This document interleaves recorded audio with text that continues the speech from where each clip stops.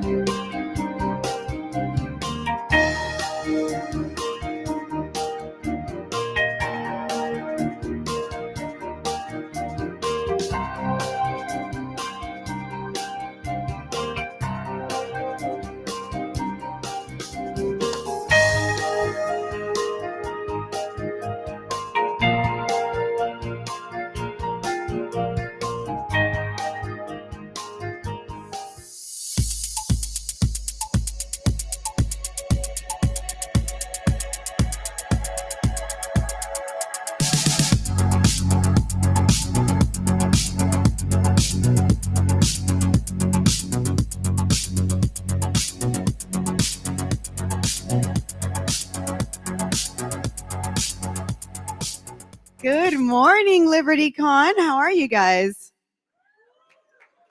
Still hungover, I can tell. It's okay. It'll get better. And we are going to start off the morning with a fabulous debate.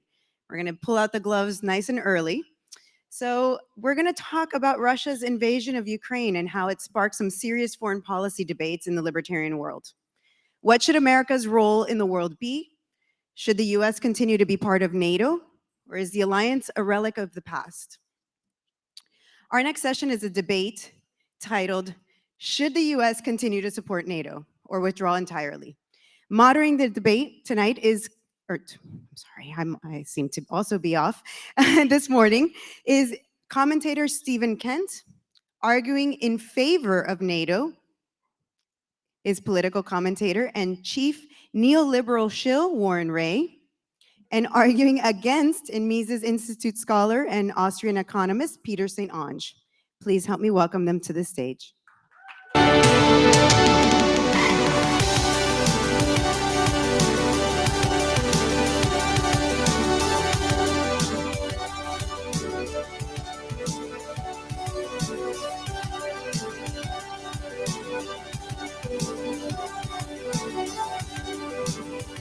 Good morning. Nice to see everyone at LibertyCon, and welcome to the debate on U.S. membership and support of NATO. As this has already been said, my name is Stephen Kent. I'm going to be your moderator today. We have two wonderful panelists to debate this motion. Warren Ray, you may also know him as Everyday Bastiat. Warren is an attorney in corporate law and well-known Twitch streamer.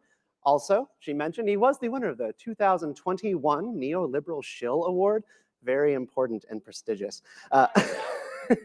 Peter St. Onge is a research fellow at the Thomas A. Institute for Economic Policy Studies at the Heritage Foundation.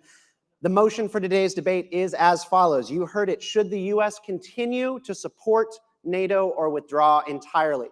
The format of this debate is going to be loose, gentlemen, beginning with 3-minute opening statements by each debater, followed by questions from myself, and then open debate and 1-minute closing statements by both Warren and Peter.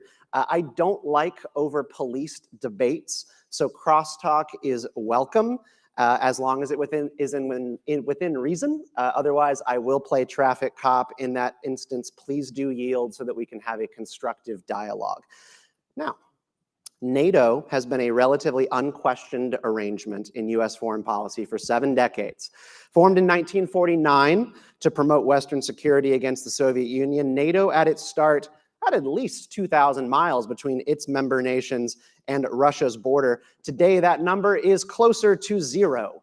If the goal of NATO is peace in Europe and yet its growth, largely subsidized by the United States, is seen as provocative by our rivals, should the U.S. remain? Warren, kick us off. 3 minutes. Thank you very much, Stephen. Great to be here today. Isolationism is a luxury belief for those Americans living blissfully ignorant what amounts to a continental empire surrounded by oceans and unthreatening neighbors. We have tried it more than once, and each time in our history, for our troubles of trying to stay out of the world's affairs, we have found ourselves at war after a period of unpreparedness and denial that has made the war that eventually came all the worse, all the deadlier, and all the more injurious to our liberties. We tried neutrality right after independence. We responded to British and French aggression by refusing to trade with either of them. And for our troubles, we had our sailors attacked, enslaved, and killed on the high seas, and were drawn into a war with Great Britain. After that, we tried neutrality in World War I, trading freely with all the nations of Europe as far as blockades and a war would allow. And we repeatedly called for peace, for negotiations. We repeatedly overlooked slights, aggressions, the deaths of American citizens, attacks, plots. And for all our trouble, we were again rewarded with more German attacks, threats to invade the southwestern United States with Mexican assistance, and drawn into war. After 100,000 dead, we won the war, but only through the establishment of, to deal with our unpreparedness, a massive administrative state that was necessary to prepare a slapdash army to send to Europe. After those 100,000 dead, the United States thought it was done and tried to stay out of the next European conflict, only to be rewarded for its efforts to both avoid war with Japan by allowing attacks by the Japanese on American forces in Asia, the USS Panay incident in 1937, for example. We responded by asking for no more than a cash indemnity and maybe an apology. For that, and for our overlooking of German aggression in the Atlantic, we ended up being drawn into the Second World War after the bombing of Pearl Harbor, again, unprepared, again, having to build a slapdash administrative state that again infringed on American freedom by leading to the highest tax rates in American history, and that again resulted in the creation of permanent taxation to deal with this massive need to generate funds on a real quick basis. The United States ended up taking the income tax, which at that point in time had been a class tax, and turning it into a mass tax that everybody had to pay. And of course, the tragedy of the internment of the Japanese, one of the greatest crimes in American history, was born out of the hysteria that came after America found itself at war once again fundamentally unprepared. This was not an American issue alone. The same thing happened in Great Britain, which tried splendid isolationism through the late British Empire up to the outbreak of World War I. It refused to engage in alliances. It refused to engage in planning. It refused to engage in deterrence. It thought its island station could save it. And when global war finally drew Britain into conflict, the English historian A.J.P. Taylor put it quite well when he described the station of Britain before 1914, saying, A sensible, law-abiding Englishman could pass through life and hardly notice the existence of the state beyond the post office and the policeman. He could live where he wanted and as he liked. He had no official number or identity card. He could travel abroad or leave his country forever without a passport or any sort of official permission. Warren, All of please that wrap up. was killed by the war because these countries refused to prepare and ended up having to engage in draconian, ridiculous measures that were then never undone and are still with us in large measure today. NATO is an alternative to this. NATO says instead of these slapdash measures to try and prevent war, instead of these slapdash measures that result from war, we can maintain lower tax rates, we can maintain more liberty by maintaining collective common defense, securing peace, protecting our freedom at less cost to ourselves monetarily and in terms of our freedom, and preserve peace against far greater foes ever since. Thank you. Thank you, Warren. Peter. Thank you, guys. Thank you, folks, for coming so early. I understand some people had a late night. Use your microphone, Peter. Great idea. Okay, you can probably hear me better. Okay, my position is that we should completely withdraw from NATO, give them some notice. Europeans need time to ramp up, train, buy equipment.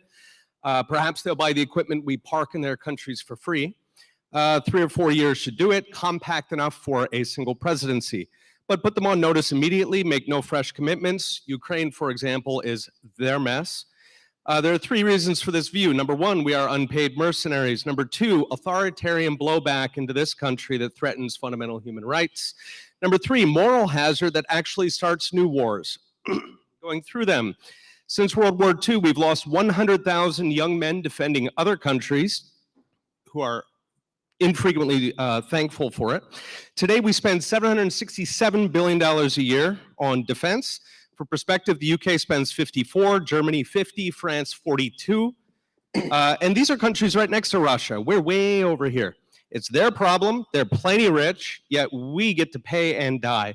Number 2, blowback. By getting involved in every place on earth, we make enemies in every place on earth. This leads to militarization of our own society, erosion of our human rights, defending democracy indeed. The Patriot Act is the most obvious example, but since World War II, we've built up CIA, NSA, FBI now. We have an alphabet soup of secret police, all because we bought enemies everywhere. We bought them very dearly. Number 3, moral hazard. In international relations, there's an idea that every war is a mistake, an error, because everybody should have known who would win the war ahead of time, in which case they would negotiate. Perhaps not fairly, but they would negotiate without firing a shot. That is not the situation where there's a gigantic lottery ticket called U.S. intervention. From Serbia assassinating Archduke Ferdinand to Zelensky flirting with NATO membership, U.S. intervention gives a carte blanche to bit players, big dictators all over the world, gives them hope of running Hail Marys. Of course, that's not even getting into color revolutions that we actually admit to starting for some Baroque side quest required by our so-called alliances. In conclusion, alliances like NATO drain our country dry, they slaughter our boys, they turn us into an increasingly authoritarian society, and they can actually cause more wars in the world. NATO is a racket, and we are the mark. Thank you to our 2 debaters. Before we do crosstalk, Warren described an unprepared slapdash world of foreign policy pre-World War II. To Peter, is institutionalized preparedness the only possible way that we can run our foreign policy in 2022? You could argue for preparedness. I think both World War II is an extension of World War I. World War I largely occurred because of a series of commitments. So the UK was willing to give unlimited guarantees to various allies in Central Europe, in turn because it was hoping that the US would get involved. So I think that World War I is actually a terrible example of that. That was a case of our intervening. Wilson could only get so far because of public opinion as FDR, so they had to ease into it. But yes, preparedness is always a good thing, and we should encourage other countries to do lots of preparedness, to build up. The German military practices with broomsticks. Why? Because we do it all. So yes, absolutely encourage them by withdrawing from NATO. Well, I'll tell you, first of all, I disagree with your history there. Great Britain tried to stay out of the First World War. It drew itself into the First World War because Germany violated Belgian neutrality in its invasion of France. The British said, we will intervene if you invade Belgium. The Germans did anyway, thinking the British wouldn't, despite their relatively clear point. There were no alliances on the part of the British before World War I. The reason I raised that up is that there were some relations. There was some talk among some. There was no official alliance. That Triple Entente was not an alliance. It was an attempt to resolve other problems in the advance of the war, colonial problems with Russia and France, for example. The reason I bring up Britain and the reason I bring up World War I is that while entangling alliances were a continental issue, Britain and then later the United States, both the countries that as I think liberty-minded people, we've got the most affection for in terms of where some of our political ideas come from, these countries had long-standing traditions of trying to stay away from institutionalized military preparedness, and the end result was that their responses to aggression ended up depriving them of a lot of freedom that didn't have to be lost in the nature of how they ended up having to respond to that threat. So that's one point I disagree on the history there. The other point I would say is, when you mentioned the 100,000 who have died in wars abroad, I would say that, 2 points to that. First of all, I would recognize that as the tragedy that it is. I would also recognize that before the NATO alliance and before America's commitment to kind of a permanent commitment to the international order, the United States lost 500,000 soldiers fighting in the First World War and the Second World War. And since then, there has been relative peace in Europe, and most of those 100,000 did not die in the areas where the first two global wars that drew America in came from. So NATO in its own theater has been remarkably successful in peace and preventing that. The final point I'd say is you mentioned moral hazard and you mentioned Patriot Act. And I would agree that the Patriot Act was a disaster, and a lot of America's response to 9/11 was an abject disaster. But it is worth remembering, as painful as it is for me as an American to say, that the Europeans, our NATO allies, warned us through much of this, saying, look, don't invade Iraq. Be circumspect with respect to Afghanistan. They weren't the ones pressuring us into the Patriot Act. We did that all on our own. So it is worth remembering that these multilateral alliances help rein in America's tendencies sometimes, and they do not always, I would say, usually exacerbate them. NATO giving us several weeks warning on 9/11 compared to the 50-year buildup of the police state complex, which was largely in result of the Cold War, which was very much the Russians, the Soviets. So no, foreign intervention, the pattern of it is that we end up importing authoritarianism. We do not defend our democracy, we lose it. Now, I don't agree with that, because the United States, since that time, has, during the buildup of the Cold War, for example, and I raise World War I, World War II as examples of the alternative to this. During those periods of time, in those wars and the interwar period, we had increased taxation, increased government restrictions, all that culminated, again, as I mentioned, the disaster, the internment of the Japanese Americans. By contrast, during the Cold War, the United States started with a defense budget that was about 10%. At the end of World War II, it was about 25% of national income. In the peacetime period, it was 10% of national income during the Eisenhower years. It went down almost every year as a percentage of national income to where now it's 3%. You are right that we spend, I think, something on the order of $700 billion a year, but we must think in relative terms as well, too.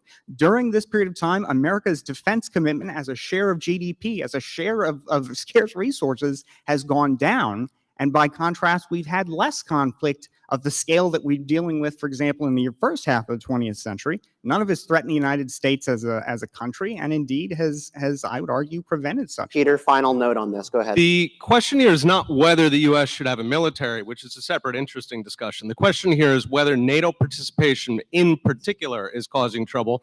I think it's very clear. NATO solves no problems for us. It gets us into lots of trouble. We see one of them right now with chatter of nuclear weapons. This is insane. For what? For Donbass? Why does the U.S. have an opinion who owns Donbass? They are two corrupt dictatorships, not our problem. All right, I vehemently reject the framing of Ukraine as a corrupt dictatorship by every measure, by every independent organization. Even though Ukraine has problems as a democracy, particularly with corruption, it is nevertheless a democracy, and its people have struggled for quite some time to build a democracy. So and I want to take us to modern times there. This is a good place to start. I do want to say, I don't want to get lost in that point, because while that is an important point, I don't think that is the main point of what you were describing. The main point is the question of, okay, that's all well and good, Warren, but What's that done for us in terms of preventing conflict? Well, there are a few things it's done. First of all, you mentioned the Germans fighting with broomsticks. It reminds me of a comment made by one of the first British representatives, I believe his name was Lord Ismay, appointed by Winston Churchill as the representative of Great Britain to NATO. And he said that the main task of NATO was to keep the Americans in, to keep the Russians out, and to keep the Germans down. It is no small thing that Germany is now a peaceful democracy that is thoroughly wedded to the international order that we, the British, French, all our allies in NATO share. That we are all on the same team as an incredible foreign policy achievement that has helped preserve the peace that, by contrast, before this period, had a country that engaged in wars, as Norm Macdonald famously pointed out, against the world twice and came strangely close to winning. So it is worth remembering that first, it has, by its very nature, by putting people on the same team, helped preserve peace. So your claim, so this was achieved by World War II. Okay, Germany was brought into our team in World War II. So your claim is that NATO specifically is what kept Germany a democratic nation? And I'm saying it's one element. It's not the only element, but the fact that there is no question, the fact that there is no plausible situation by which there could be any kind of military aggression between Germany and France or Poland, the fact that these countries are all now on the same team is an incredibly important asset. It means that because aggression is no longer even a plausible consideration, they can focus much more easily than they have been historically, Gentlemen, on economic development. I want to talk about the team and whether or not we should grow it. So let's move to the current debate on the table, nation or worldwide. The old debate used to be whether or not NATO served a purpose because the Soviet Union was defunct, therefore, why even bother? The premise was always this, but Russia is no longer that. Things have changed, so instead I ask, should the alliance open its door to the applications from Bosnia, Herzegovina, Finland, Georgia, Sweden, and the Ukraine? If we want more wars, absolutely. Bring everybody in so that we can participate in more wars and grow the military. Well, I'd say, first of all, you mentioned Bosnia, Sweden, Finland, and was it Ukraine? Okay. So each of those would have to be taken on its own. For example, Bosnia is an interesting case to mention. I'm not sure right now Bosnia's status as an application to NATO, but it's worth knowing that one of NATO's post-Cold War interventions was in the former Yugoslavia, and this first one was indeed in Bosnia and Herzegovina. And this was in response to the fact that the Serb army, an army backed by the state of Serbia, but which was comprised of the Serbs who lived in Bosnia and Herzegovina, the Republika Srpska, as it is called, was engaging in what amounted to a war of conquest and eventually became a genocidal campaign in Bosnia and Herzegovina.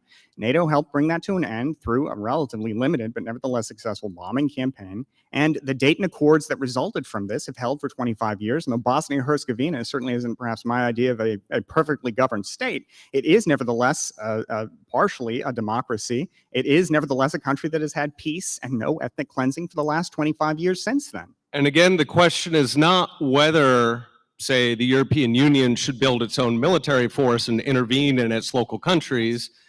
That may well be the case. The point is the U.S. has nothing to do with it. It ain't our fight. So I will address that because I'm glad you mentioned that, because it is easy to get lost in this stuff and think, well, our things, the whole world is our interest. And I don't take that position. I think that often the interests overlap.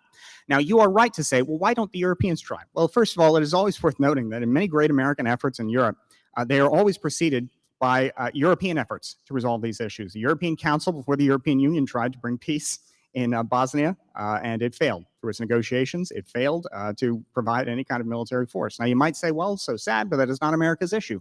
First of all, it is tragically enough America's issue for a few reasons. One, because the United States, that World War we were talking about, grew out of what might seem like a nonsensical dispute over the area that is today Bosnia-Herzegovina and Serbia. These small things blow up into big things. It's not so much whether it's a sad thing. The question is, does Europe lack any military projection capability because we pay all the bills? So the idea is we get out so they can actually get strong and handle their own stuff. Yeah. Now, that is an interesting point, because you could say, well, perhaps it is America's military guarantee that has helped these countries say, well, we'll spend a little bit more on social welfare.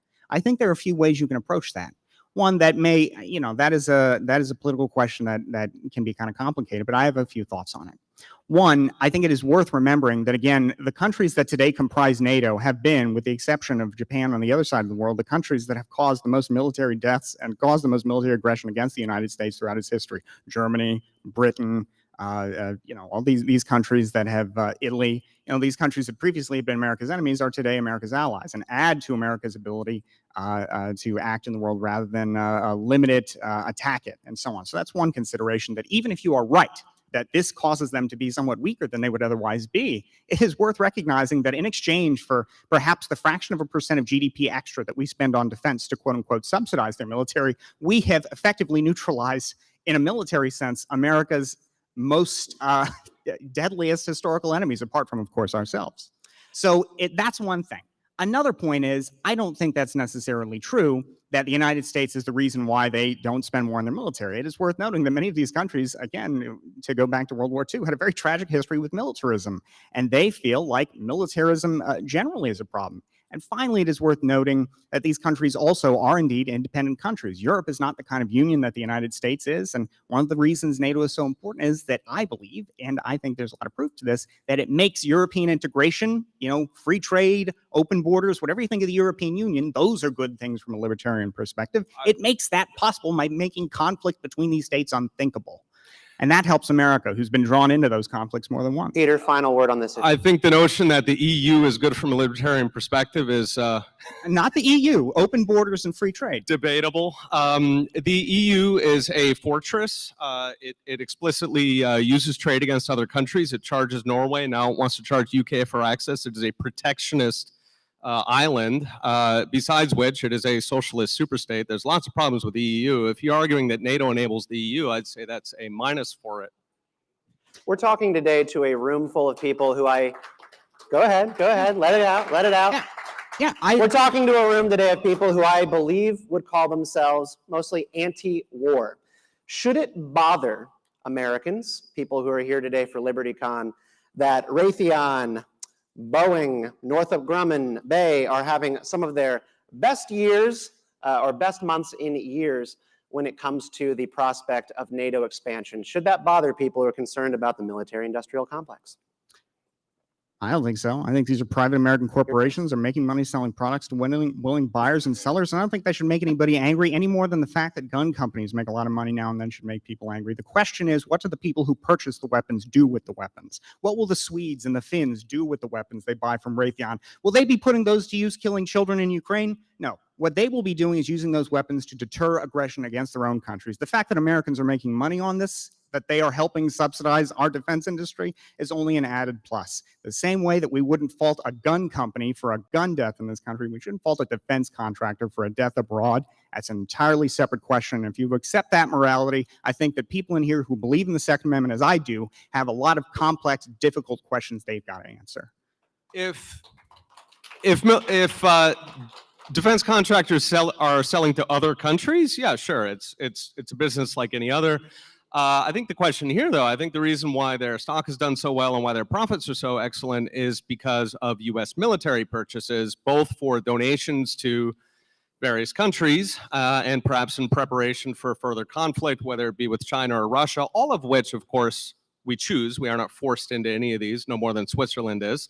That is obviously a concern. Our country is going bankrupt very quickly. Our inflation, the economy is we have the entire usual suspects of economic problems. This is not the time to be engaging in massive additional spending.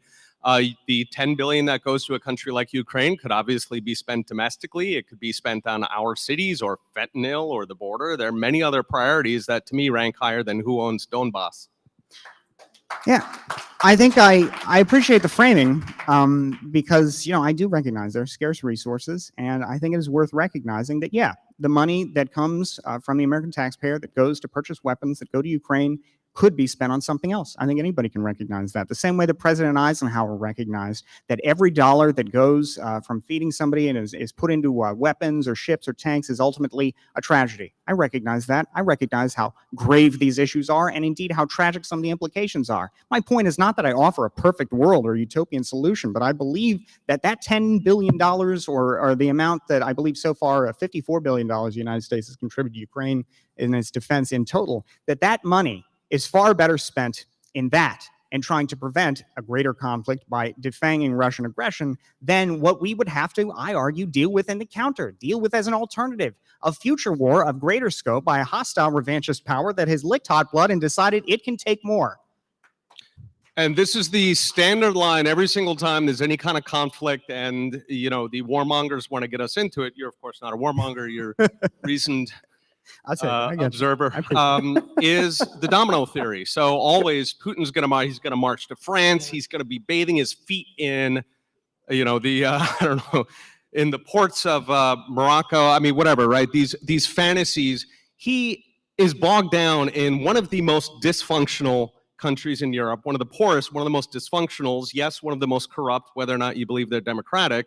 He's having a lot of trouble right next to home. There is no way he's going to France. This is pure fantasy, beyond which, of course, to the extent that he does have domestic support, this is because the regions that he's, in his mind, liberating are ethnic Russian. This is not going to carry over when he invades Belgium. So this is pure fantasy. This is trying to take a molehill and inflate it so that you can justify yet more military adventures. See, I don't think that's a fair characterization because it relies on the fact that the Russians have failed so far in Ukraine to do anything more than take the territory that they've taken so far. A huge reason for that is because the United States, after the Russian annexation of Crimea, which happened in 2014, after that, the Ukrainian military, which had been able to put up no resistance and indeed decided the prospects were so hopeless it really wouldn't even try, the United States took an active role in partnership with some of its NATO allies to arm Ukraine, to help train Ukraine. And through its assistance, the United States and its allies have helped Ukraine. Of course, the Ukrainians' grit and mettle has been far and away the most important element, but we have given them many of the material means to resist, to feel like that resistance is possible. They have shown it can be done. But they have shown it can be done with American arms and arms material from our NATO allies, and that is a huge reason why the Russians have been stopped. To say, though, that they would have been stopped no matter what, and really the whole affair proves that this stuff is unnecessary, begs the question of how the Ukrainians made so much progress. And they made that progress since 2014 thanks to active engagement by America and its NATO allies. And once again, Europeans are welcome to engage in those activities. Germany and the UK and France have lots of soldiers. They have lots of equipment. If they want to fortify Ukraine or whatever country's next on their wish list, Moldova, go ahead and do it. Absolutely. It has nothing to do with us. Warren, I wanted to just point out, you mentioned support of Ukraine as NATO allies. As far as I'm concerned, they're not NATO allies, so we just kind of did it anyways. So don't we get involved regardless? No, to be clear, I said that with our NATO allies, we helped Ukraine. I wasn't saying that they were a NATO ally. To respond to that point, though, the idea that we would do it regardless, I mean, it is fair to say that the United States on its own individually believes its own national interest is served by faraway adventurism. I mean, certainly the event that I think we would all agree was a disaster from many points of view, Iraq, was something that was primarily American-led despite the objections of many core NATO members like Germany, France. We had the whole nonsense of the idea of old Europe versus new Europe from the Rumsfeld years. And these were countries that were trying to warn us, don't do this stuff, hold back. But the United States is often a country not inclined to hold back, for better or worse. By contrast, when the United States works in multilateral organizations, like, for example, NATO, it has to convince, oftentimes, allies that are skeptical of this sort of thing, like it did, for example, in Bosnia. The Italians and the Greeks were very skeptical of American and then NATO involvement there. But eventually, we were able to scale down the mission and scale up the peacekeeping side of it in line with our NATO allies, and we got a much more successful outcome than the maelstrom that was and tragically remains in Iraq. So that's a point that is worth remembering. If you think that the United States is only involved in the world because of these international organizations, the international organizations, I believe, temper the worst of American access, but also bring out the best of American statesmanship by calling us into a more natural role as kind of a neutral sort of arbiter in terms of viewpoint, but not neutral in the sense of thinking we can just kind of shield ourselves from the affairs of the world and let everything blow over, which just historically has not been the case. No, they are tripwires. All of them are tripwires. They're intended to be tripwires. Korea, Japan, NATO, all of these are tripwires so that we can be forced to engage in military conflict. Why? Because it's profitable for people who are interested in this. When you say in America's interests, who exactly is the America you mean? Is that a family of 4 in Tulsa, Oklahoma? It's in their interest Yeah. who owns Donbass? It is. It is No. in their interest because those are the It's people irrelevant who to them. will, if the Russians, for example, are able to engage in military conflict and bring a wider war into Europe. We know that the history of general conflict in Europe has always drawn Americans in. Again and with has the led domino. to the- Again with the domino You say fantasy. again with the domino, and I get that because that theory was sometimes used in ways that were atrocious. For example, the idea that Vietnam was the linchpin of global affairs. But we're not talking about Vietnam. We're talking about Europe, Talking about where Donbass. we have Europe, where we have Eastern Europe in particular, where we have been drawn into conflicts that have been allowed to fester and eventually lead to countries bringing in the United States, because the United States has always from the start insisted on its freedom of trade, freedom of navigation throughout the seas, and invariably some hostile Eurasian power decides, whether it be Germany or Japan, that that freedom is not ours to have. And You as a are result, we end up confusing having to defend it. tripwires with dominoes. We set them up intentionally in order to pull us into conflicts. You see the conflict and you say, see, we should have gotten in earlier. No, we don't need to be in any of these countries. We don't need to be in Taiwan. I love Taiwan. I lived there for many years. I love the Taiwanese people. It ain't our problem. We cannot save the entire world. We no longer have the resources. In the 1950s, when we were half of world GDP, yeah, sure, we could goof around and play world policeman. We do not have the resources. These other countries we're protecting are eating our lunch because we go in, we do sanctions against China or against South Africa during apartheid. The Japanese, the Europeans, they come right in the back door. They laugh at us. They say, yeah, you guys go ahead and you confront them. We're just going to go over here and make some side deals. We are getting played. I don't know how you can say that with respect to South Africa. I mean, the sanctions on South Africa that were issued by the United States were late in coming, and ultimately they were not just the United States engaging in them. And if you're talking about backhanded dealing, I mean, again, the United States engaged in backhanded dealing. South Africa, too, was the Cold War. I mean, these issues are complex and subtle. The idea that the United States is the only responsible actor in the global system and everybody else cheats is nonsense. It is not true. It's not borne out by the facts. The United States is one nation among many, and the United States has found, out of an relatively enlightened self-interest, that active engagement in the world prevents more wars, prevents more death and destruction than is caused by isolating and trying to avoid. And we have learned that throughout the painful lessons of the 20th century, which, whatever you can say about the second half of it and time since then, has been far and away friendlier to American interests in terms of a freer world with freer trade, freer access for Americans to do business and take part, and less death and less suffering, less attacks, and less military dead here at home by the sacrifices of, like, the folks you mentioned, the family in Tulsa, Oklahoma, who had to give up their children to go fight the Japanese after they bombed Pearl Harbor. Without getting into the intricacies of World War II, which I think fundamentally is just an extension of World War I, so that collapsed back into that. The question is, are all of those improvements in the world, right? Is the fact that we have relatively fewer wars and all of these things, are those furthered by these permanent engagements such as the debate question, which is NATO specifically? And I would argue that largely what's driven that, there have been a number of countries that have been interested in free exchange, right? China, for example, did discover that markets actually work. The Soviet Union did discover that reality exists, and it collapsed. There were many other factors that led to the outbreak of peace, I think, that are placing delicate tripwires all over the world to make sure that we can get into conflicts whenever a Kuwait is invaded or some other random dictatorship gets into trouble. If we actually list out the conflicts that have occurred, the wars that the U.S. has been involved in since World War II, almost none of them fit the bill that you are describing. Rather, they fit what I'm describing, which is a series of tripwires, a series of opportunities. You have an entrepreneurial Department of Defense that goes out there and looks for enemies. If it can't find them, it makes them. It tries to push them into corners. You have lists of how we should counter China, people explicitly advocating that we do anything we can to weaken China. This is how you get a conflict. This is not how you get peace. The activism, the international involvement that we're doing today, I think overwhelmingly both makes the world less safe than it would otherwise be. It certainly makes us poorer and kills many of our boys that would not otherwise die. I think that it's a strange claim to me to say that, given that, again, in terms of American dead, the total after the fundamental shift in American policy from isolation, unwilling involvement to global engagement on a permanent basis, far fewer Americans have died. I mean, if we go with your 100,000 figure, That's 20% of that total prior to that engagement. I mean, so as a matter of pure numbers, more Americans are alive because of this process, unless you believe that there was something else that happened to change global relations and end great power conflict. But fundamentally, it is my position that it was American engagement in the world that made violence between other great powers almost unthinkable, and as a result has led to, while we don't have full peace, we do still have wars between smaller nations, far and away less destructive conflicts than we've had, in the past. So that's one point.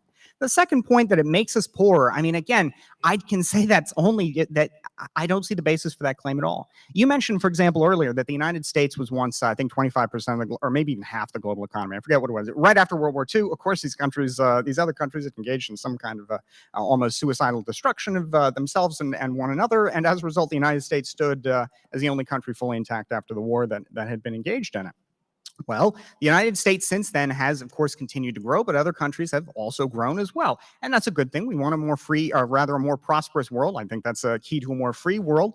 But nevertheless, it is worth recognizing that the United States is not poorer than it was at the time. It has been able to contribute more resources to defense as a smaller share of its overall economy. And that has helped keep the United States from what I would argue is the alternative of having to spend more and these kind of rushed efforts that we've dealt with in the past to deal with aggression when we've tried to ignore it and hide from it. Peter, please respond, then we're going to move to closing statements. We are richer today because, we still have significant private sector, container shipping, telecommunications, internet. There's a number of reasons we're richer today. If you take everything that's good today and you put that, I guess, in this case on NATO, that's silly. But who protects the global shipping? Who protects those cables? Who protects those wires? Who is it who has made sure that there is no piracy, no threat to international commerce in the world today? The same that have always policed pirates. The countries that are engaged in the actual trade go out and they manage their own trade routes. Individual countries through reciprocity. So, for example, if China is going to close down one chunk of water, we close down our ports to their ships.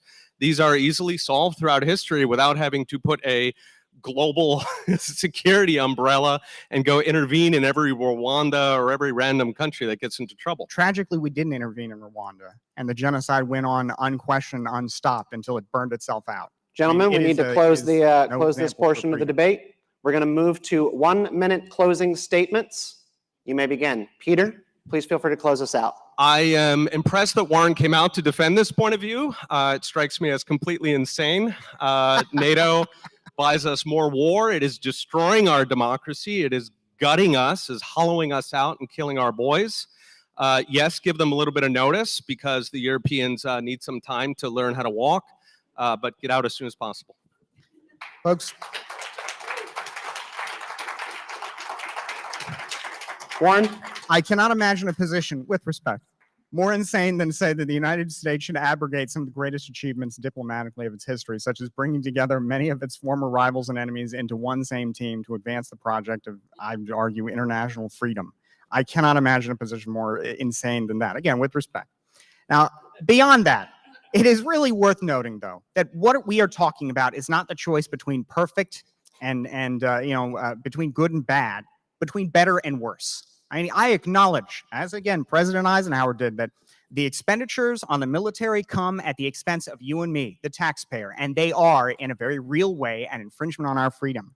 My argument is simply that the alternative is far greater infringement on our freedom at the hands of foreign powers, at the hands of our own government trying to respond to the aggression of foreign powers, and at the hands of dealing with a world dominated by other countries that are authoritarian in nature, instead of a world where the United States is the most powerful player in the international system. Its allies are on the same team in Europe, and where together, the two of us can help protect a freer world, preserve our democracies, preserve the free trade and the international order. And in response, in the final analysis, the end result is a freer world for each of us as individuals and fewer deaths from conflict by the citizens of our country. I mean, that's what government is supposed to do in the final analysis. Unless you're an anarchist, government's first and foremost purpose is the protection of our physical security and the security of our property. Collective security does that today at less cost to the taxpayer, less cost to freedom, and in the process, it does so in the service of a great cause,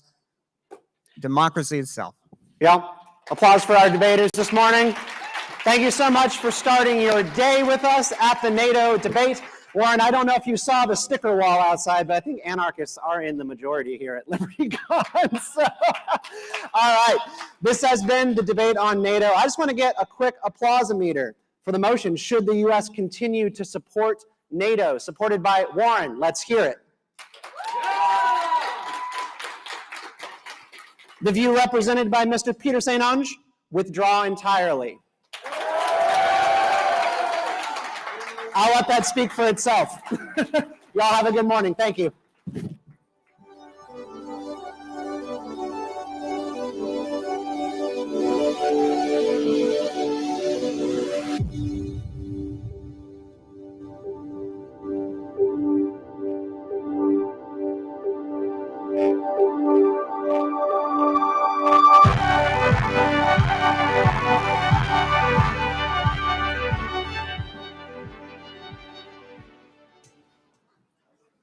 How was that debate? I guess we're withdrawing according to this crowd, huh? Yeah. All right, so now we're going to change things up a little bit, and we're going to talk about how we can change minds, how liberty can change hearts and minds. And that's a question that I think many of us miss when we're talking about freedom. It's not just about great ideas, it's how those ideas can actually be shared and change people's minds and ideas. So to break this down is the managing editor of The Objective Standard, John Hersey. Please help me welcome him to the stage.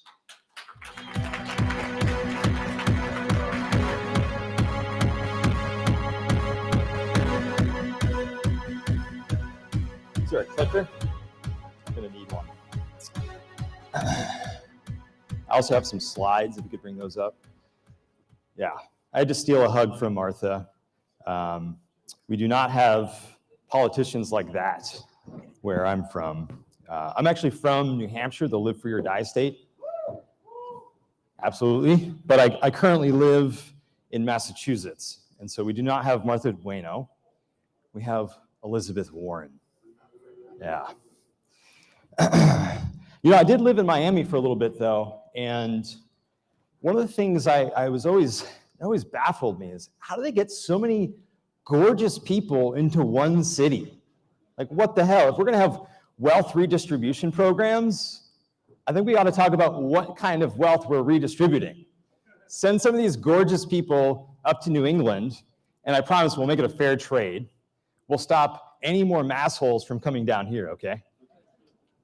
So today we're going to talk about reason, Republicans, and the future of freedom. And I know that some of you are thinking, one of these things does not belong. And you're absolutely right, and that's why we're talking about this today. Because right now in America, there are two ideologies that are warring for the minds of Americans. These are, well, the first is, we're all too familiar with it, wokeism. The view that one's identity group is the source of truth and moral concern, and that its interests are served by creating narratives to gain power over other groups. So this comes from Marxism, from postmodernism, from critical race theory, social justice activism. It's the idea that language or narratives is a form of power that is used to subjugate other groups, to keep them ensconced in a false ideology. A false consciousness, as Frederick Engels put it, right? But this is a toxic ideology, and it must go. And one of the competing ideologies that is seeking to unseat it is national conservatism. And I know that we heard about this a bit last night, right? And they said their title was "Everything Wrong with National Conservatism." Well, you know, it's unfortunately just a fact that in 30 minutes. It's not nearly enough time to cover that everything that's wrong with national conservatism. There's so many things wrong with it. So this is the view that one's nation is the source of truth and the unit of moral concern, and that the nation's interests are served by conserving traditions, primarily religion, that provide the nation with stability to withstand encroachments from rival groups. And this is an ancient ideology, but it's been given new life in the form of some very systematic intellectual support by this man, Yoram Hazony. He's got The Virtue of Nationalism, which came out in 2019, and Conservatism, A Rediscovery, 2022. So we're going to focus mostly on Hazony today, but I think it's worth pointing out that he's not some lone wolf ivory tower intellectual. He has serious traction in the culture. Heads of think tanks, heads of colleges, journalists at all of these publications, and a whole bunch of Republicans, and even people in the military. All these guys, Josh Hawley, Marco Rubio, Ron DeSantis, all of these guys spoke at the National Conservatism Conference that happened about a month ago just down the road from here. So we know that conservatism has long influenced the Republican Party, right? And with this new influx of intellectual support that's only going to increase, we really need to know what these ideas are and, if need be, how to respond to them. Today we're going to cover 3 fundamentals of national conservatism. This is my opinion. This is what I think national conservatism is. You guys should go out, read these books. If you don't want to support him by buying them, just go to your local library, pick them up. Read these books because they're going to change the nature of America and possibly the world if we don't know how to counter these ideas. So the first is that knowledge is produced by collectives, not individuals. The second, the collective or nation, not the individual, is the unit of moral concern. And the third, the purpose of government is to conserve the nation by cultivating loyalty and coercing individuals when necessary. So the basic idea of national conservatism is right there in the title, to conserve the nation. But we're going to break down its fundamentals and talk about why they're, I think, very dangerous. Before we dive in, let's look at the views on knowledge that Hazony and company explicitly reject. Views on politics and also, to some extent, the underlying views on knowledge itself. So he explicitly rejects Enlightenment liberalism and some of the basic tenets of Enlightenment theory of knowledge. Those tenets include the fact that each of us has perceptual faculties, that we can observe things in the world, understand the world, come to our own conclusions about it, and sometimes those conclusions might be of such breadth that they're actually universal conclusions. So for instance, Galileo discovered that the earth revolves around the sun, not vice versa, as was long held. Isaac Newton discovered mathematical truths that explain natural phenomena, and Benjamin Franklin integrated disparate observations about electricity into a unified scientific theory. Among the Enlightenment thinkers were some who turned this scientific bent of mind on man himself, on understanding his means of knowledge, understanding ethics, and the proper purpose of government. And of course, key among these was John Locke. We all know John Locke's 2 treatises of government, right? The basis of the American founding. What most of us don't know is that before he wrote the 2 treatises of government, he wrote another book that basically held all the opposite views. And this was called the 2 Tracts on Government. And to understand why Locke held these views, we have to understand his context. Between the time that Locke was 10 and the time that he was 30, England underwent 3 civil wars, executed a monarch, and prosecuted a variety of other carnage, all in the name of religious conflict. And Locke, not bizarrely, came to the conclusion that it is impossible for people of different religious beliefs to live peacefully amongst one another. What they do, he wrote in the 2 Tracts on Government, when they form a society, what they do is they agree to give up their rights to a magistrate who has final say on all things civil and religious. So you can think of this Lockean magistrate in the 2 Tracts as essentially Ayatollah Khomeini in Iran today.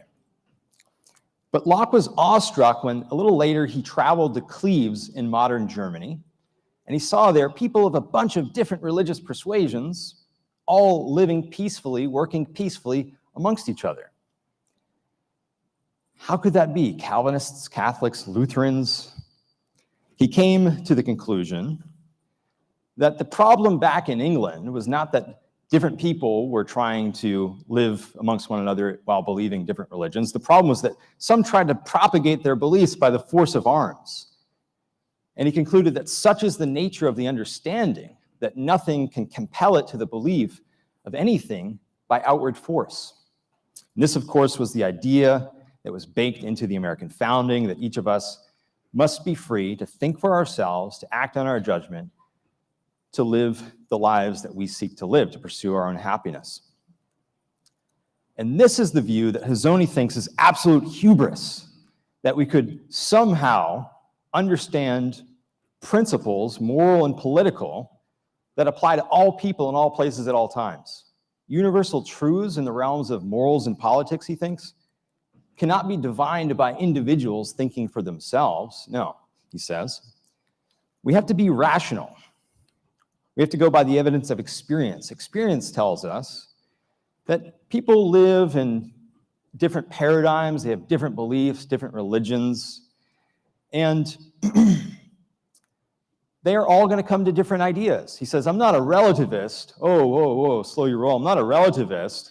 I just don't believe that the individual can come to these conclusions for himself, come to these universal moral and political truths, right? The individual is born into a tradition, and he has to seek within that tradition for the truth. So we don't seek the truth by going by your experience or John Locke's experience. We seek truth within the experience of the collective, the tradition that we're born into. He says, rather than conducting his own search for truth in a manner that is largely independent of what others believe and do, the conservative finds that human beings conduct their search for truth as members of a tradition. The tradition equips the individual with a point of departure in a discourse moderated by persons who have the standing to reframe ideas and principles and to introduce larger repairs when needed. By the way, I'm going to read some quotes to you from Hazony because there's just simply no way for me to convey his ideas better than he does in his own words. He's a very clear writer. He's done us a good service of actually presenting these ideas extremely clearly, unlike people like Jordan Peterson, for instance. So who has standing in society? Well, he says we're born into these hierarchies of families, clans, and tribes, and we have to honor those above us in this hierarchy. But innovators can console themselves with this. If you have a new idea, well, listen to this.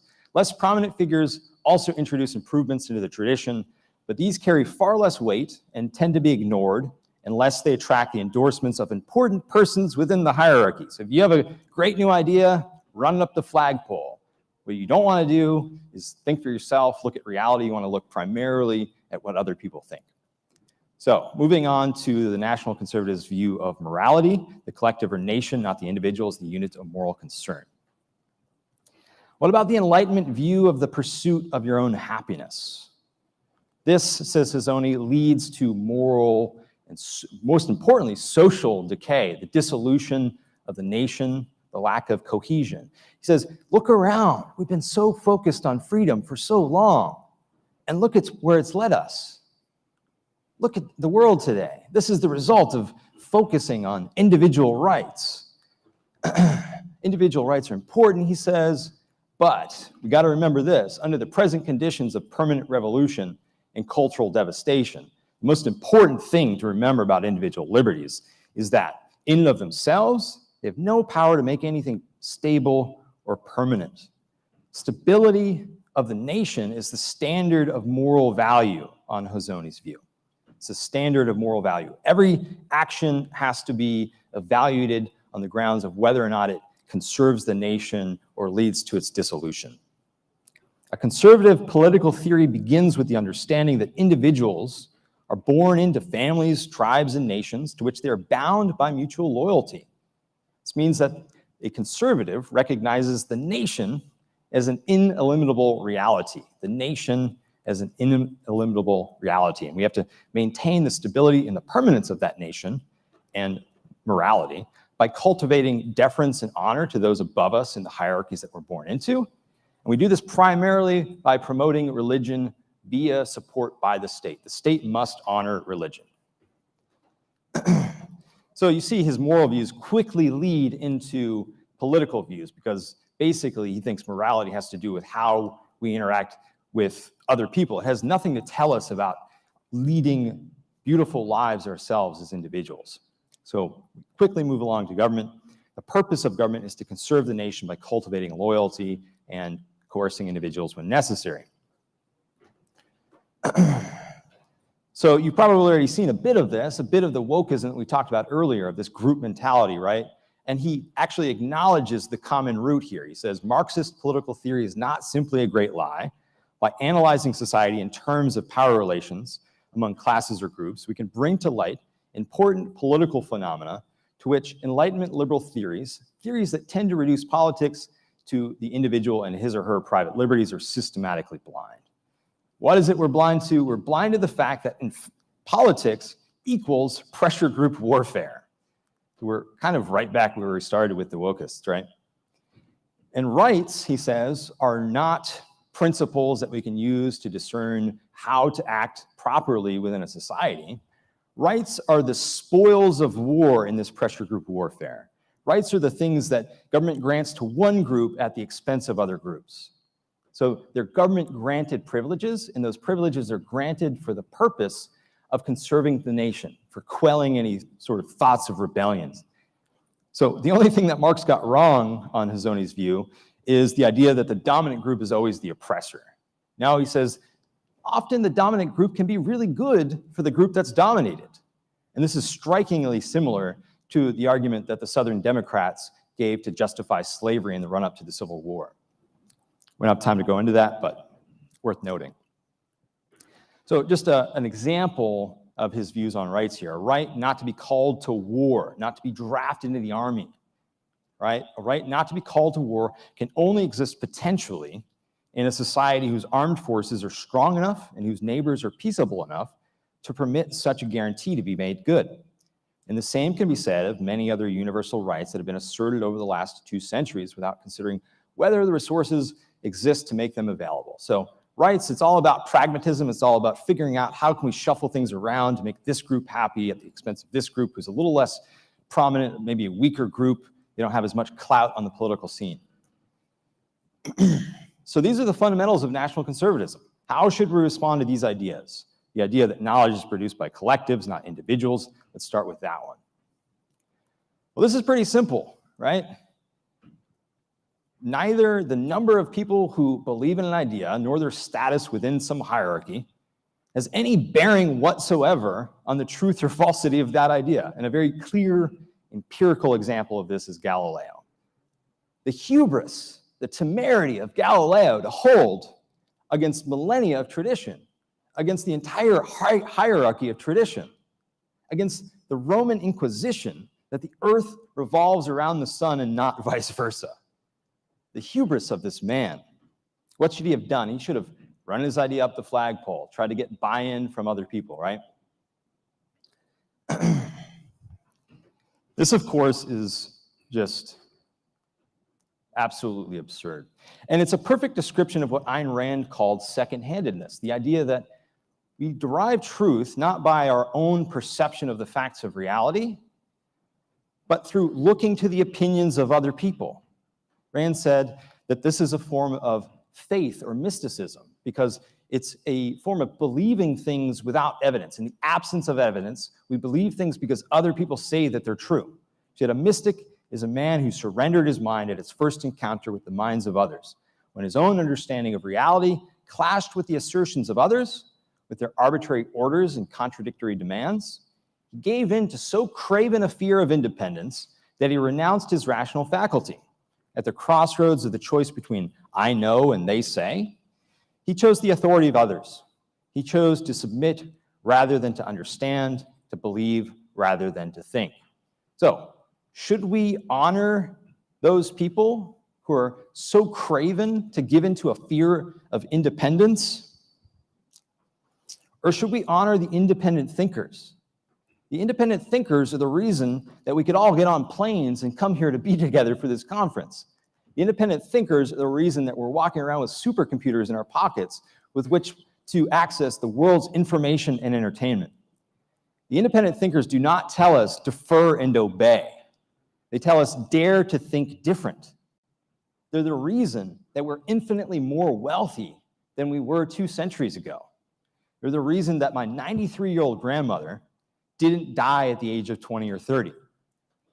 The independent thinkers are the heroes that we opt to uphold as exemplars to mankind, not those who give in to this craven fear of independence, this inability to think for themselves. Let's turn now to the morality and politics of national conservatism, and we can take these in one fell swoop because they both involve the same basic error, which is collectivism. The idea that the collective is more important than the individual. The collective, the nation, is the ineliminable reality, not the individual, right? But this is false. It relies on a theory of morality called altruism, the idea that others, serving others, is the only moral consideration. And we saw this with Tazzoni's morality. It goes directly to the social level. The basic principle of altruism, said Rand, is that man has no right to exist for his own sake, that service to others is the only justification of his existence, and that self-sacrifice is his highest moral duty, virtue, and value. This is the idea upon which Putin conscripts hundreds of thousands of Russians to send them to the front line to die in unjust war for the honor of the nation. This is the idea upon which a regime is motivated to kill a 22-year-old girl for the temerity of breaking a dress code meant to conserve the morality and stability of the nation. But collectivism is observably false. We can look at the facts of reality and see this. This is exactly what Frederick Douglass did in a letter to his former slave master. He said, "I am not by nature bound to you or you to me. Nature does not make your existence depend upon me or mine to depend upon yours. I cannot walk on your legs or you on mine. I cannot breathe for you or you for me. I must breathe for myself and you for yourself. We are distinct persons and are each equally provided with faculties necessary to our individual existence." And what did he do with those faculties? What did he do with those legs that his master could not walk on, but he could? Did he defer to the tradition and the hierarchy that he's born into? Hell no. He escaped to freedom. He pursued his own rational self-interest. He pursued his own happiness to build a beautiful life for himself. And that is profoundly moral. Nor is the purpose of government to conserve the nation. No. The purpose of government, as our founders rightly understood, is to secure our individual rights. Rights are not claims to goods or services provided by other people. They're not the spoils of pressure group warfare. Rights are principles recognizing the fact that each of us has the ability to perceive the world, to understand the world for ourselves, to come to our own conclusions. We must be free to act on our own judgment, to live our lives as we see fit, so long as we don't violate the equal rights of other people. Tazzoni's entire historical case against Enlightenment liberalism falls completely flat because he accepts the progressive misconception of rights as privileges. He makes no distinction between the Enlightenment idea of classical liberalism and the progressive idea of liberalism. The idea that progressives tried to really obliterate the idea of rights and replace it with the idea of rights as privileges. He accepts that idea hook, line, and sinker, and it's absolutely false. So I think if we boil national conservatism down to its basic fundamentals, it comes down to mysticism, the idea that others are the source of truth, that we ought to believe things in the absence of evidence, to altruism, the idea that we should live our lives not for our own sake, not in pursuit of our own happiness, but for the good of others.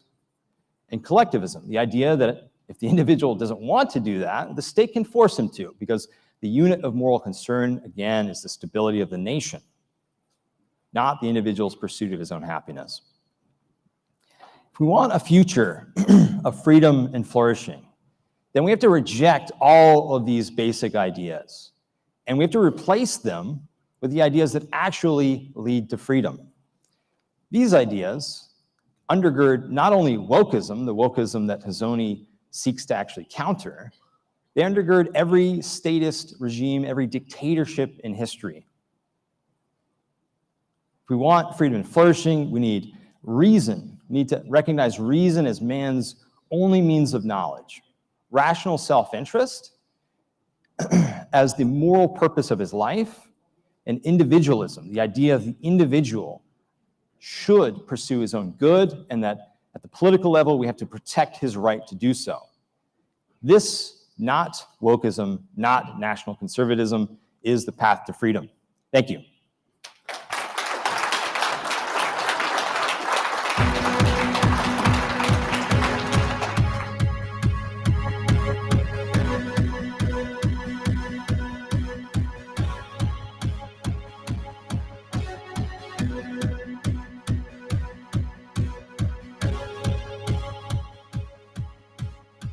Our next panel is a really good one. It's going to be about the F word.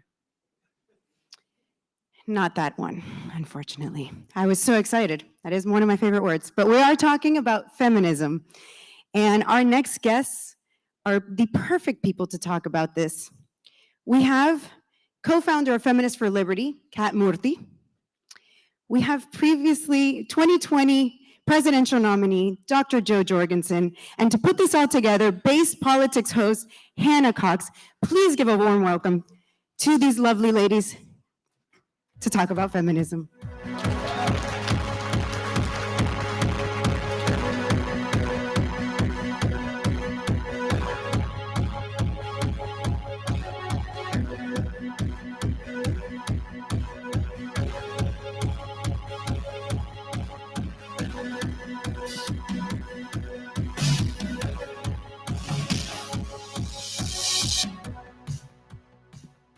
Good morning, everyone. Thank you for coming. I hope you've all had a chance to consume your substance of choice and are ready for a fun, fast-paced conference all day today.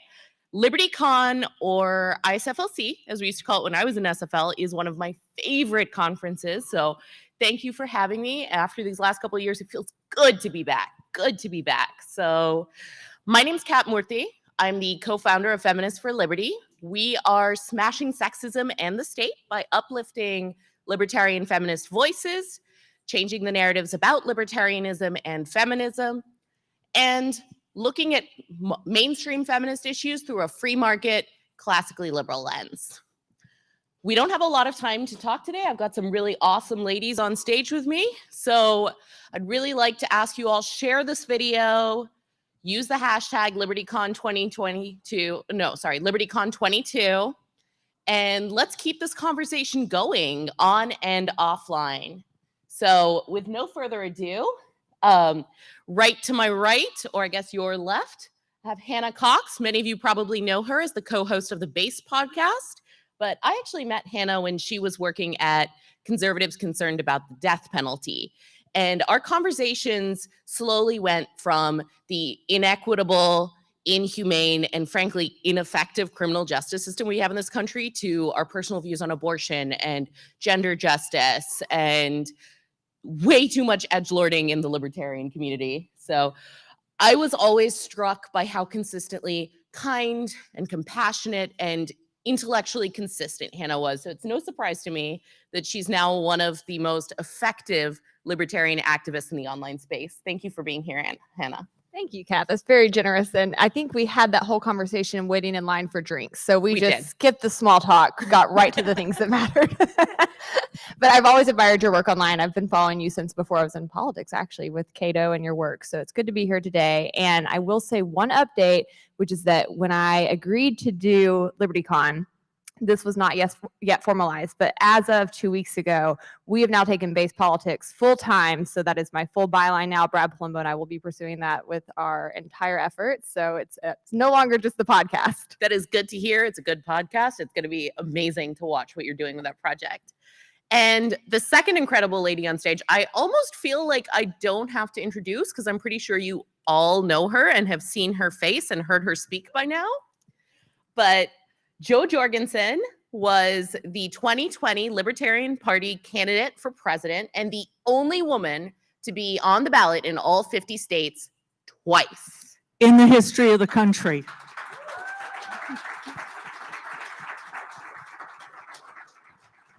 My Feminists for Liberty co-founder, Elizabeth Nolan Brown, actually sat down with Jo on the campaign trail and had a really in-depth conversation with her. So I invite you all to check that out on YouTube sometime later. Yeah, Elizabeth's great. And by the way, it was during one of the debates that they wouldn't let me in. And so we decided to hold our own. It was better than debate. Yes. I've worked on campaigns before. After the campaign, you've been working all day, all night. You're exhausted. most people step back after a campaign, but Jo has kept up that energy for liberty, and she's now the chair of the board of People for Liberty. The president. And Dan President Fishman, and chair. Dan Fishman says he loves introducing me as President Jo Jorgensen. Too bad it's not the other presidential job, but you know. I'm sure you would do way better than the person we have I there. think, yeah, Milton Friedman, wasn't Milton Friedman who said something about, you know, take every third name out of the phone book and they could do better than who we have now in Washington. You could take any third name out of the phone book and it would be better than Biden. So with this incredible introduction, like I said, we don't have much time. Let's go ahead and get started. The subject of this panel is the F word, feminism. And feminism really is treated by a lot of people in the liberty circles like a curse, like a horrible thing. We used to hear a lot, feminism is cancer. Now we just hear, don't be a feminist. And I know everyone on this stage and probably many of you watching now, many of the ladies watching now have had their credentials questioned by both the left and the right and how we can be both women and libertarians. So, you know, for me, feminism is just about making sure that mostly the legal barriers, but that everyone has an equal opportunity and has an equal right. They're treated the same regardless of their sex and gender, which to me sounds like a pretty reasonable position to hold.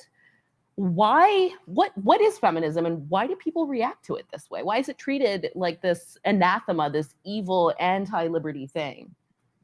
Well, I'll jump in and just say I think I grew up with that mentality for a long time because I came from the right, and I think most of what I saw feminism was the left's version of it, which was very much a victim mentality. It was people who did not feel they had a lot of autonomy, and I just never identified with that. I always felt really capable and strong and smart and able to kind of pursue my own path. As I aged, though, and I actually entered my career and I started getting around politics more and more, I really started to understand that there were still a lot of legal barriers in our way that were holding us back. I started looking into the history and realized that when I was born, a woman could not get a credit card for a business without a man, right? That's not that long ago. That's pretty shocking.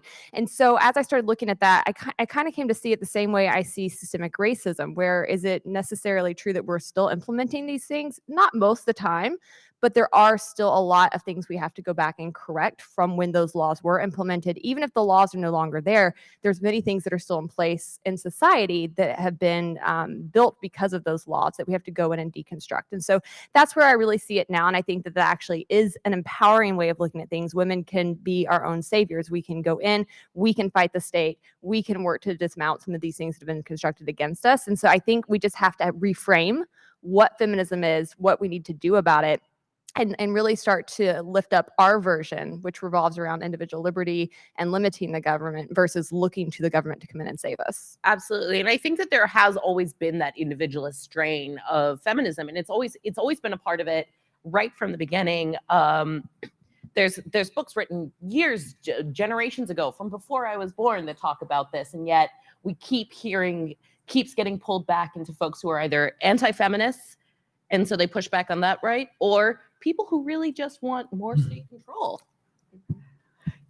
Yeah, and that's the biggest problem is what the word means.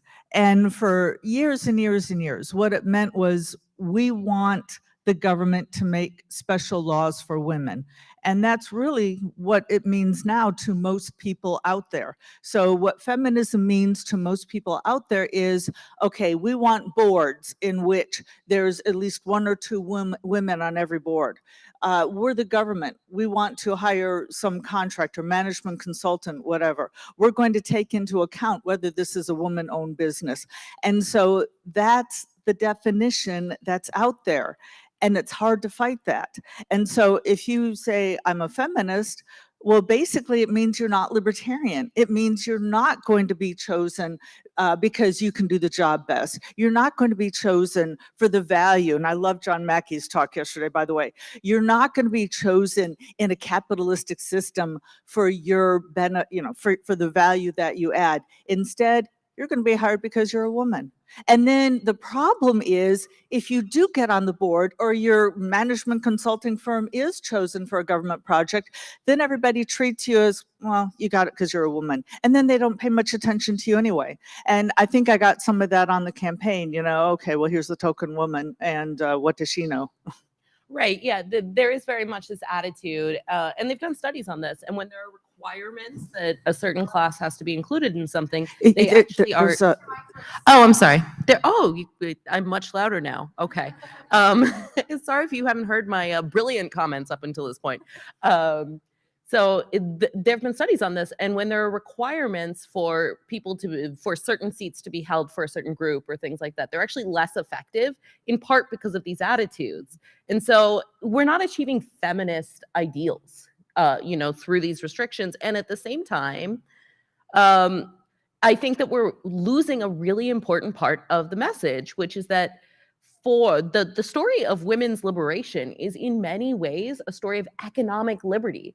As Hannah mentioned, women, for the most part, for most of history in most of the world, were not allowed to participate in markets. It's not just women, it's many other groups. The vast majority of people were not, and still are not, allowed to participate in markets fully or freely. And so as economic liberty has spread, as we've had more and more access to markets, that's where the freedom has come from. And that's what I think something that we need to talk about and we need to preserve. Yeah, I would say it's definitely something we need to talk about. We need to encourage women and empower women to go out and seize the day, right? And we see that happening right now in America, and that's something we don't celebrate enough. We have so many businesses that are being opened by women. Once we've removed these barriers, we have seen tremendous growth in what we can do in the actual economic sector. But I think that we continue to have groups like the SBA, which I testified before the Senate about earlier this year, that comes in and they want to say, we're going to give you all these handouts. We're going to target it for women businesses. We're going to try to make sure that we're empowering women, right? Excuse me. And what that actually does is I think it undermines us. Mm-hmm. And it makes the rest of society look at women and say, see, they're only succeeding because of affirmative action. They're only succeeding because they get these handouts from the government. And it actually sort of turns the tide against us. And I think that's why you see some pushback against feminism, against women's rights, especially from men's groups, because they start to have this animosity of like, you're getting a free handout, you're getting a leg up, I'm not. And so while women are being able to take advantage of things in the market and succeed, when the government continues to try to come in and treat us like we're the victims, it gives the rest of society that mentality. And so we have to continue working to, I think, remove that. We're fighting for equal opportunity. Feminism is about fighting for the equality of the sexes. I think that means, and I think, Kat, you agree with this, that means we fight for men's rights too, right? That also means we come in and fight for men who are being disempowered by the state, who have injustice being perpetrated against them by politicians. So I think that's a really important component. And when we do that, I think we do create an actual fair economy and marketplace where everybody can come in and compete and actually succeed on their merits, which is what we should want. We don't want businesses to succeed because they're owned by a woman or they're owned by a man. We want them to succeed because they're offering a really good product at a good price that the general public wants. Right. Yeah. And there's no reason to believe that a woman would not be able to offer a really good product at a really good price that the public wants. Exactly. Yeah, you mentioned equality, though, and so many people misunderstand equality versus equity, and they think of equity. And even if you throw around words like that, then people think, oh, okay, so now we're back to 2 women on the board or whatever. And really, my definition of feminism, and by the way, I don't use the word, but my definition is just don't have any laws against me and leave me alone. Let's have that for the entire population, regardless of who you are. Just no laws against you, whether you're a woman, whether you're gay, whether you're Black, Hispanic, don't have any laws against you, and then just be left alone to succeed. I think, yeah, so I think that you've both brought up really important points about this. Is not, when people think about feminism, we think about women, and we think about women oftentimes, people say it's like, it's in the root of the word, but it's not just about that. The state oppresses people along sex and gender lines that are not only women. There's so many policies ranging for things like selective services or honestly, even access to guns and things like that, that really are gendered. So I'll hold it in this hand, maybe that'll help. So why then do people keep coming back to this idea that if you're a feminist, you hate men? Well, I think because a significant portion of the feminist movement does hate men, right? And I think that we have to be able to call that out on the left. I think there's been a corruption that we saw where you had first wave feminism that was really great, and it's about getting basic rights for women, the right to vote, the right to work. Then you had second wave feminism that kind of came through and was dealing with very significant issues in the culture about how we were treated. And now you have what would be called third wave feminism, which is where I kind of break with the traditional feminist movement and why I think we need to build our own within liberty spaces to get back to the real roots and origins of what feminism was about, because we do see a corrosion on the left where I think one, they've maybe run out of things to do when it comes to their agenda, right? They are now kind of getting into things that I don't think the government should always be involved in. And I think that a lot of them just really do dislike men and look down on men, and that's not where we're coming from. So I think it's important to sort of part with that.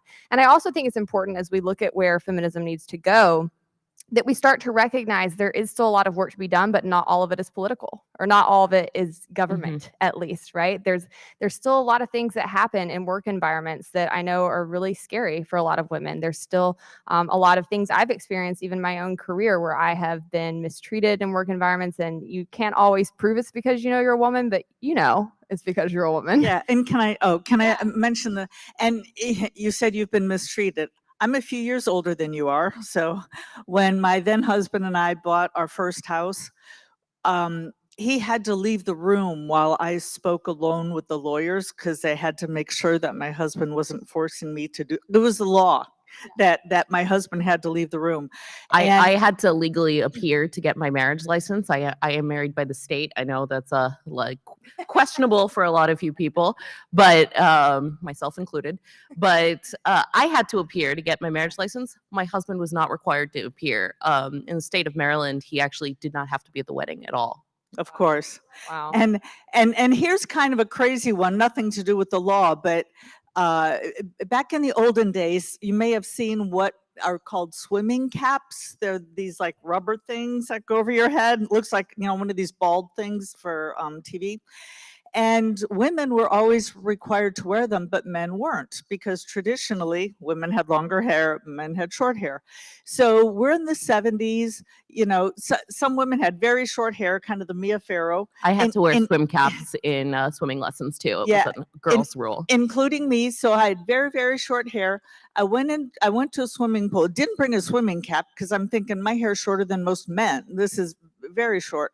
And there was a guy there with long hair about like mine is, and basically they told me I had to wear the swimming cap, and they told him he didn't. And I'm like, do you see the length of his hair? Didn't matter. I was a woman. So yeah, but you mentioned workplace. Here's a bigger problem, really, and it goes beyond feminism. The bigger problem here is, women are now about 50% of the workforce. I mean, we're traditionally very low, just working in the back rooms as secretaries. And now we've made great strides. If we had a truly free market country, then companies would live and die by how they treated women, by how they treated gays and so forth.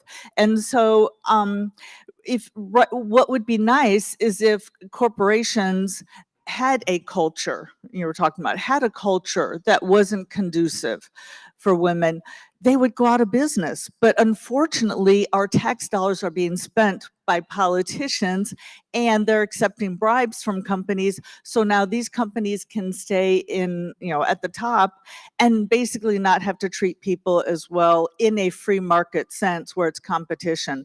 And I know that Disney has been a very kind of touchy subject lately, and I haven't used them as an example because there has been political controversy in the state we're in. But a lot of people don't realize that in 1993, 1994, they offered benefits to gay spouses, even though they weren't legally married. I mean, that was 10, 15 years before the government started doing this. In 2012, Barack Obama and Hillary Clinton were still saying that it should be illegal to be married if you're gay. And yet we have the free market, a company offering what the government isn't. And if the government didn't have so much power, we would see competition. Now, would there be companies that discriminated against? Yeah, but they wouldn't rise to the top. I think you bring up a really important point, because I've worked at places as well where prior to the Obergefell decision, which I think is a good thing. I think everyone's marriage should be equally recognized in as much as the state recognizes marriage, right? Prior to that, there are places I worked where you didn't have to be legally married to put your partner on your health insurance, and that disappeared after everyone could be legally married, right? Because they were competing on that point. They were saying, I'm a safe space for people who are in non-traditional marriages, however you want to define that there. But then that disappeared. And I think we see the same thing right now. We're in a space where a lot of companies, mostly in the private sector, mostly in places like Silicon Valley, are really competing on the benefits that they offer around childcare, around Flexible work. flexible In fact, do work, you these mind kinds if of I- things. Yeah, and I'll let you go in a second, but the thing that I'm worried about is that as we're really pushing this government top-down style of childcare, which, by the way, most families say that they don't want. They actually want that flexibility. They don't want to be able to leave their baby in a state-run center from morning till night every day. I had a baby because I want to hang out with my baby, to be honest. But yeah, well, um, but yeah, I wanted to mention my own personal encounter with this. I worked for IBM. That was my first job after I got my MBA. And you look at, and IBM, by the way, early on was very good about not discriminating. And the rookie of the year for the entire country was a woman salesperson. This was about 1980 out of West Virginia. The rookie of the year where I was based, and I was based out of Fort Worth, Texas at the time, was a Black man from British Guiana. And so if you had, the Venn diagram, which if anybody has seen Kamala's little thing on that, I can give a much more serious discussion of that. But if you've got more people in the pool to choose from, then you're going to be more successful. Absolutely. Absolutely. But I think also a lot of times the state is actually superseding the free market solutions. They're coming in there. The free market forces people to compete. And increasingly, as more and more groups are becoming more equal, they have to compete for their dollars. They have to compete for their labor. They have to compete for their attention. And when the state comes in and creates these programs that are supposedly supposed to be achieving these same means, it might help a few people, but in the long run, it has all these negative impacts, and it kind of locks us into a state of time. It prevents more progress happening. Yeah, well, keep in mind, this was 1980, before we had as much government regulation as we do now. Although I actually was kind of discriminated against, in an informal way, but overall, IBM did a great job of treating everybody, because they knew the whole Milton Friedman argument. So we got more people to choose from, we're more likely to get the best people.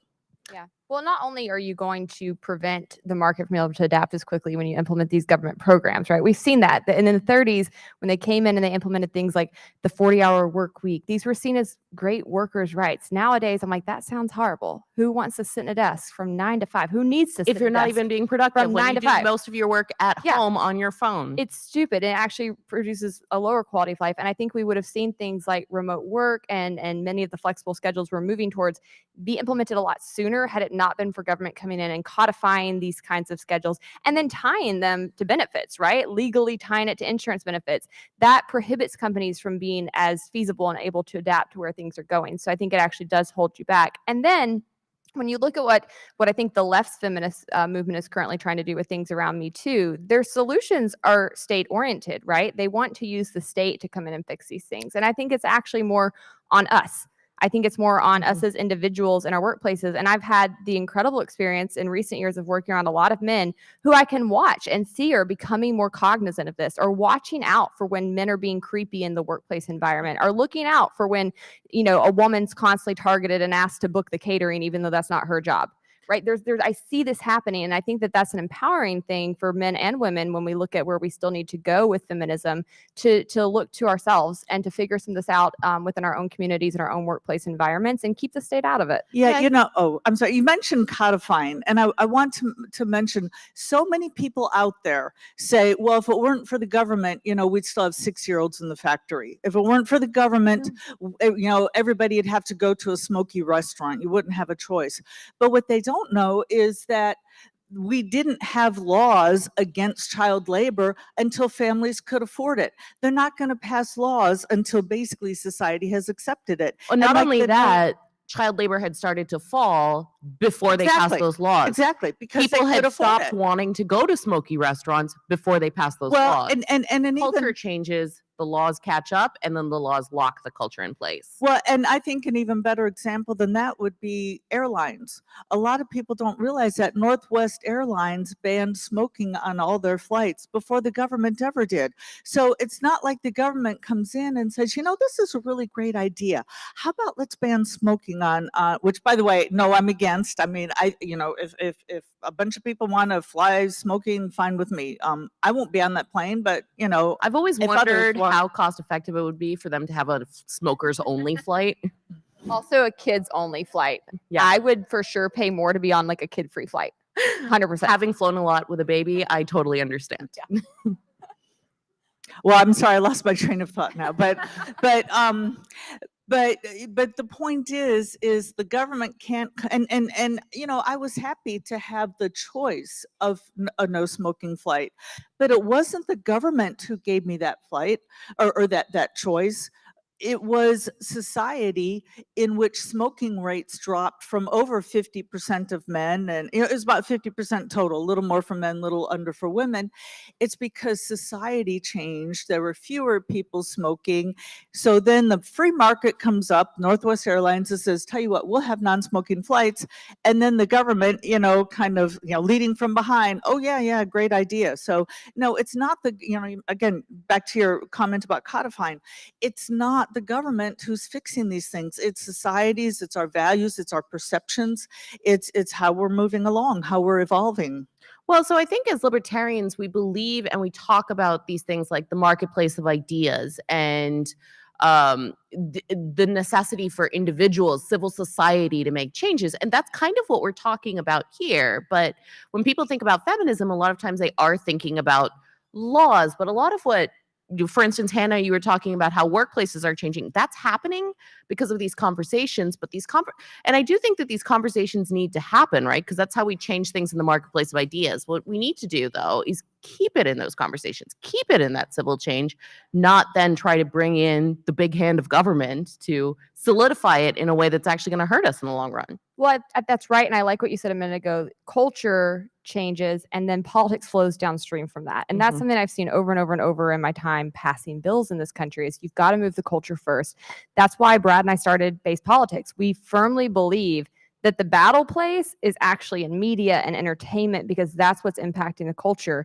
And then as you start to move the grassroots, then you can organize them and get them to come pass legislation. And so we want to have a massive network of people like you guys where we can start deploying this and saying, you know what? Right now, we need to talk about this issue. This is the hot button issue, but we need a bunch of people from a liberty perspective on TikTok, on podcasts, on YouTube, writing articles, on social media, hammering this in. And when we do that, you can really start to spur change. The problem is that we have not always fought on the right battlegrounds, and the left is organized on this, and the right is pretty organized on this. If you go on TikTok right now, you're going to find a lot of Marxist communists on there debating how ethical paying rent is, right? Which is ludicrous, but they're there and they're preaching to the people they're trying to convert, and they are swaying them. They're giving stories, right? They're giving their own personal stories. Stories change people's hearts and minds. This is how you have to fight. We have to do the same thing, but we cannot just sit and talk to ourselves. We have to go out and talk to people who disagree with us, who are different from us, and really give our experiences and perspectives, and most importantly, our solutions. Because I think what people often hear from our camp is us saying no, no, no. And there's a lot to say no to because both sides have really, really bad ideas. But what they don't hear oftentimes is our solution. And I think when we can give that to them and get in front of them with it, we can really start to move quickly. And we're almost out of time, but you just really set me up for the final point that I wanted us to discuss. People often ask me, like, and you guys have heard us here today, we're talking about pretty mainstream libertarian views, right? So they're like, so why say you're a feminist? Why bother saying you're a libertarian feminist and not just say you're a libertarian? You're talking about human liberty. And I think a lot of it is this: if we're not in those spaces, we're not willing to talk to feminists, if we're not willing to weigh in on those issues, if we're not willing to come at it from a perspective where we're not necessarily attacking the idea of feminism, but moving into that space, showing that we care about that space, but then showing how the same goals that they want to achieve are not achieved by their means, but by our means. That's how we actually make effective change. Yeah, and you make a good point. I don't just in a vacuum go out there and say I'm a feminist. Because people would misunderstand me. They would think that I want exactly 2.5 women on every board in the country. So I don't refer to myself as a feminist. I refer myself to a libertarian. Now, were I talking to a group of women or a group of feminists? Absolutely, I'm a feminist, and let me explain to you the libertarian definition of feminism. However, there is a backlash in our movement, in the party, for going out and reaching to these groups. And I discovered this. Now, keep in mind, you have to run the campaign you were given. I was nominated, 4 days before George Floyd. And so that dominated the news. I wanted to talk about my 3 issues were healthcare, the environment, and bringing the troops home. I found myself in a completely different campaign. And so we went out and talked about this because, first of all, you have to talk about what people are interested in. But secondly, that would make us look very tone deaf and callous to not say, yes, it's awful that a police officer had his knee on the neck. And I don't care how George Floyd died, you don't have your knee on the neck of and I a don't person. know how you can be an advocate for human liberty and not care deeply about issues like that. Exactly. So one of the people I talked with was a local Black Lives Matter leader who had been in prison. He was now a preacher. And I said, well, do you know what? Here's the libertarian position. Just because you're in prison doesn't mean you shouldn't have the right to own a gun.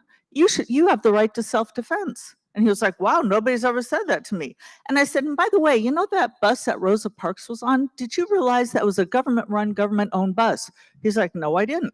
And so all I did was have a conversation with one Black Lives Matter local leader, very local leader, and I was skewered, and I'm still being skewered. I've been accused of marching with Black Lives Matter. I've been skewered for saying that we shouldn't go out there and be racist. So the problem is no racism. So the problem with the Libertarian Party and some in the movement is that when you do try to reach out to people and try to speak their language, I don't know if they thought I was going to become a Black Lives Matter member. All I'm trying to do, when you sell something, and I was a salesperson, that's what I did at IBM, you need to go after the people who are looking to buy, somebody who has a need, and you show them how you can fulfill the need. So Black Lives Matter, they were halfway there saying the government sucks. And so I can say, you're right, and let me show you how to fix it. I think that's much more productive than talking to people who say, no, I like the government. Government's fine, no problem. So at least go after the people who have the need. Well, and I will just say this, not everybody knows what a libertarian is, so I don't think it's all encompassing when you're talking to people outside of our bubble. Secondarily, not all libertarians are consistent on this issue, unfortunately. And thirdly, I think it's important to use language that connects with the people you're trying to reach. And so when we're talking about feminism, that's a known word, right? That's a good starting place. And we can start to then express where we break with what is seen as traditional feminism and where we agree and what our solutions are. So I think language matters. There's a lot of people that want to run away from language. I see the same thing when I talk about capitalism. Some people are like, don't use capitalism. That's a word that was made up to use against us. I'm like, that's the word they're using though. Yeah. If I come in here and I talk about free markets, half these people have no clue what I'm talking about. I have or to they fight. agree with you, and then they hold a whole different view Yeah. than you do. Yes. So you've got to use the common language. You have to use the common vernacular and be able to better define it and be able to shape it. And I think that a lot of people don't necessarily want to go to the front lines. And I get it, because going to the front lines can be hard. You're going to be criticized by lots of people when you do it, but it's worth it and you can win. And I've seen this over and over throughout most of my career. I've fortunately been in a position where I'm working on issues that have bipartisan support, especially criminal justice reform. And so because of that, I've gotten to work around people on the far left and the far right. And I can tell you this, we're not as far apart as it seems if you just look at social media or the mainstream media. I think most of us actually agree on many of the big problems in society. We just have different prescriptions for what would solve them. And that's because we lack a common understanding of what created them in the first place.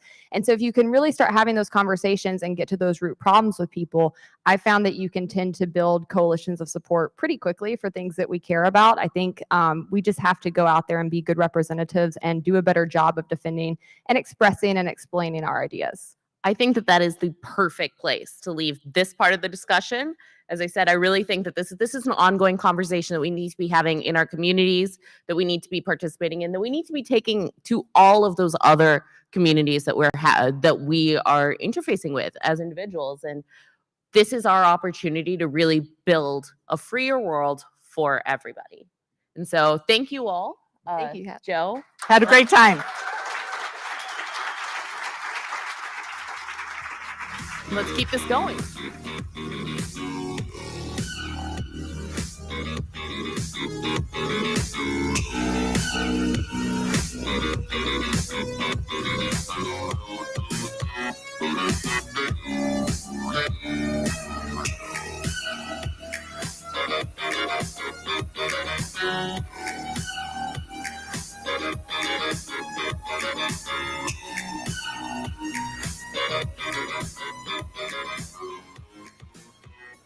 Give it up for the lovely ladies of feminism.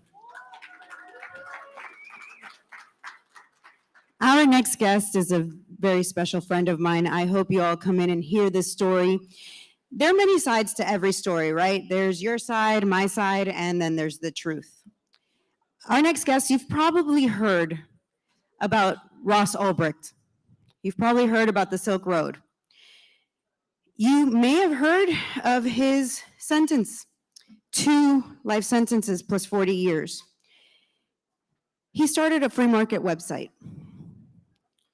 And today you're going to hear a different side. You might have heard all these stories, but what you haven't, or maybe haven't heard, is from the person that knows him best, his mom. His mom spends pretty much every day, every hour of her day, working to free him. And she's not only an amazing mother, a freedom fighter, she's also a very dear friend. So please help me welcome to the stage Lynn Ulbricht, and leading the conversation is the Grassroots Leadership Academy's Jess Mears.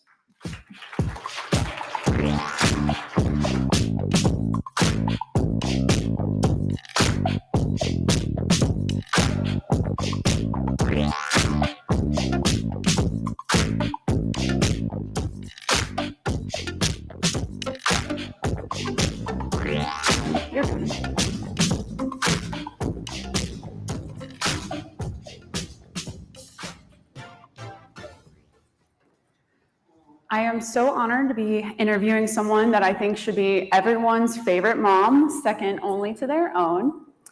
A mom is someone who loves unconditionally. She's a best friend, a superhuman, and a heart healer. This so much describes Lynn. So Lynn, I know that this month it marks the 9-year anniversary of Ross's arrest in 2013. And a number of people here at the conference and on the live stream may not be familiar with Ross's case. So would you mind just kind of giving us an overview so anyone hearing about him for the first time can get up to speed? Sure.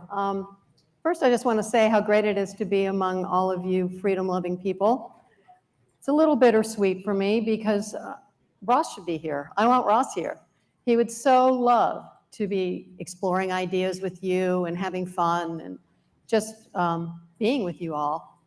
But he can't be because he's in a cage serving a double life sentence without parole for all nonviolent charges. And this is related to a website he created when he was 26 years old that sold far less than Facebook has, far less. And that was testified to in Congress. The site Silk Road was a free market website, kind of like eBay. but it was based on the cryptocurrency Bitcoin. That was the only means of exchange on the site, and very, very little known at the time. It was based on the non-aggression principle of voluntary interaction, and the idea was to, if two people wanted to exchange something, as long as it didn't hurt a third party, that should be fine. Now, some things were prohibited because they hurt people. For example, there was no child pornography or anything related to pedophilia on the site because the third party is a child and children are hurt by that. There was no stolen property because the legitimate owner is hurt by that. There were no violent services, and et cetera, on and on. It was nothing that harmed a third party. However, there were many drugs bought and sold, most commonly small amounts of marijuana. And because it was considered a free choice between two people. And for this, Ross got a sentence twice as long as El Chapo. So that's kind of the overview of Silk Road. He's been, as just said, he's been in there now over 9 years. And I can't live with that. And I've been working towards his freedom along with family members and loved ones and supporters like Jess, like Martha, and so many of you here. Students for Liberty has been an amazing support for 9 years. And so we're going to get him out.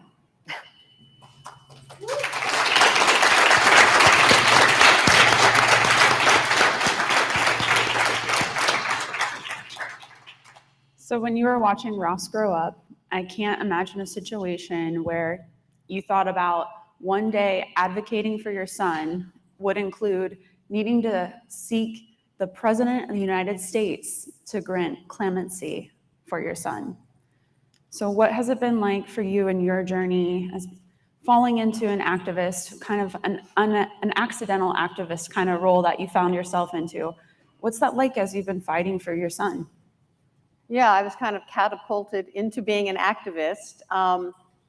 When we first heard about Ross's arrest, it was from a Reuters reporter who called us and told us this whole wild tale about this website and murder for hire and all this stuff. And I'm like, murder for hire? He's a stellar human being. There's no way. Still feel that way.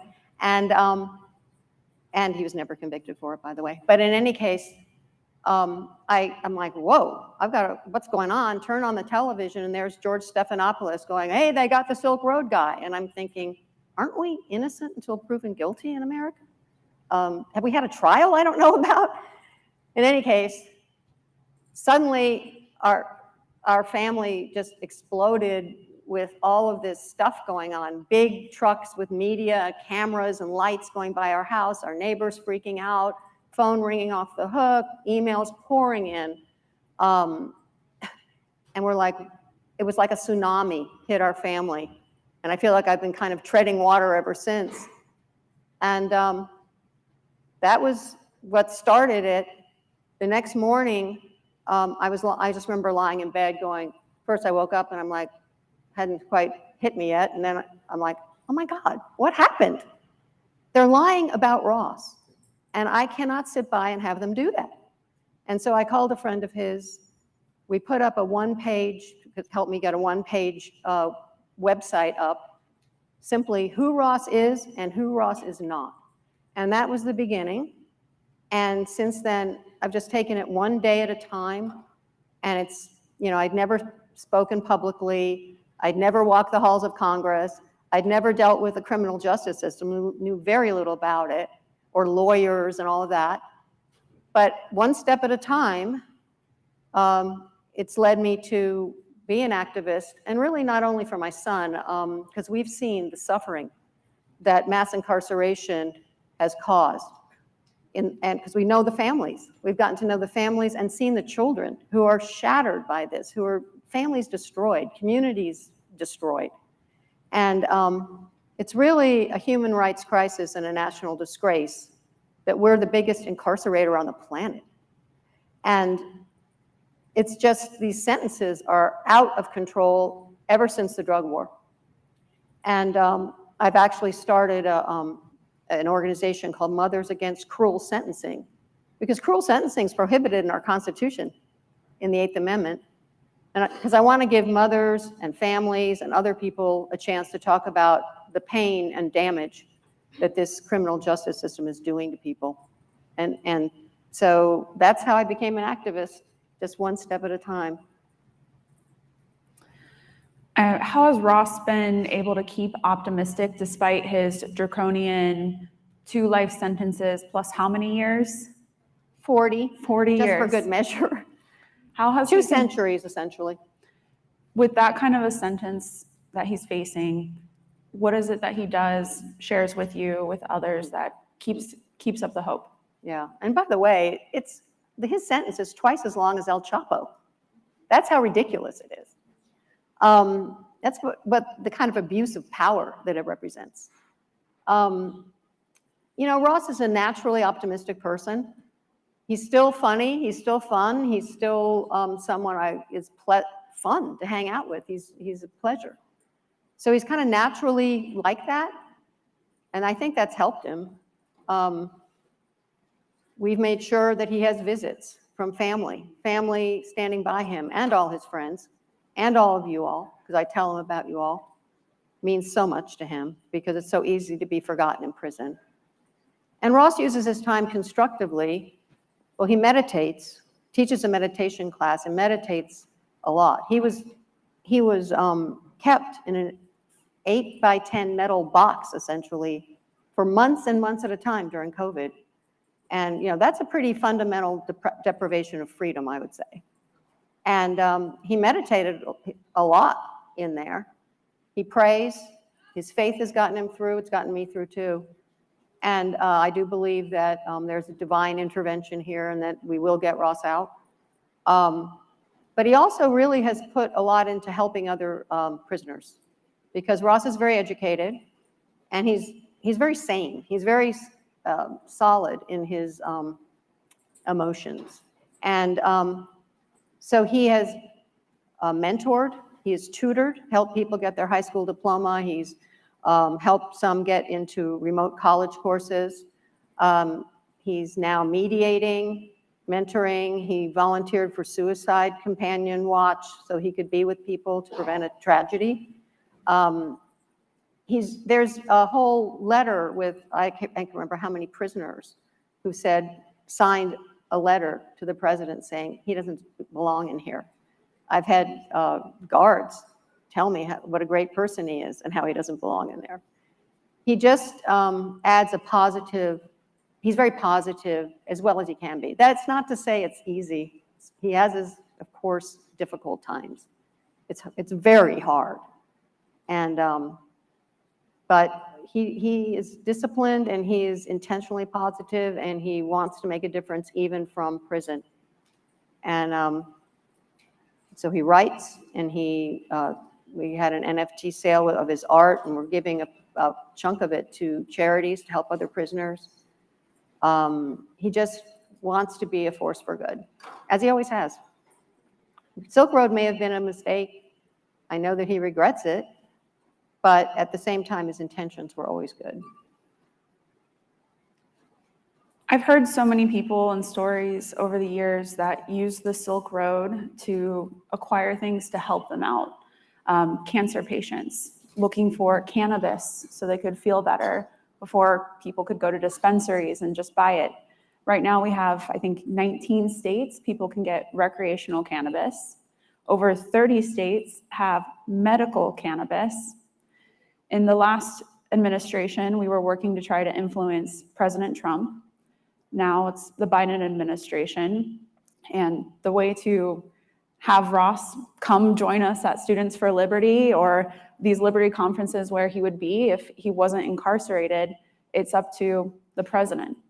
So what are the best ways for people to try to help out? If you feel compelled today to do something, and there's so many people who have tried to do something after hearing Lynn, because it's really hard to walk out from hearing this woman and say, I'm not going to do anything. I'm just going to leave and go.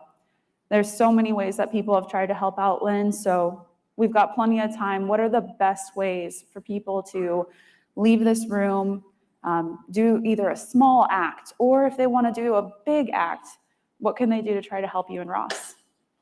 Well, first I want to say that Ross is one of you. He was one of the first members of Students for Liberty. He was at the first conference, and his signature is on the commemorative T-shirt in Washington.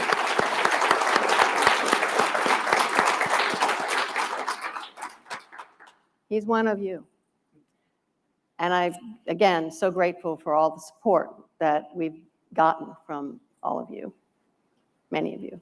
And really what we're focusing on right now, there is a petition to the president asking for a commutation of Ross's outrageous sentence. Basically, correct this sentence. This is wrong. It sets a precedent for other people.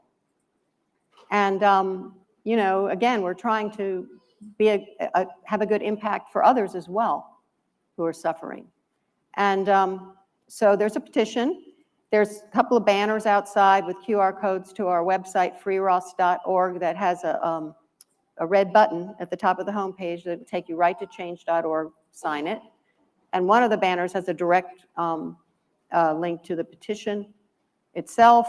There's stickers around, and I'll be dispersing more of them with a QR code.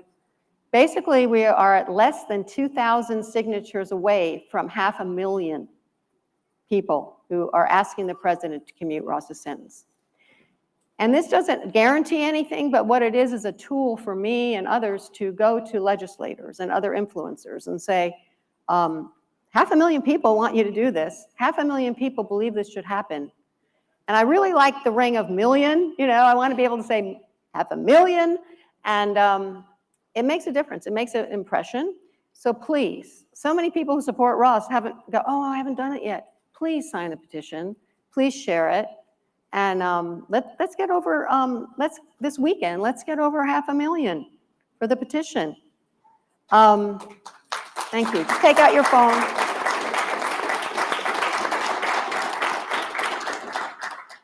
And that kind of brings up the subject of legislators and influencers, because again, this requires a very high level of agreement by the President of the United States.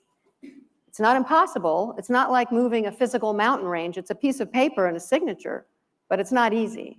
And so anyone who has connections with legislators, we would love letters backing up the president to do this. That would be amazing. Any influencers, anyone who can help in that regard, please get a hold of me on freeross.org. There's a footer on every page, you can get right to me and others helping. And that would be fantastic. And also there's social media, of course. Ross has his own Twitter account. So you can promote that. It's called Real Ross U, the letter U. And it's all his own words. It's obviously he can't post it himself, but a loved one posts it.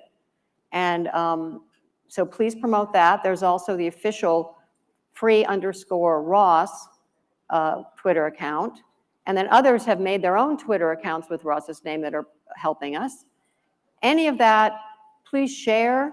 Please, you know, set the record straight. There's a lot of trolls out there, as I'm sure you know. There's also Instagram, Free Ross Ulbricht. There's a Facebook site, Free Ross community page. All of these things help, you know, and amplify the message. Because again, and the pardon attorney said so, I heard her say so myself, public opinion matters to them. Petitions matter to them.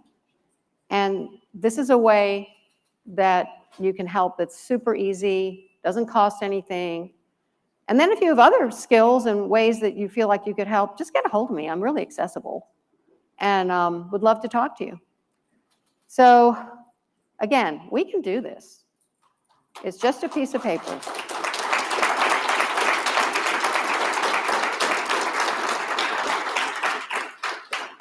So let's get Ross out of there so he can be here next year, okay?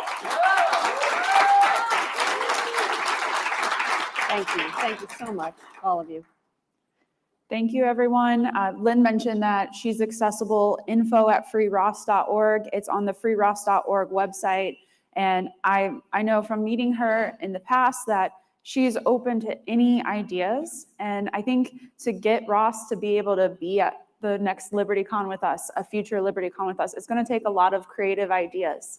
The person that needs to be influenced is the President of the United States. It's his decision if he wants to add Ross to the list of people that he is going to grant clemency to. And when you go look at that list online, it's a pretty big list. There's a lot of people that get clemency for their sentences every single year. Yeah. So let's get Ross on that one. freeross.org, and the petition link is, well, freeross.org/petition will get you right to it. There's also a button on the website. There's also QR codes on those banners. And I'm going to hand out stickers. Anybody wants stickers? I've got plenty. And it has a QR code there. let's make this Mom's Day and get that petition to 500,000, 500,000 signatures. If everyone could help out, if you feel compelled, please do. Thank you so much. Thank you.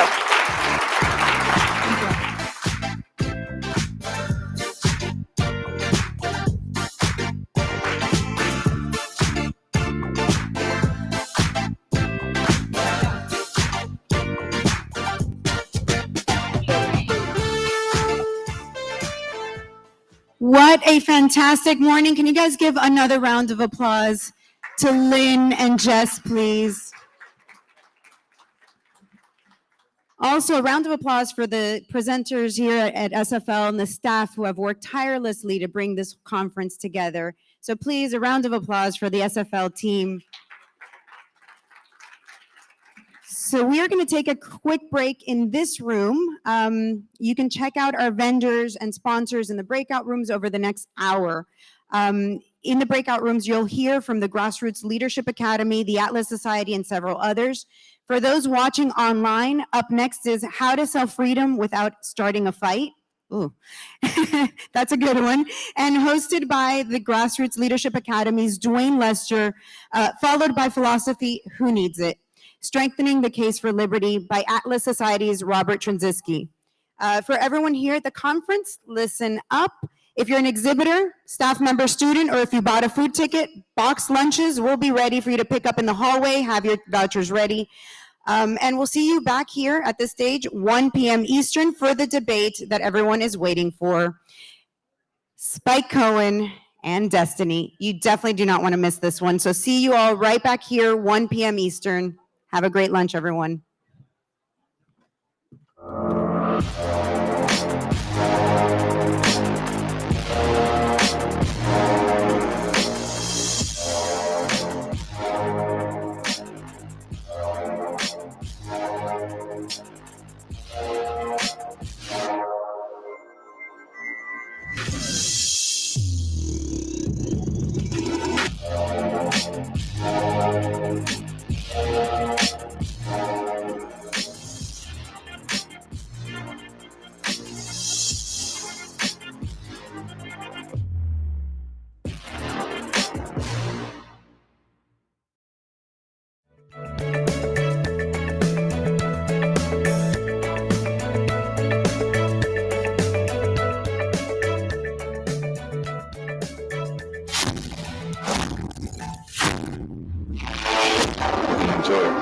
This is the moment the story changed. We just did away with the TSA.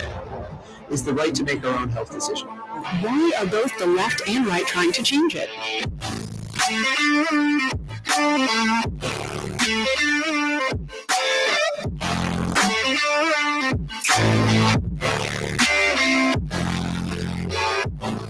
The issue is a bit larger than that. Wow! To make your own guns.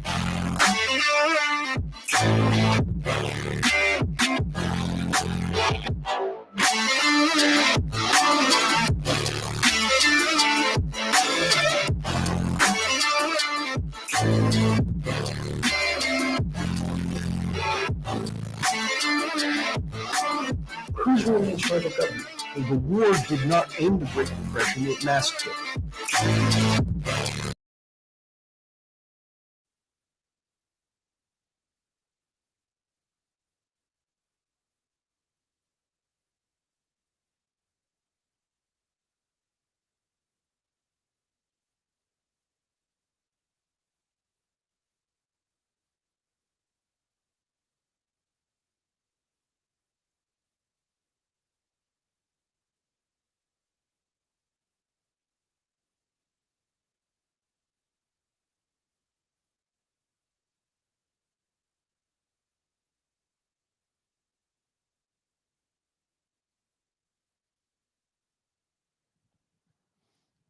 Thank you, everyone, for being here. We're going to go ahead and get started.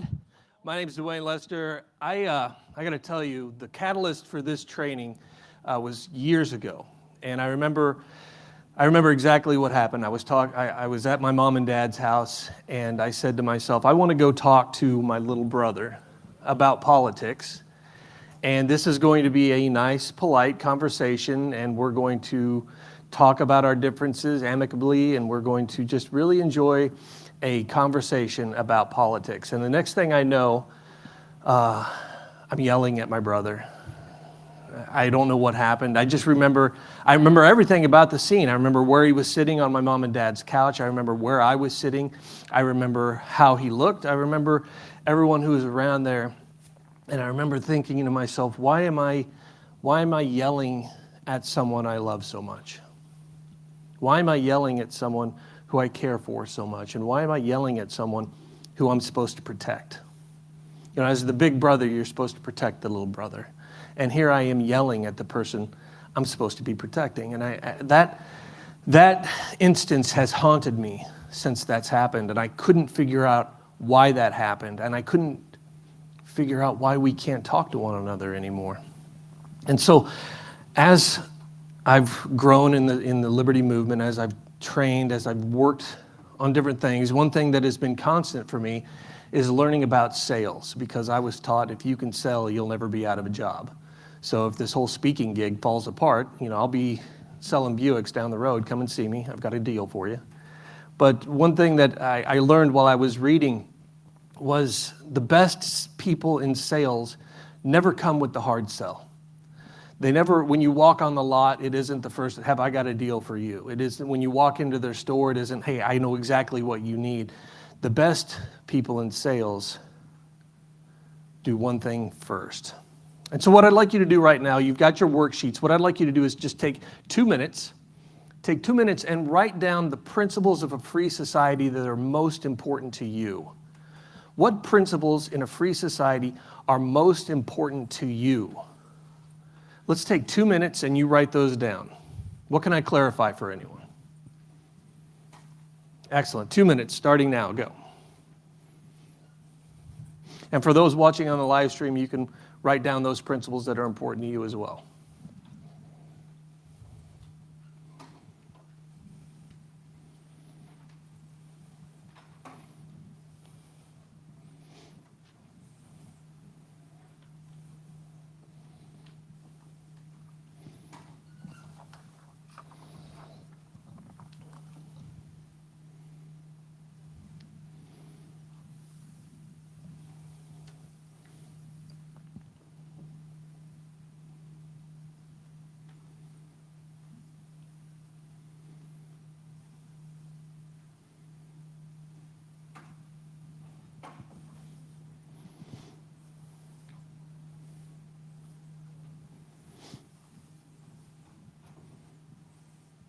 Come on in and have a seat. We've already started. We'll catch you up here in a bit.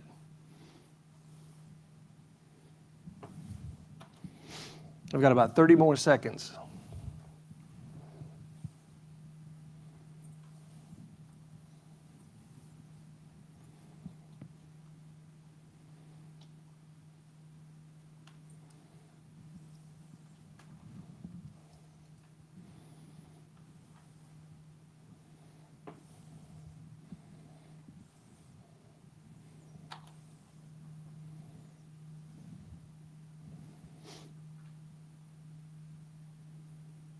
All right, thank you for taking the time to do that. I appreciate that. There's probably more principles you could write down, but we're going to go ahead and move forward. If you don't mind, sir, right here, what is your name? Kyle. Kyle, tell me a few of the principles that you wrote down. Including equality for everyone. Why is that important to you?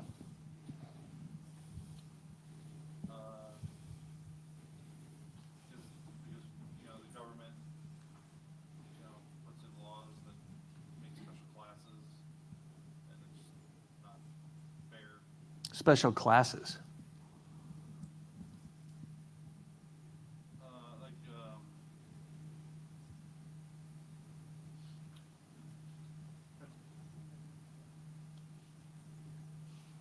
Like certain groups get tax breaks, and like veterans and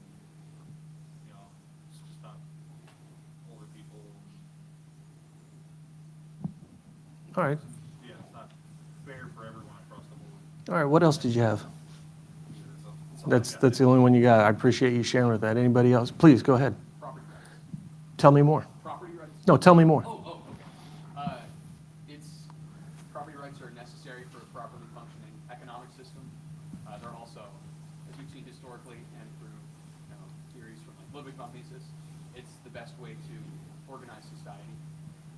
It sounds like Austrian economics is something that's very important to you. Yeah, that is also very important to me, yes, sir. Very important. Tell me more. I think that the logically deductive method is more accurate to describe like a human theory than like the empiricist method. So the empirical method's great for when you're delving into the hard sciences. We can, like in physics, we can measure how rocks, if you drop a rock, how it will fall. But humans aren't rocks. We have things that rocks don't, like subjective value. Rocks can't value. Yeah. Did you have anything else that you wrote down? Sound money, so it kind of ties in. Excellent. Please. Freedom from coercion was my big one. Coercion.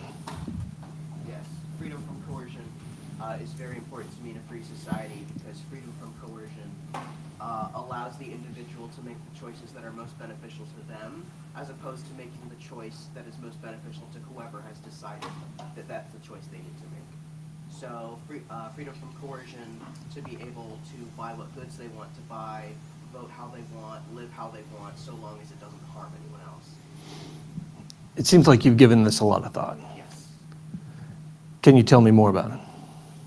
Would you like another point, or do you want me to go on? Well, tell me, it sounds like individual liberty is really what you're talking about. Individual liberty is something that's very important to me. So the ability to live how you want, worship how you want, vote how you want, talk how you want, without the fear of going to jail or being harmed or losing your property rights or having an arbitrary social credit score assigned to you that means, now you can't shop at this grocery store and your friends are going to avoid you because you said the wrong thing on Twitter.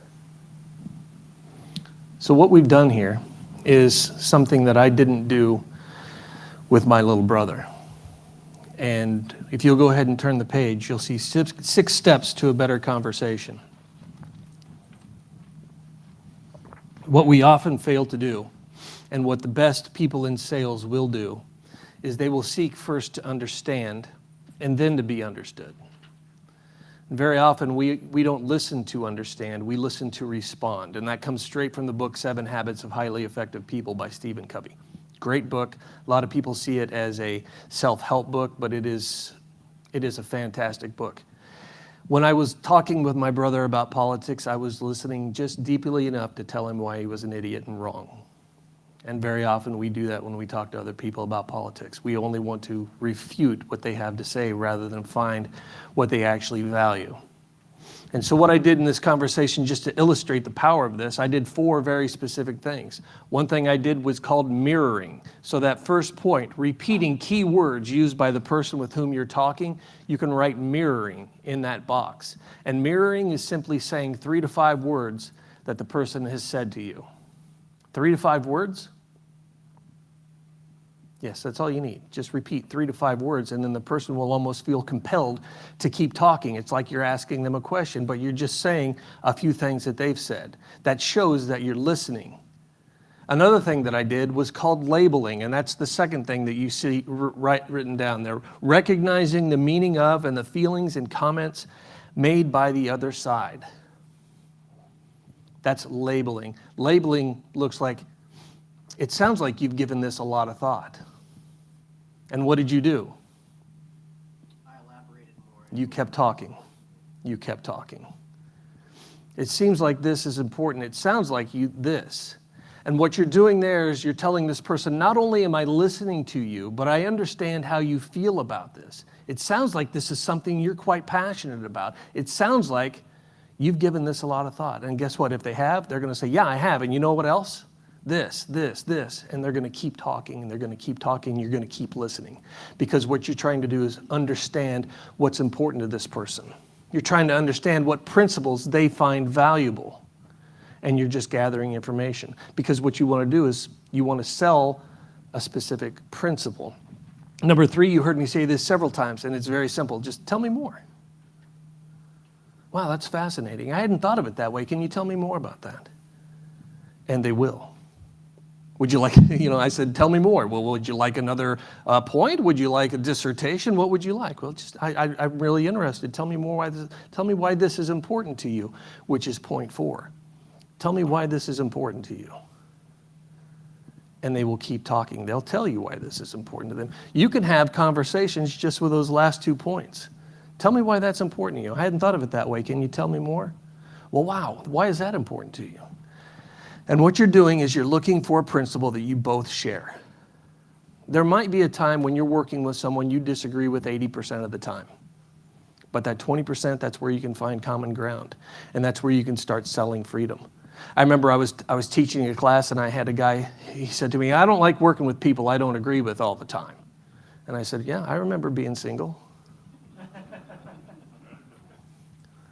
I don't agree with myself from 10 years ago. And when you're listening, you might find a point that you hadn't thought of. And now suddenly you have a new perspective. And now suddenly you've grown and you've learned something. I was at an event with Dan Fishman not long ago, and he talked about this very thing. And this is a point that I've made years ago. You have a right to health care. And a lot of people, that blows their mind. But when you say, I have a right to health care, meaning if I get sick, I should be able to go to the doctor of my choice without someone standing in my way. I should be able to discuss my illnesses with that doctor. I should be able to choose the treatment without somebody standing in my way. It's the difference between positive rights and negative rights. A positive right means somebody has to do something for you to exercise it, and a negative right means it just exists. And so when you talk with somebody, that might blow their mind. They might learn something, you might learn something, and it's a matter of gathering that information. And then once you have that information, you can move on. But while you're listening, you need to listen for specific cues. You need to listen for things, and you can see it on the next page where you see Kling's 3 languages of politics. When I was talking to my brother, I knew it might be a little dicey because my brother tends to see things through the lens of oppressor and oppressed. And according to Kling's book, 3 Languages of Politics, which I saw at the Cato table, which is right next to the GLA table. When you come to see us, you can ask him for the book. Kling says liberals tend to see things through the lens of oppressor and oppressed. Me, I tend to see things through the lens of coercion versus liberty. If you want to draw a line from liberal to oppressor and oppressed, and from libertarian to coercion versus liberty, those are the lenses. And according to Kling, conservatives tend to see things through a lens of civilization versus barbarism. So when you said coercion, that's a cue. I'm talking probably to a libertarian, because libertarians tend to bring up coercion in every conversation, regardless of what we're talking about. What'd you like for dinner? I don't want coercion, that's for sure. It happens. We're like that. We're strange. And if you look at the bottom, you see the moral foundations theory. This is from a book called The Righteous Mind. I highly recommend reading it. It's by a guy named Jonathan Haidt. And Haidt recognized that we all have different taste buds. We all have different ways of looking at issues. But everyone, libertarians, liberals, conservatives, they all put an emphasis on caring and fairness. It's just how we define the different issues. So when you're listening to people, look for those cues, and it can give you an idea of who you're actually talking to. So once you've gathered your information, let's go ahead and turn to this last page. Once you've gathered your information, then you can start getting into your sales pitch. I've identified a principle that you and I both agree with. We both care about individual rights. That's why I clarified. When you start talking about coercion, then what I said was, it sounds like what you're really talking about is individual rights. That's actually step 2 on here. I stated the principle that I was about to talk about. I stated the principle that I feel we both share, and I'm going to move forward on that. It sounds like what you really care about is individual rights. That's step 2, state the principle. At step 3, I'm going to establish credibility. So what this means doesn't mean, I value individual rights too. And when I was getting my doctorate in political philosophy and economics, let me tell you it doesn't mean that. it means, let me show you how I got skin in this game too. So I might say, it sounds like what you're talking about is individual rights. And as a father of 9 children, which we can process later at the booth if you want to talk about that. As a father of 9 children, 4 of which are daughters, I know that there's a need to really emphasize individual rights. I know that there's a need to make sure that my children are freer than we are today. And that's my whole focus, is to make sure that the future for my children is freer than the one we have right now. And individual rights is foundational on that, along with property rights. So now I've established credibility. So I've stated the principle we're going to talk about. I've established credibility. Step 4 is I'm going to define the principle. So in the blank, step 4, I define the principle. Now what I mean by individual rights is that as long as I am not hurting someone or violating their rights, that I should have the ability to exercise freedom and liberty in a way that benefits me and benefits others. As long as I'm not hurting someone or taking their stuff, I should have the freedom to move. I should have the freedom to talk. I should have the freedom to live where I want to live and move where I want to move, buy what I want to buy, as long as it's not violating the rights of others. So I've established that right. And then step 5, I will create common ground. And I think having that individual liberty is important to you also, isn't it? Yeah. Exactly. And that's when I go to 6. I've established common ground, and 6 is I will connect the principle to my policy. I will connect the principle to my policy. Now, you wrote principle down a lot, and that's deliberate. Principles are key to this entire thing. We will share principles one way or the other. You can find that principle, but you have to understand what your principles are and why you hold them valuable. You have to understand what's important to you so you can then find what's important to others, and you can find that key that will help you work with someone you disagree with 90% of the time. And then once you start working with them, guess what happens? You start forming a relationship built on trust. Yeah, you might not agree, but how often do we attribute malice to someone we disagree with when it shouldn't be? We attribute, well, they're bad people, they're evil, they're wrong, they're bad. No, you just disagree with them. But when you build trust, you build that relationship, that trust leads to you being able to educate them. It's difficult to educate someone who doesn't trust you. It simply is. I get my trust. I mean, you came here because you trust me, not because you know me, but because you trust LibertyCon. You trust Students for Liberty, and they wouldn't put someone up here on stage. So I get trust by osmosis, or something from Students for Liberty. There's a trust there. That trust allows me to educate. When I can educate, well, that leads to motivate. Trust to relationship, to education, to motivation. That motivation will lead to mobilization. There's a process there.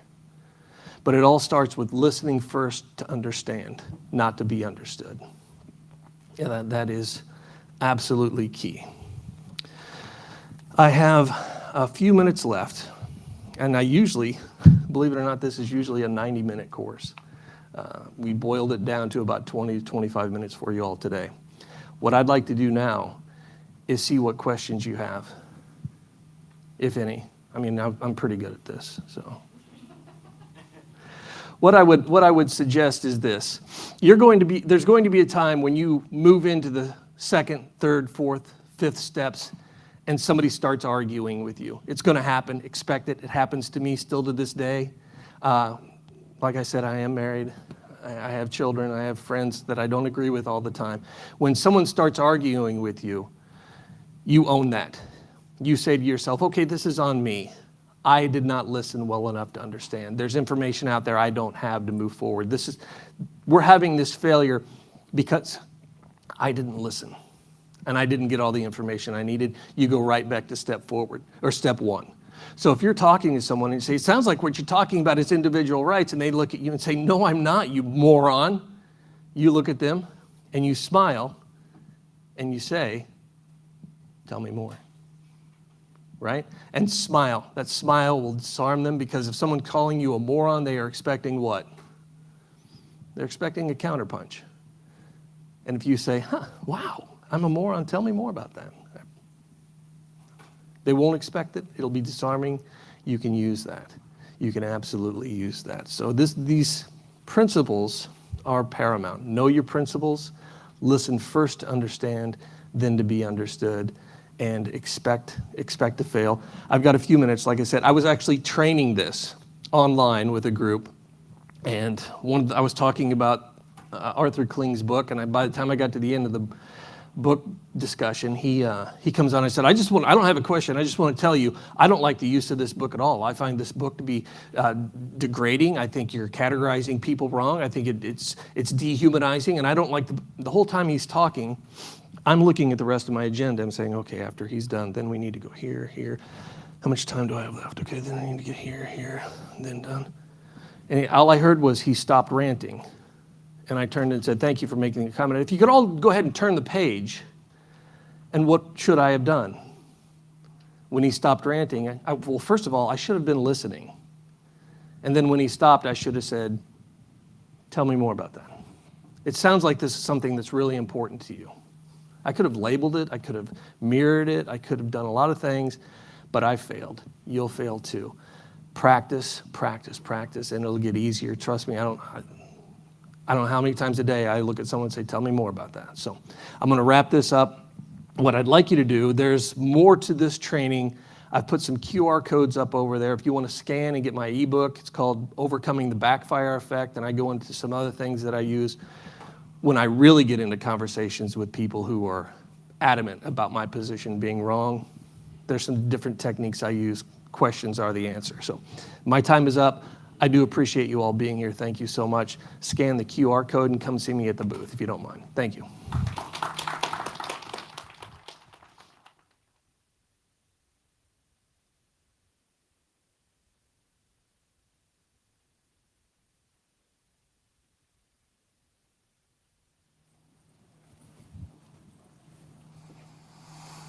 Wow.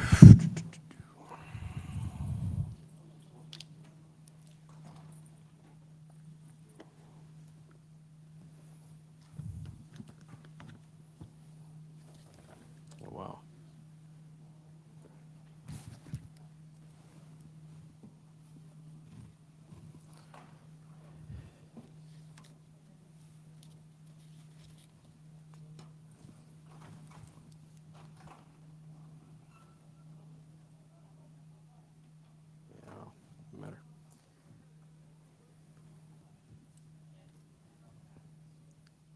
Okay, am I waiting for something, or do we just start? I'm just going to start. I'm going to let people drift in for a second more. All right, so we've been here. Can you all hear me just fine?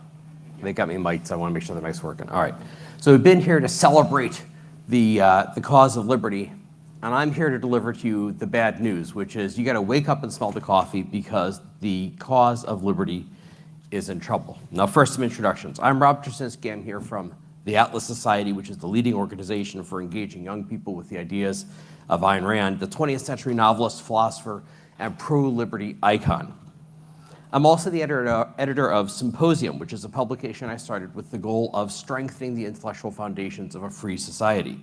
And what I want to do today is combine those two things. I'm going to talk about how and why we need to strengthen the arguments and ideas behind a free society and some of the big, important ideas from Ayn Rand that we desperately need for that task. And desperately is the key word here, because a free society is definitely under attack. And the way I see it, the main problem as I see it is that a lot of the people we used to be able to depend on to at least defend some aspects of freedom have stopped doing that. They've given up on it. So when I was a kid, which was a few decades ago, but not exactly ancient history yet, it was the quote-unquote liberals on the left who you would depend on to find fire-breathing defenders of freedom of speech, people who would crusade against book banning and disagree with everything you said, but fight to the death for your right to say it. Now, today what's happening? Well, what's happening is recently, when Abigail Shrier's book, Irreversible Damage, came out a few years ago, challenging the transgender orthodoxy of today, the ACLU's Deputy Director for Transgender Justice declared, quote, the necessity of stopping the circulation of this book and these ideas. So that's where we are in the age of wokeness. ACLU lawyers for book banning. So can we turn to the political right to defend our freedom? Well, right here in Florida right now, Governor Ron DeSantis, supposedly the sane Trump, he has people arguing in the courts that the curriculum of public universities and even the in-class instruction, the lectures given by professors, are not individual free speech, but are instead government speech. It's all government speech that can then be limited, controlled, and directed by the government. And so his answer to censorship from the woke left is censorship from the anti-woke right. The new dominant strain in the right is nationalist conservatism. And one of the leading voices of nationalism, Yoram Hazony, explains that it rejects the idea of, quote, the free and equal individual as the only thing that matters in politics. And this includes, he says, any variety of pro-freedom views, including neoliberalism, libertarianism, and what they call classical liberalism. The contempt drips out of there. And the conservatives aren't even for free markets anymore. But surely we can rely on the Libertarian Party to come to our rescue. Well, I think a lot of you might know how that's going. Just recently, the national leadership of the Libertarian Party was taken over and turned into kind of a soapbox for alt-right or alt-right adjacent voices. And the Libertarian Party, just when we might need somebody to be consistently in favor of liberty, it's in free fall. It's collapsing. Now, when you see a pattern this broad and persistent, you know it's not for trivial reasons. It is something general and pervasive that affects people of different factions, different interests, different positions in life. It's some kind of mind virus, an idea that's seeping in and making its influence felt everywhere. Or maybe it's better to say that this is the effect of the absence of ideas, certain key ideas that are necessary to defend a free society. And when those ideas are gone, we see this kind of general collapse happening in every direction. So my title today is Philosophy, Who Needs It?, which is borrowed from a great essay by Ayn Rand. I suggest you check it out. It's a quick search away on the interwebs. But notice there's no question mark in that title. It's not a question, it's a statement. Who needs philosophy is you. And what we've been talking about here is one of the reasons you need it. You need philosophical ideas, and by that I mean basic ideas about the nature of the world and the nature of human life. Because without answers to those big questions, how do we even know what we're trying to achieve or how to get there? My goal here today is to demonstrate the need for big ideas by highlighting 3 key ideas from Ayn Rand's philosophy that I think we need as infusions into the political, cultural, and philosophical debate. First, a little note on who Ayn Rand was. Like I said, she's a pro-liberty icon, so most of you have probably heard of her at some point. Some of you may have read her works.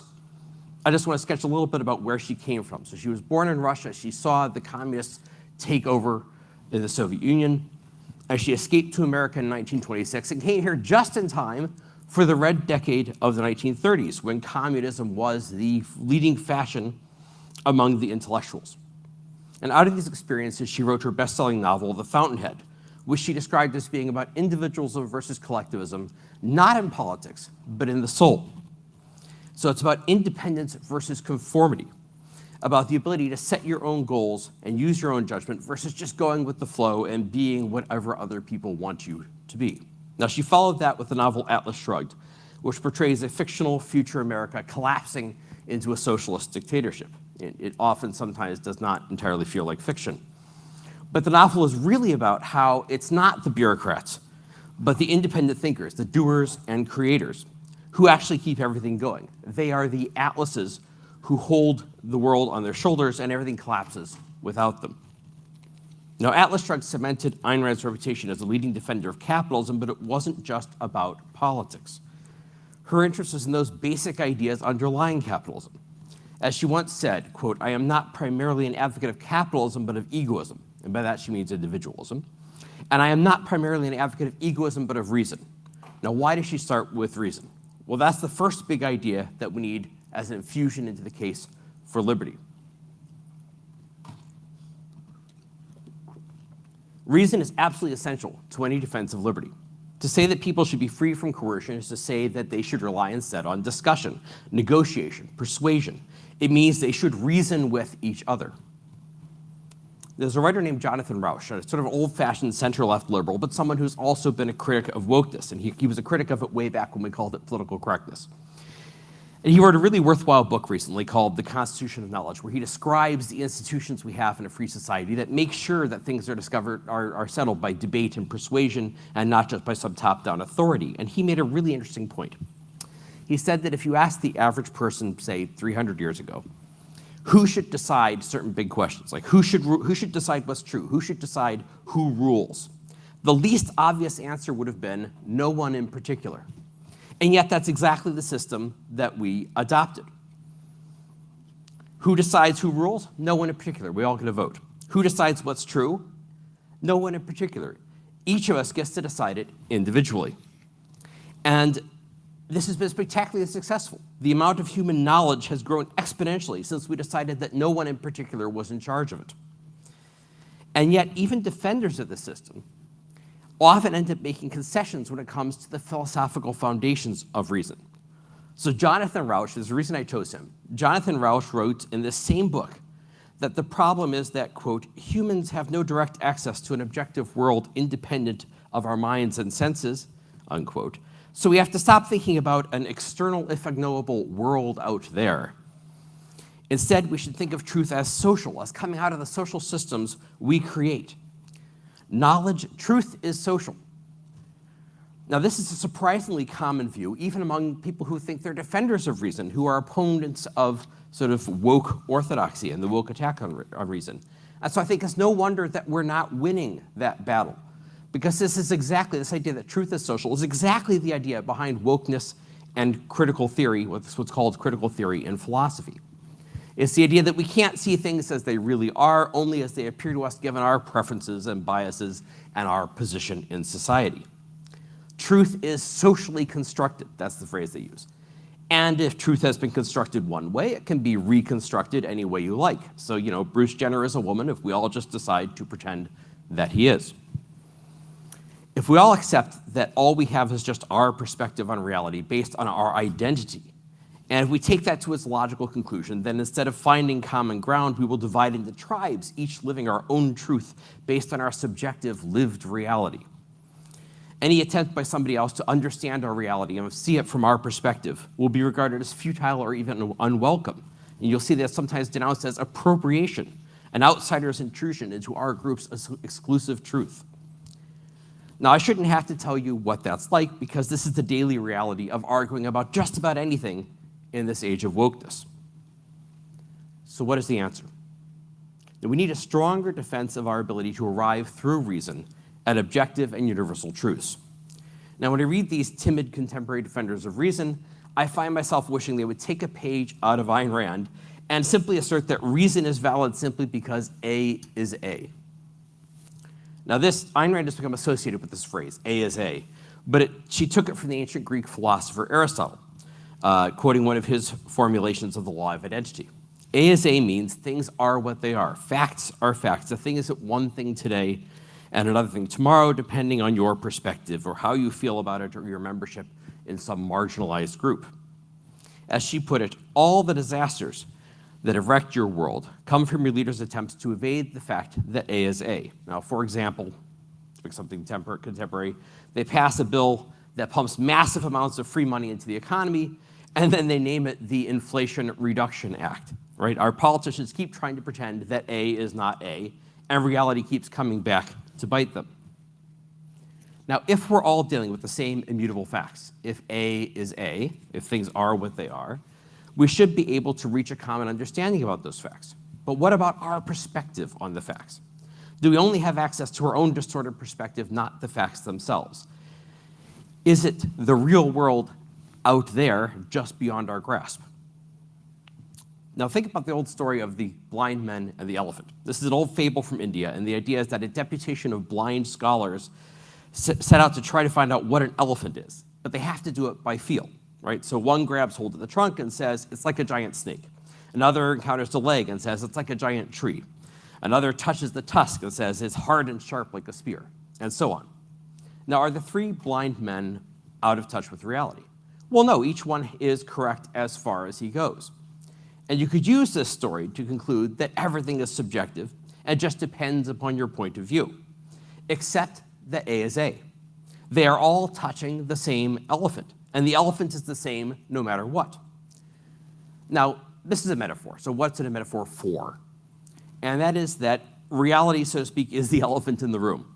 They're all touching the same elephant. We are all touching the same reality. So what would the blind men do if they remember that A is A? Well, they would talk to each other. They would say, this is what my part of the elephant is like. How about yours? Let's compare notes. Let's switch places. Let's see if we can piece together the full picture and discover what this thing is. By contrast, what's the one thing that would prevent them from understanding the elephant? Well, if they actually believed that there was no real elephant out there, if they thought that they just accepted that they were doomed to have only their own perspective. But that's exactly what we're doing today. And we're training people to cling to their own truth and their lived reality or their social network of tradition on the right, and to reject anything outside of it. Because A is A, we're all dealing with the same reality, and it's possible to know the truth, but we can know it only through a process. Now, if it's the blind men and the elephant, the process is talking to each other, comparing notes. This part's like a snake, this one's like a tree, etc. In the real world, the process is our process of discussion, debate, scientific investigation. It's the process of reason. And if we want to be in contact with reality, if we want to know what's actually going on in the world around us, we have to use and respect that process. Now, I should point out that in most of the cases today where people want to shut down freedom and shut down discussion, the issue is not really that complicated. Probably the best example is like transgender athletes, where you have a man who basically puts on a dress and demands to be able to compete against women in running or swimming or God help us, weightlifting. And then he wipes out a whole field of female competitors because the performance advantages that men have are so big that they're completely obvious to anyone who's not sabotaging his own brain. But we saw earlier how even the more sensible people, like Jonathan Rauch, the people who are trying to defend reason, are taken in by this argument about how we can't really know the real world out there and all we have is our perspective and social consensus. And those arguments are used to get people to sabotage their own brains and refuse to see the obvious. Now, this is Ayn Rand's central argument for a free society, the need to respect the process of reason. A rational mind, she wrote, does not work under compulsion, it does not substitute its grasp of reality to anyone's orders, directives, or controls. It does not sacrifice its knowledge, its view of truth, to anyone's opinions, threats, wishes, plans, or welfare. Such a mind may be hampered by others. It may be silenced, prescribed, imprisoned, or destroyed. It cannot be forced because a gun is not an argument. Now, to put that in today's context, you could force someone to go through the motions of repeating a diversity statement in order to get a job. Or you can browbeat him into posting a cringing apology that he doesn't really mean on social media. But you can't make someone understand or believe it. You can make people conform, but you're not going to convince them, and you're not going to produce knowledge. So the philosophical case for rationality, the fact that A is essential to the defense of liberty. Now, the purpose of reason, the reason we need to be able to free to use it, is to guide our actions, to know what to do. And the purpose of our actions is to achieve our goals. The purpose is the pursuit of happiness. And that's another key idea for the defense of liberty that has largely been lost, the idea that our goal is life, liberty, and the pursuit of happiness. The pursuit of happiness means the individual defining and pursuing his own goals. It means pursuing prosperity and individual well-being. In the era of America's founding fathers, this was part of a widely accepted ethics that was called enlightened self-interest or self-interest properly understood. So in 1832, Alexis de Tocqueville comes to America. He writes Democracy in America. And in there, he observed that, quote, the doctrine of self-interest properly understood is not new, but among the Americans of our time, it finds universal acceptance. And he talked about how Americans used it to explain everything they do by reference to self-interest properly understood. And you can see that if people are free to make their own decisions, they will be free to choose and pursue their own interests, their own ideas about their own happiness. Being free means to be able to say, this is what I want to do. By contrast, if self-interest is essentially evil, if you require everyone to sacrifice his own interests, if you think everyone has to suffer for your vision of the good of society as a whole, well, you're going to have to use coercion to force them to do it. Yet this is the most commonly accepted idea of morality today. So after Tocqueville's time, the doctrine of self-interest, properly understood, was replaced by a philosophy of altruism. Now, altruism, as it's often used today, just means anything you do to help another person. Sorry, I'm lost. My pages stuck together. People think it just means being nice. But that's not what the philosophy of altruism originally meant, and that's not how it was applied as a social system. The term altruism was coined in the early 19th century by a French philosopher named Auguste Comte, and the word literally means otherism. Comte summed it up in French in the motto, "Vive pour autrui," to live for others. And he meant that in a total way. Everything you do should be done solely for the good of others, and you should eliminate any interests or goals of your own. Now, if you think about what that means in practice, you find a basic contradiction. If our goal is to serve the interests of others, what are the others here for? Is it okay for them to have interests and want to be happy, but not for you? Well, in Comte's system, it's not okay. They should be living for others too, but then you have a system where everybody's sacrificing for someone else, and that person is sacrificing for someone else, and that person, and so on. You get the idea. In The Fountainhead, Ayn Rand's villain sums up the absurdity of this system, the insanity of it. The consistently altruist future, her villain says, is, quote, a world where no man will hold a desire for himself, but will direct all his efforts to satisfying the desires of his neighbor, who will have no desires but to satisfy the desires of his next neighbor, who will have no desires around the globe. Let all sacrifice and none profit. Let all suffer and none enjoy, unquote. Now, he's in favor of this, and that's what makes him the bad guy. And he's in favor of it because he understands that when you tell people to sacrifice for the good of society, it's very easy for someone like him to make himself and his goals synonymous with society. Now, here's another quote. This is sort of Ayn Rand speaking to us through her villain. He says, it stands to reason that where there's sacrifice, there's someone collecting sacrificial offerings. Where there's service, there's someone being served. The man who speaks to you of sacrifice speaks of slaves and masters, and intends to be the master. Now, there's been some discussion recently about what people call pathological altruism or toxic charity, where somebody makes a big show of doing something for the good of others and actually makes everybody worse off.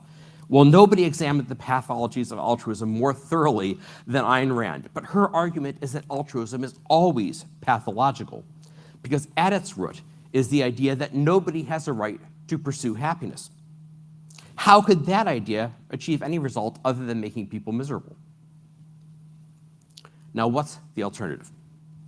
We come into existence in this world with the capacity to build and create and to achieve our happiness and well-being, and what we need to know is, as Ayn Rand put it, that your life belongs to you and the good is to live it. Now, Ayn Rand was an advocate of rational self-interest, so it's not just about doing whatever you feel like. It's not a philosophy of hedonism. Ayn Rand was not a hippie. It's about rationally assessing your long-term interests. And it's not about trying to live by exploiting other people, which she saw as just the flip side of altruism. What she advocated was a morality in which you don't sacrifice yourself to others and you don't sacrifice others to yourself.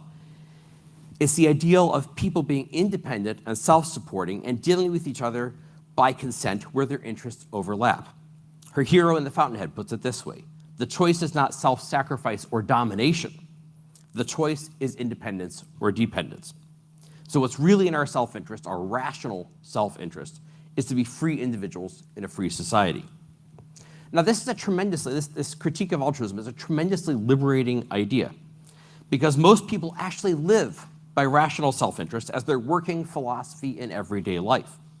They choose a career, they make money, they buy houses and cars, they support themselves and their families. They pursue their own self-interest, and they do it not by robbing banks or swindling little old ladies, but by being productive and actually doing something or creating something. But you're still supposed to feel guilty about this because you are not sacrificing yourself to all the socially approved causes. So in defending the morality of self-interest, Ayn Rand set out to rescue people from that sense of unearned guilt. Now, when people are out there pursuing their rational self-interest, not only are they not hurting anyone, they're actually doing more to improve everyone's lives than all the altruists put together. Who is it that lifted developed countries out of poverty? The people who invented the steam engine, the factory assembly line, railroads, power plants, computer networks, and everything else. And that's the third big idea that I want people to focus on, the role of the producers. And this is an area where Ayn Rand's contribution was not just as a philosopher, but as a novelist. The heroes of her novels are builders, inventors, creators. In The Fountainhead, it's an architect and artists. In Atlas Shrugged, they're scientists, inventors, entrepreneurs, people who invent new kinds of steel or run a railroad.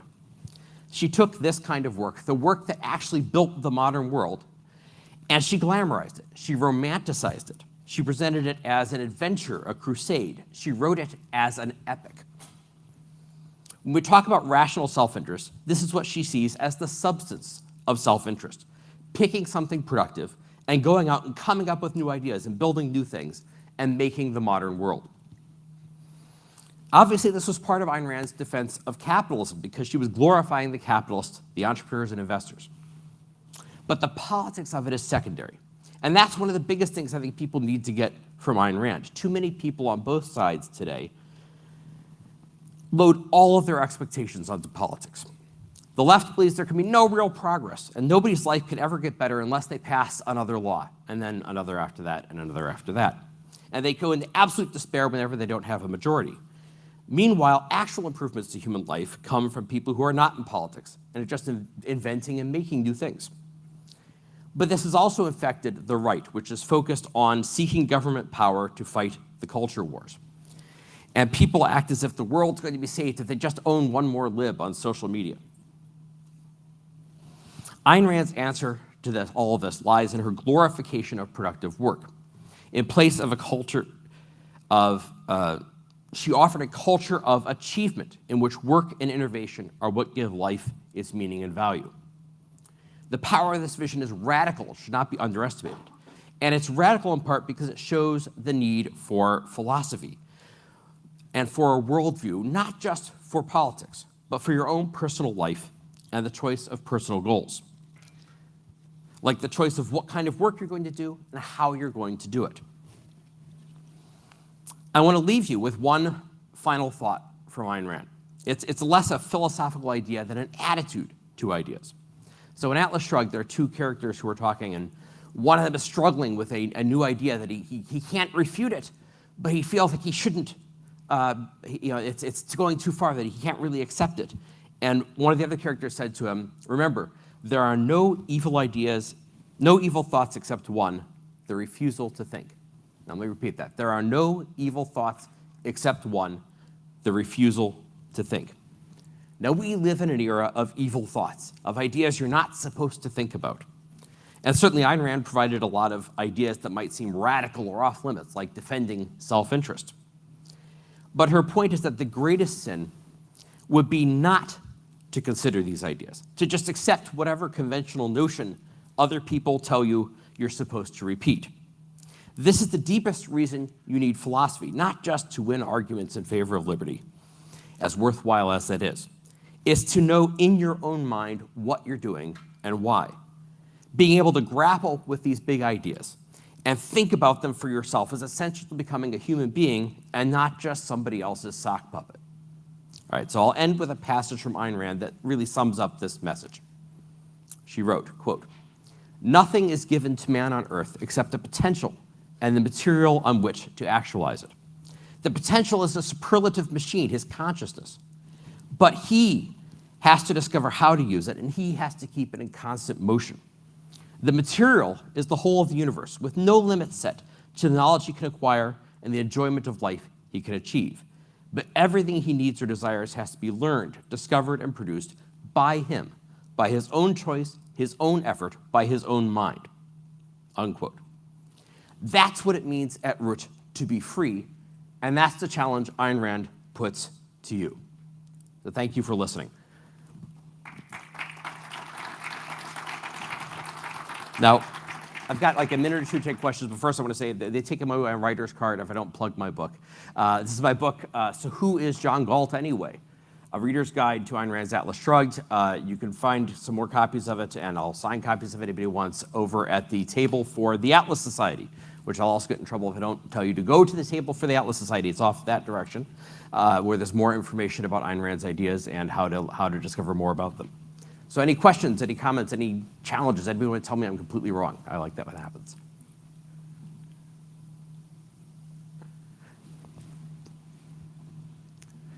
All right, so we have there's a breakout room over there where the continued discussion room, which is, I think, Orchid. And I will also be at the table for the Atlas Society for anyone who wants to come by during lunch or after that. All right, thank you all very much.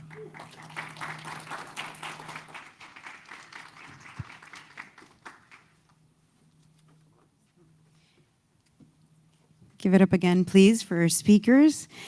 So we are now going to take an hour-long break for everyone here. We will come back on the main stage for those watching on the live stream, 1 p.m. back here with Spike Cohen and Destiny are going to do a debate, libertarianism, perfect solution or unrealistic fantasy. So again, back here, 1 p.m. Eastern Standard Time, main room for those that are here in person. Thank you.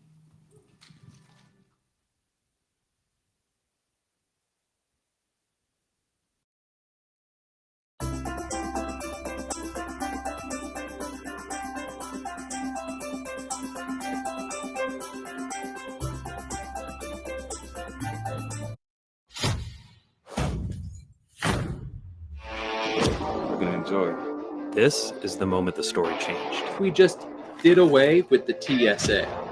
Is the right to make our own health decision. Why are both the left and right trying to change it?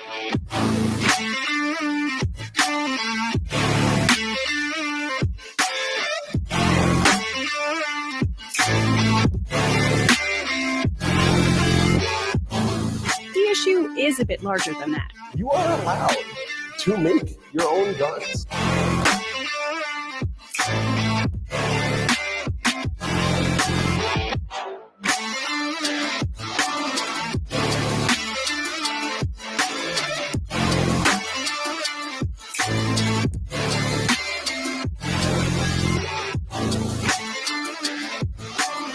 Who's really in charge of government? The war did not end the Great Depression, it masked it.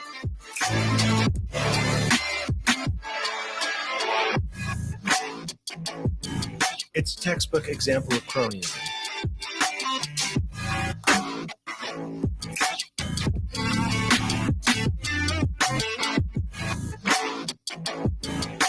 Pretty classical liberal, if you ask us.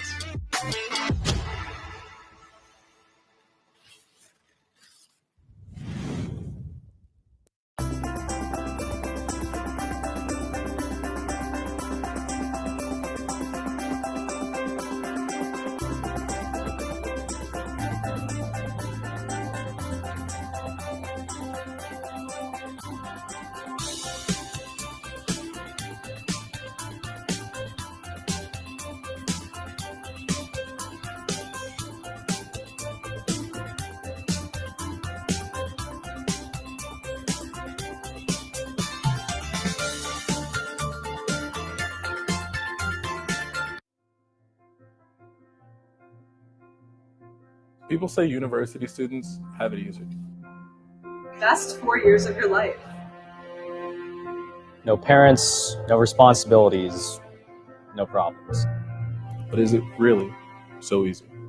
What about the students who know campuses should be places of intellectual debate and diversity of thought, but instead find cancel culture and wokeism? Just how easy do they have it? A lot of people don't generally understand or know what libertarian ideals are. You could see the smirks or the scoffs. The professors and certain students were actively trying to undermine my efforts at the school. I remember it would become that much harder to, for example, get an event together. Students for Liberty has helped them learn and communicate the ideas of liberty, even in environments hostile to it. Like, one, it allowed me to translate that energy. I was just an energetic person, right? And into something a little bit more focused. Students for Liberty has helped them define their dreams and encouraged them to dream big.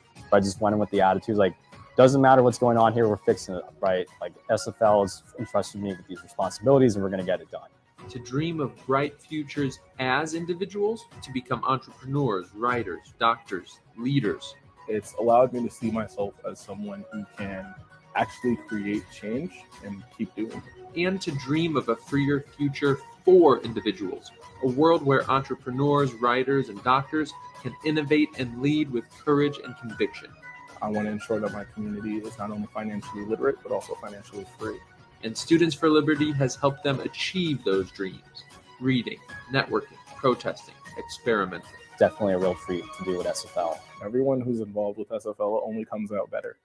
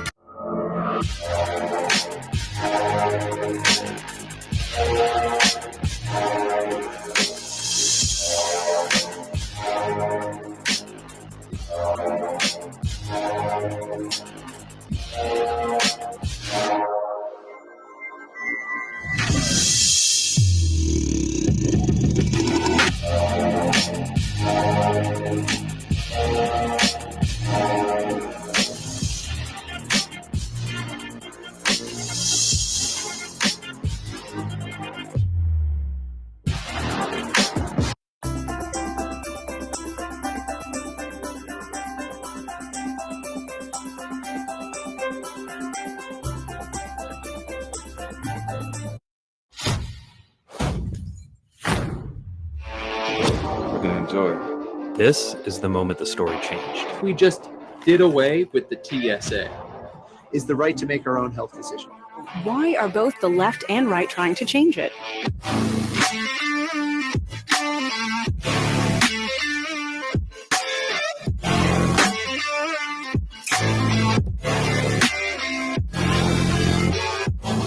The issue is a bit larger than that. You are allowed to make your own guns.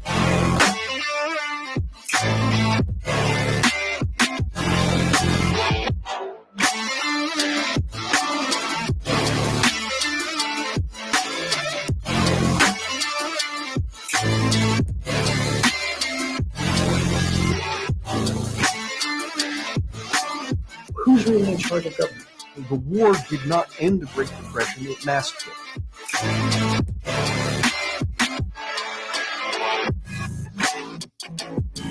It's a textbook example of cronyism.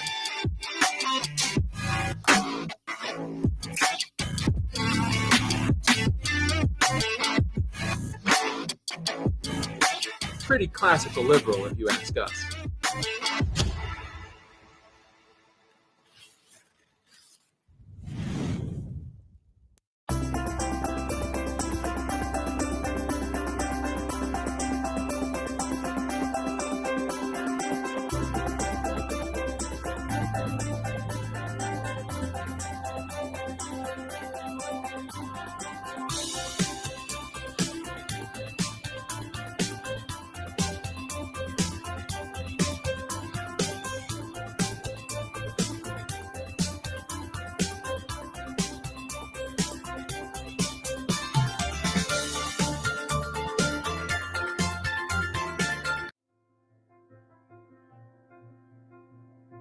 People say university students have it easy. Best 4 years of your life. No parents, no responsibilities, no problems. But is it really so easy? What about the students who know campuses should be places of intellectual debate and diversity of thought, but instead find cancel culture and wokeism? Just how easy do they have it? A lot of people don't generally understand or know what libertarian ideals are. You could see the smirks or the scoffs. The professors and certain students were actively trying to undermine my efforts at the school. I remember it would become that much harder to, for example, get an event together. Students for Liberty has helped them learn and communicate the ideas of liberty, even in environments hostile to it. Like one, it allowed me to translate that energy. I was just an energetic person, and into something a little bit more focused. Students for Liberty has helped them define their dreams and encouraged them to dream big. I just went in with the attitude, like, doesn't matter what's going on here, we're fixing it up, right? Like SFL has entrusted me with these responsibilities and we're gonna get it done. To dream of bright futures as individuals, to become entrepreneurs, writers, doctors, leaders. It's allowed me to see myself as someone who can actually create change and keep doing it. And to dream of a freer future for individuals, a world where entrepreneurs, writers, and doctors can innovate and lead with courage and conviction. I want to ensure that my community is not only financially literate, but also financially free. And Students for Liberty has helped them achieve those dreams. Reading, networking, protesting, experimenting. Definitely a real treat to be with SFL. Everyone who's involved with SFL only comes out better.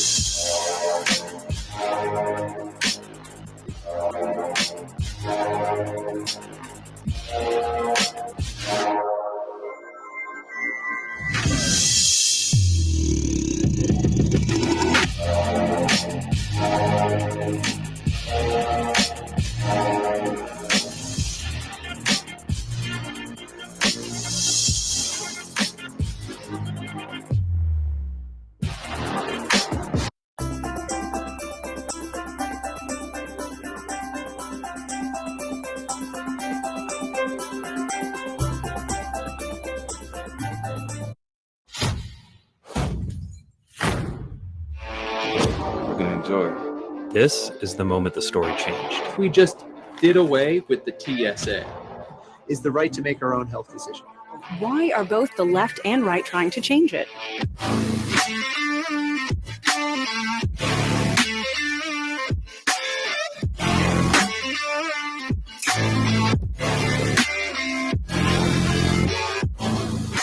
issue is a bit larger than that. You are allowed to make your own guns.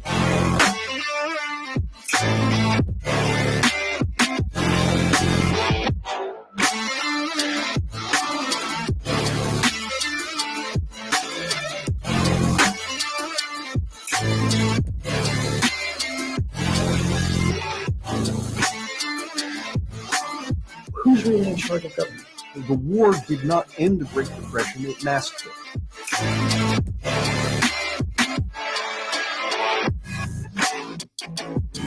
It's a textbook example of cronyism.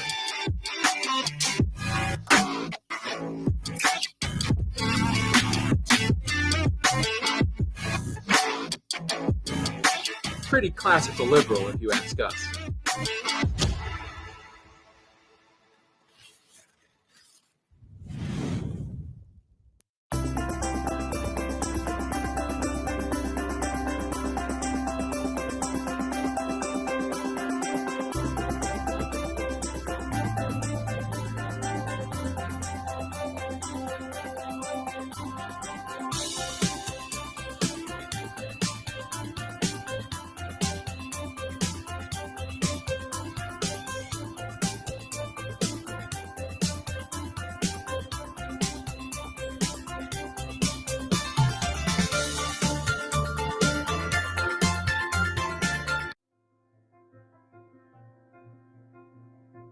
People say university students have it easy.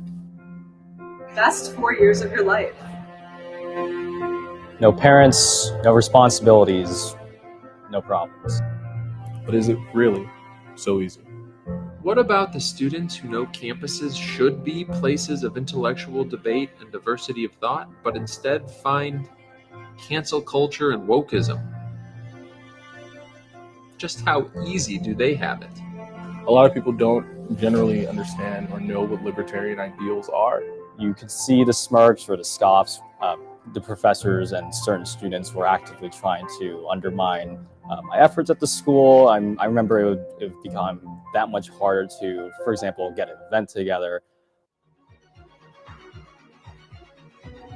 Students for Liberty has helped them learn and communicate the ideas of liberty, even in environments hostile to it. Like, one, it allowed me to translate that energy. I was just an energetic person, and into something a little bit more focused. Students for Liberty has helped them define their dreams and encouraged them to dream big. I just went in with the attitude, like, doesn't matter what's going on here, we're fixing it up, right? Like, SFL has entrusted me with these responsibilities and we're going to get it done. To dream of bright futures as individuals, to become entrepreneurs, writers, doctors, leaders. It's allowed me to see myself as someone who can actually create change and keep doing it. And to dream of a freer future for individuals.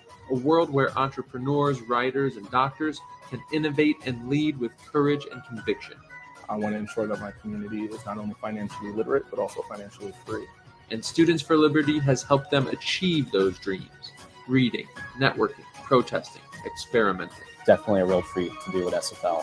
Everyone who's involved with SFL only comes out better.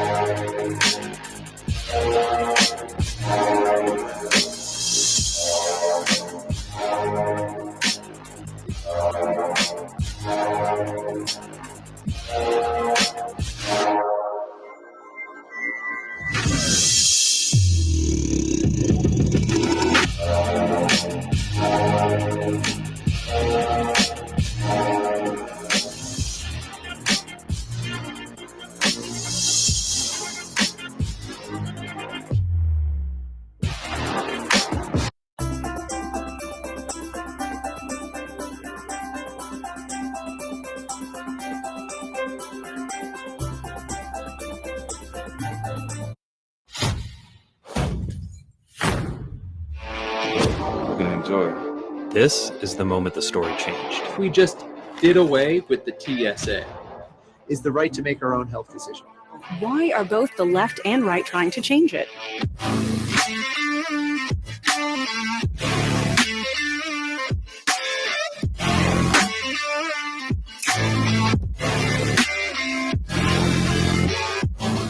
The issue is a bit larger than that. You are allowed to make your own guns.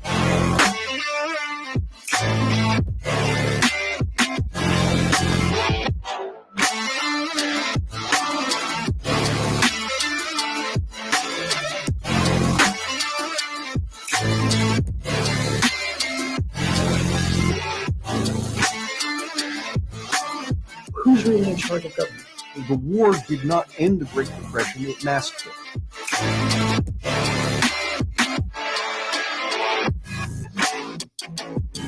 It's a textbook example of cronyism.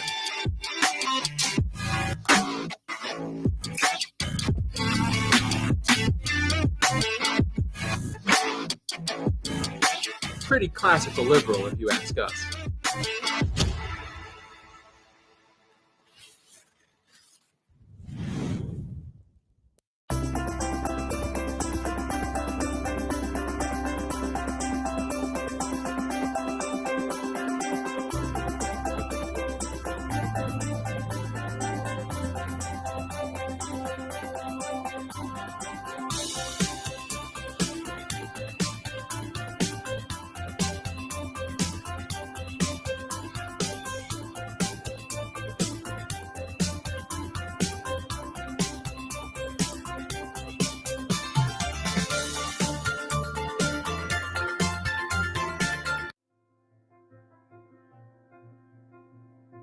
People say university students have it easy. Best 4 years of your life. No parents, no responsibilities, no problems. But is it really so easy? What about the students who know campuses should be places of intellectual debate and diversity of thought, but instead find cancel culture and wokeism? Just how easy do they have it? A lot of people don't generally understand or know what libertarian ideals are. You could see the smirks or the scoffs. The professors and certain students were actively trying to undermine my efforts at the school. I remember it would become that much harder to, for example, get an event together. Students for Liberty has helped them learn and communicate the ideas of liberty, even in environments hostile to it. Like, one, it allowed me to translate that energy. I was just an energetic person, right? And into something a little bit more focused. Students for Liberty has helped them define their dreams and encouraged them to dream big. I just went in with the attitude, like, doesn't matter what's going on here, we're fixing it up, right? Like, SFL has entrusted me with these responsibilities and we're going to get it done. To dream of bright futures as individuals, to become entrepreneurs, writers, doctors, leaders. It's allowed me to see myself as someone who can actually create change and keep doing it. And to dream of a freer future for individuals, a world where entrepreneurs, writers, and doctors can innovate and lead with courage and conviction. I want to ensure that my community is not only financially literate, but also financially free. And Students for Liberty has helped them achieve those dreams. Reading, networking, protesting, experimenting. Definitely a real treat to do with SFL. Everyone who's involved with SFL only comes out better.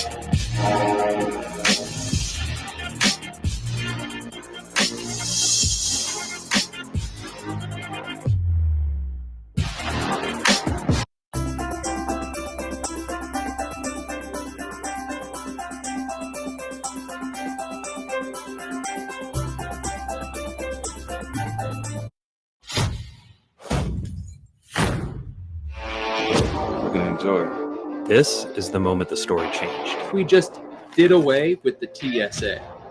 Is the right to make our own health decision. Why are both the left and right trying to change it?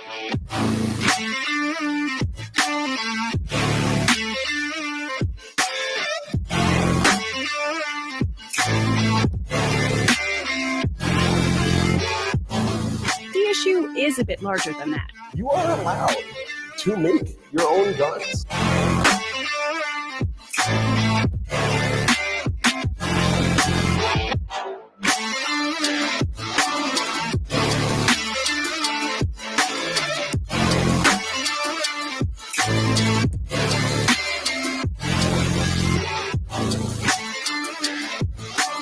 Who's really in charge of government? The war did not end the Great Depression, it masked it.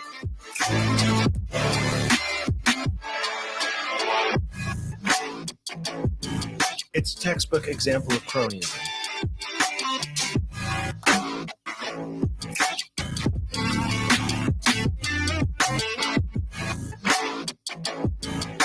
Pretty classical liberal, if you ask us.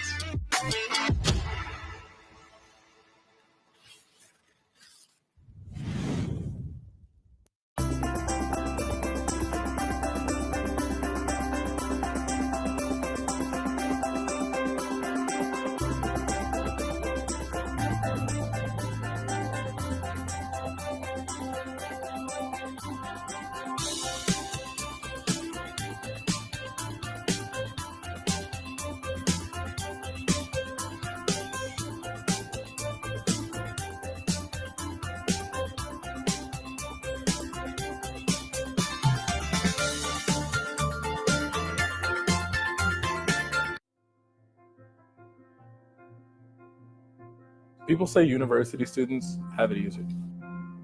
Best 4 years of your life. No parents, no responsibilities, no problems. But is it really so easy? What about the students who know campuses should be places of intellectual debate and diversity of thought, but instead find cancel culture and wokeism? Just how easy do they have it? A lot of people don't generally understand or know what libertarian ideals are. You could see the smirks or the scoffs. The professors and certain students were actively trying to undermine my efforts at the school. I remember it would become that much harder to, for example, get an event together. Students for Liberty has helped them learn and communicate the ideas of liberty, even in environments hostile to it. Like one, it allowed me to translate that energy. I was just an energetic person, right? And into something a little bit more focused. Students for Liberty has helped them define their dreams and encouraged them to dream big.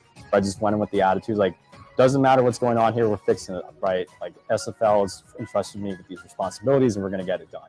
To dream of bright futures as individuals, to become entrepreneurs, writers, doctors, leaders. It's allowed me to see myself as someone who can actually create change and keep doing. And to dream of a freer future for individuals, a world where entrepreneurs, writers, and doctors can innovate and lead with courage and conviction. I want to ensure that my community is not only financially literate, but also financially free. And Students for Liberty has helped them achieve those dreams. Reading, networking, protesting, experimenting.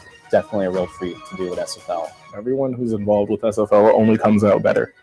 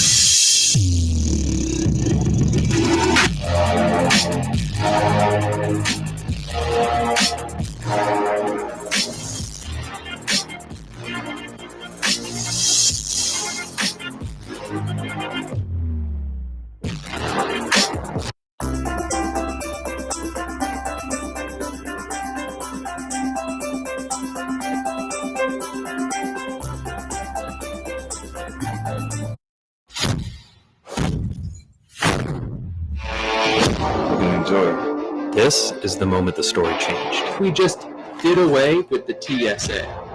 Is the right to make our own health decision. Why are both the left and right trying to change it?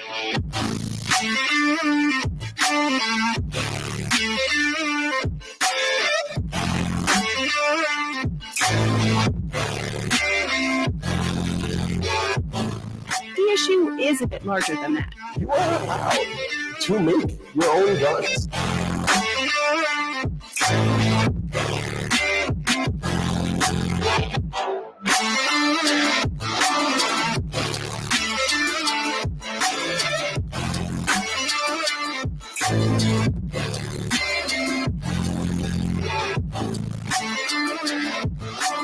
Who's really in charge of government? The war did not end the Great Depression, it masked it.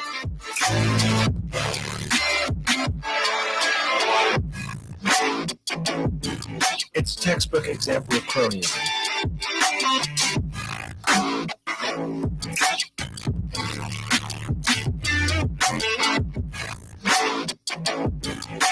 Pretty classical liberal, if you ask us.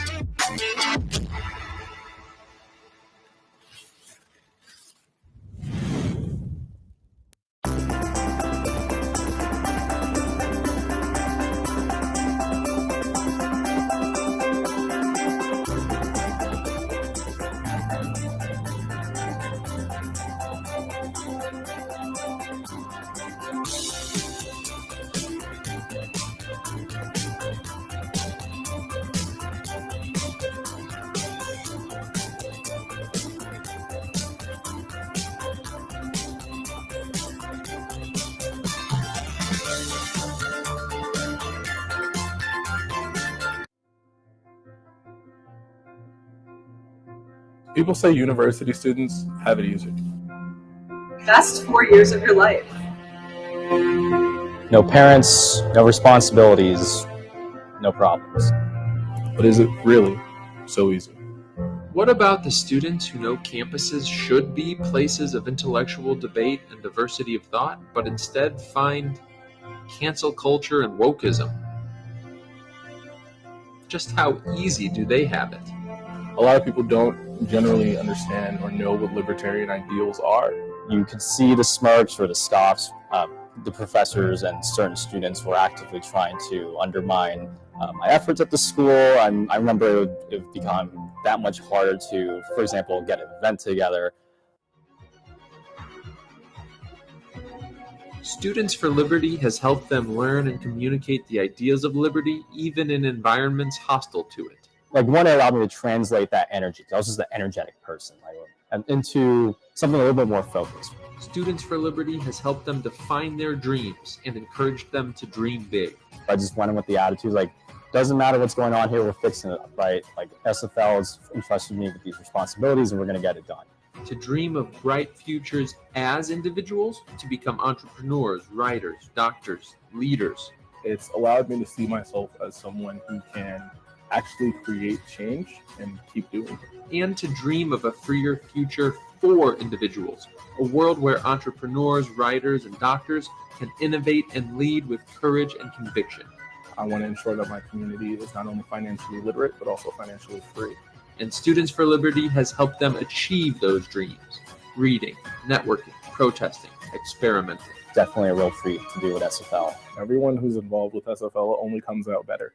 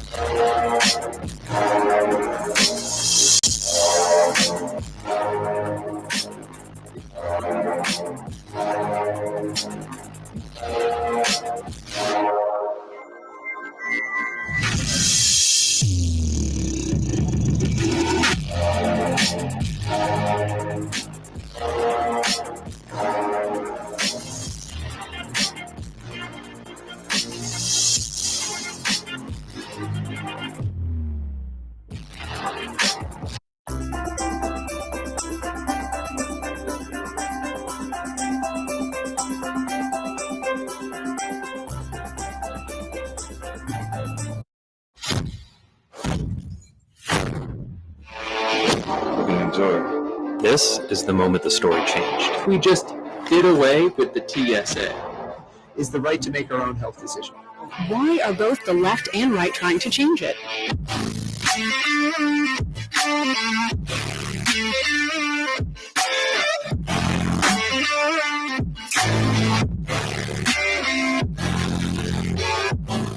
The issue is a bit larger than that. You are allowed to make your own guns.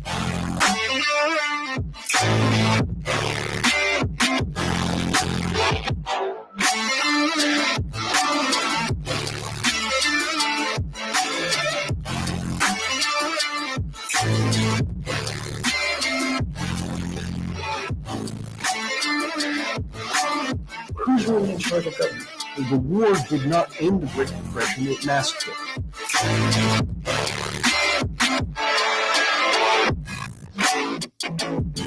It's a textbook example of cronyism.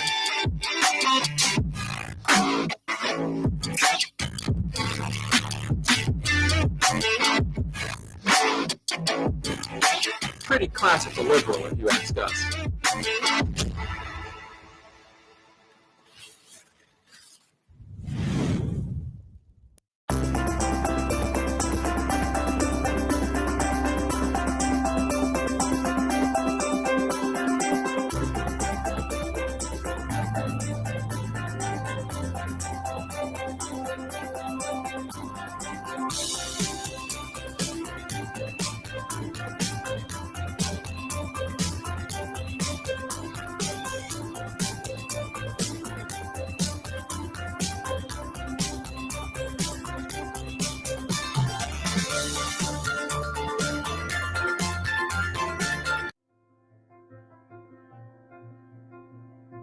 People say university students have it easy.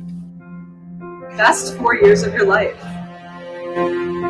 No parents, no responsibilities, no problems. But is it really so easy?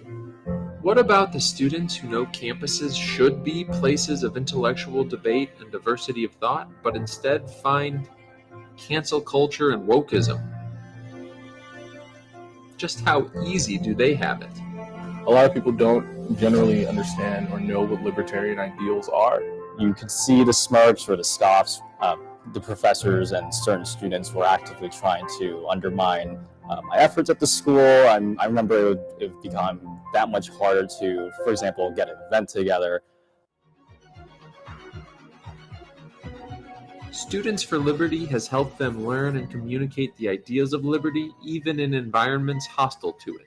Like, one, it allowed me to translate that energy. I was just an energetic person, and into something a little bit more focused. Students for Liberty has helped them define their dreams and encouraged them to dream big. I just went in with the attitude, like, doesn't matter what's going on here, we're fixing it, right? Like, SFL has entrusted me with these responsibilities and we're going to get it done.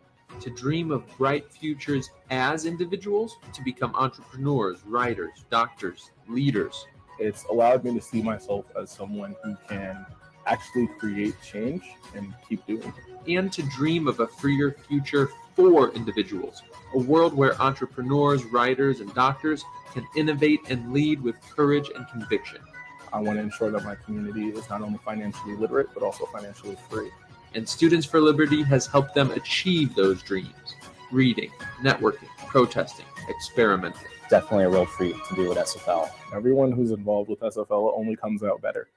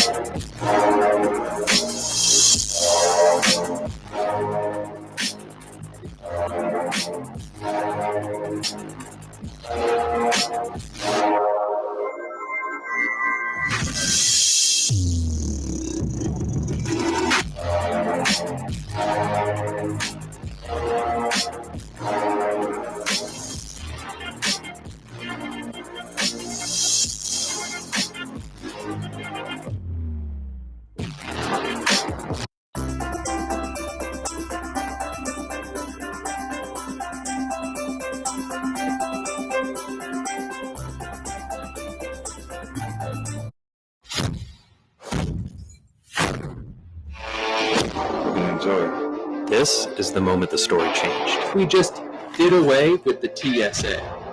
Is the right to make our own health decision. Why are both the left and right trying to change it?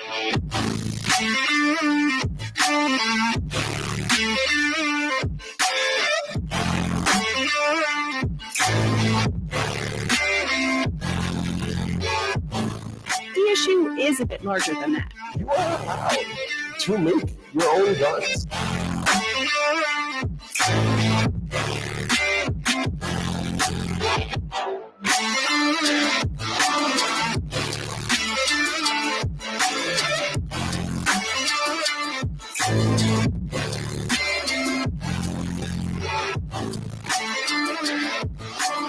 Who's really in charge of government? The war did not end the Great Depression, it masked it.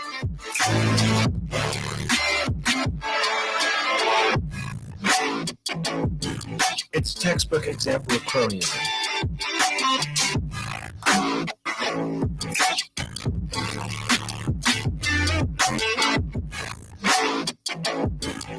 Pretty classical liberal, if you ask us.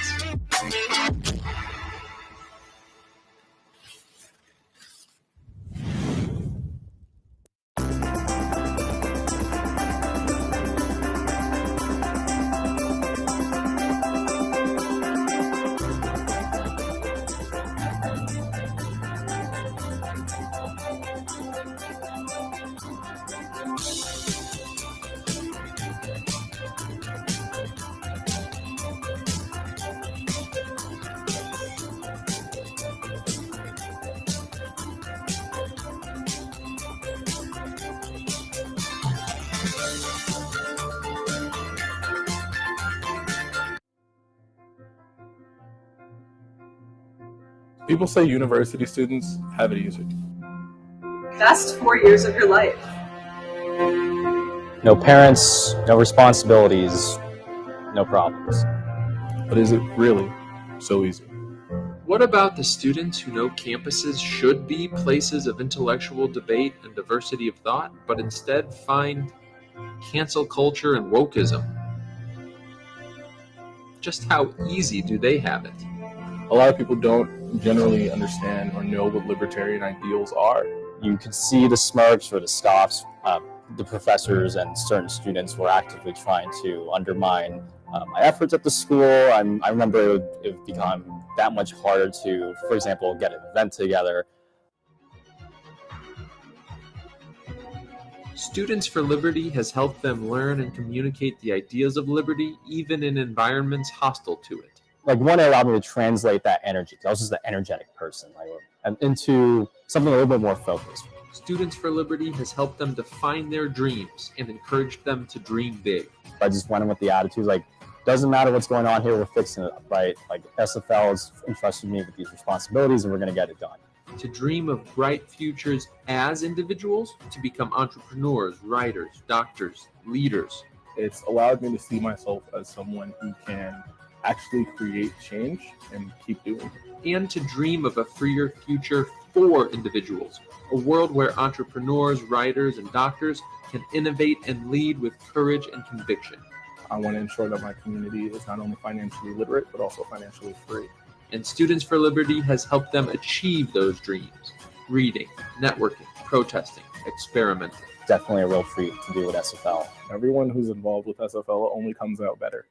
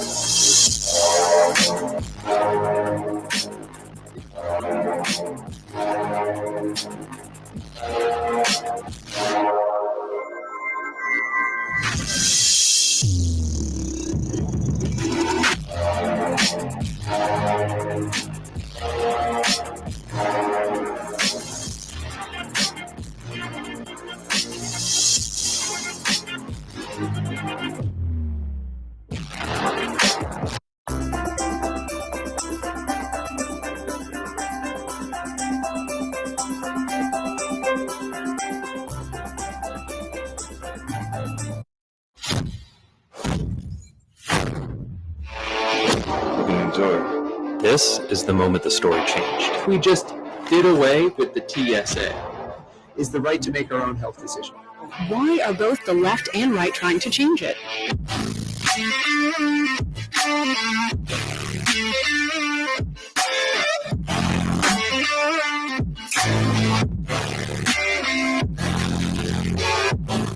The issue is a bit larger than that. Too many. Your own guns.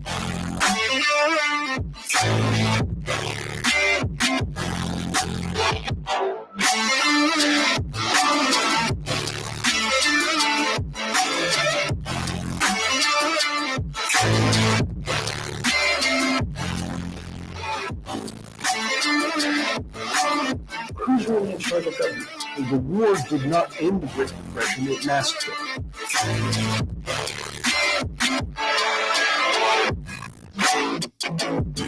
It's a textbook example of cronyism.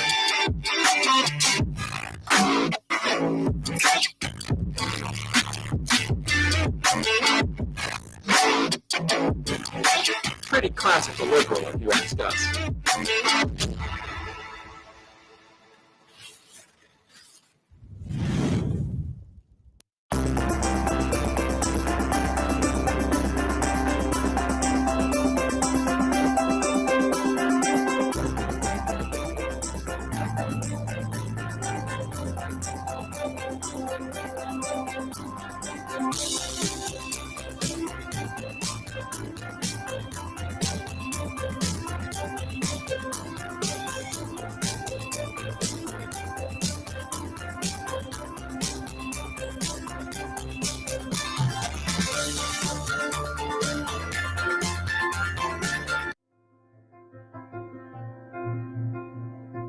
People say university students have it easy.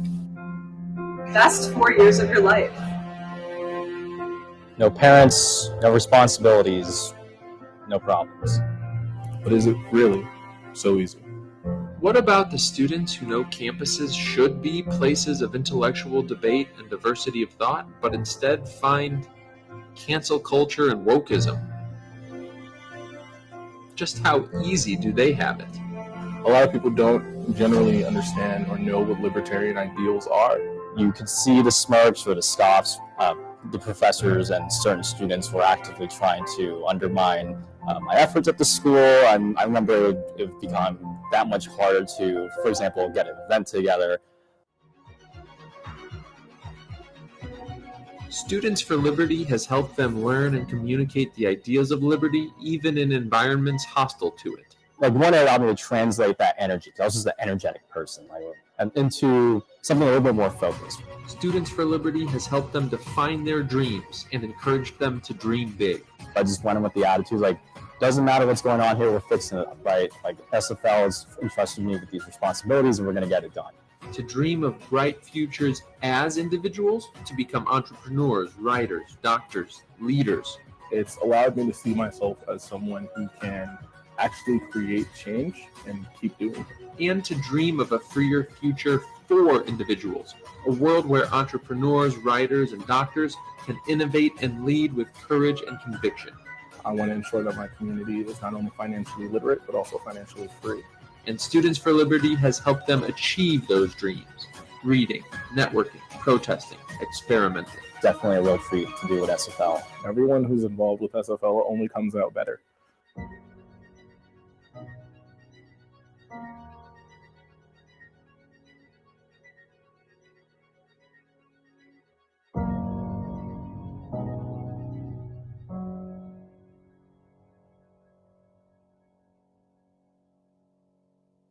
Everyone, please take your seats. We will begin shortly.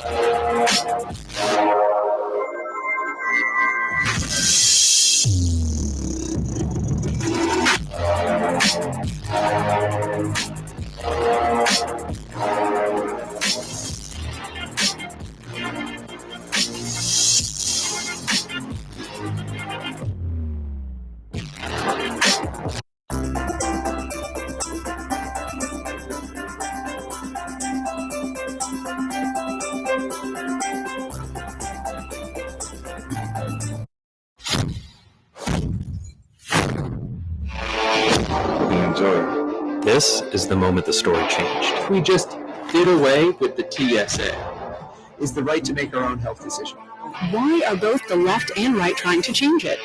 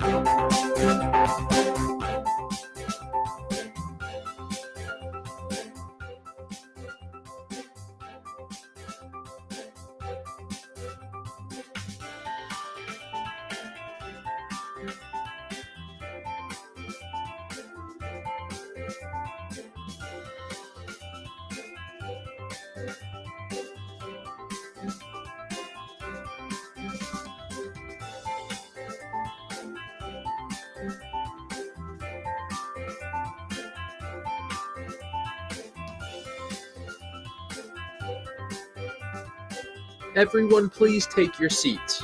We will begin shortly.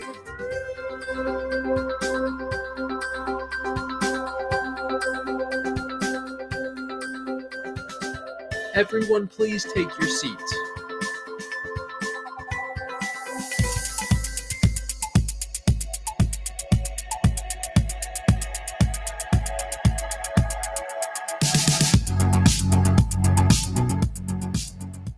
Good afternoon. How is everyone's lunch? A little more enthusiasm because our next guests are pretty awesome. You know, the number one question I get is, are libertarian ideas actually going to work in the real world?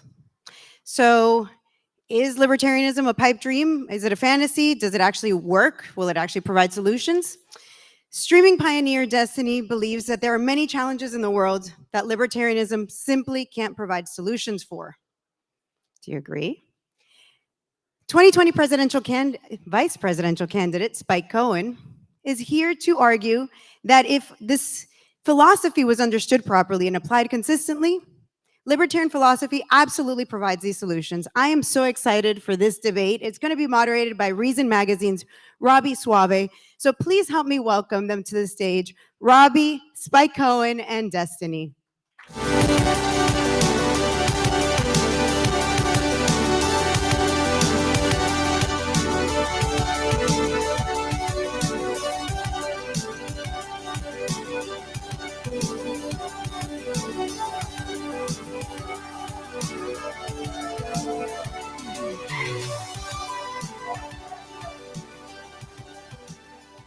Okay, that is bright. Great to see everyone this morning. Hope you're all having a great time at LibertyCon. I know I am. I'm so excited to moderate this debate between Spike Cohen, VP of the Libertarian Ticket last time round, and Steven, aka Destiny, a streamer on YouTube and various platforms. So the topic is libertarianism, perfect solution or unrealistic fantasy. Probably most of us in the room thinks that, well, maybe it's not a perfect solution, a solution of some kind. I think one of the most valuable things libertarians can do, or people who want to spread libertarian ideas, is have conversations, friendly conversations, with people who are interested in our ideas and want to engage with them in good faith. You know, if we just only talk to ourselves, etc., it's fun, but at some point, what good is it accomplishing? So very excited to have this debate. Steven, I want to start with you and just to ask you to spend a few minutes engaging with the topic. What are the issues that you have with libertarianism? Where do you think the limits are, and what are the policy issues where it's not getting the job done? Yeah, so I think the first question you always have to ask, and this is probably true even among libertarians, is when you say libertarianism, what exactly do you mean? Because I've heard everything from, it's almost like socialism, where some people will say it's everything from abolishing all private property all the way to like, well, it's just a heavily subsidized like welfare state or something. And then for libertarians, I've heard like answers as extreme as like anarcho-capitalism. There's absolutely no like formal arrangement of like any like third-party arbitrators or whatever that aren't just like private individuals agreeing to things, all the way to like, I've heard some people, like a Ron Paul-esque person might say like, well, abolish the Fed and like have the government kind of back away from things. My kind of general problems with libertarianism in like the most broadest sense, I think the three topics that I try to like kind of dance around, one is welfare, the idea that there are going to be some people in society that are just, are we allowed to cuss up here? I have no idea. Some people in society are heavily disadvantaged, I'll say. Say fracked, maybe. Sure, fracked. Some people in Battlestar society are Galactica. heavily disadvantaged, and there's not much incentive for other people to help them, say for hopefully family members if you can. So welfare is a big one. War, I think that foreign affairs are a very important part of like how the world functions and operates. And the only way to deal on that international level is to have a collective group of people that are being represented by a government that can raise and recruit an army, that can intersect with other countries and represent on behalf of all the people. And then the third thing would be stuff related to like intellectual property or like patents. So for instance, like how do pharmaceutical companies protect their intellectual property in a libertarian society where there's not like a third party that's protecting like property rights or like patents or trademarks? That's very interesting. Actually, I think if I were to make the argument I thought you were going to make and identify areas of libertarianism where I think there are good, more compelling, in my view, arguments against them, I'm not actually sure I would have picked any of those. That's Cool. very Okay. interesting. Spike, how would you respond to this idea? And then maybe we'll get into the specifics of the ones he raised because they're very interesting. Sure. So first of all, I want to give a couple caveats. I actually hurt my back. So if you see me suddenly wince, it's not necessarily because of something that Steven or Robbie said, necessarily. And also, I'm on just enough painkillers to be able to get through this. So if you like Spike Cohen, you're going to love Spike Cohen on drugs. That will likely be the biggest applause line any of us get. Going to what Steven said, and first of all, I agree that is part of the problem when we talk about these things. If we're talking libertarianism, are we talking anarcho-capitalism? Are we talking a night watchman state? So I think rather than get into a debate inside of a debate, I think it's better to just talk broadly about the idea behind libertarianism, and we can apply it to what we're talking about. So the three things you brought up were war, I guess, intellectual property, and welfare, right? Yeah, the three W's. I'll say war, welfare, research. That's why I'm so sorry. That's the only time I'll do that. No, that's good. So we'll start with the, I guess the first one you did was welfare.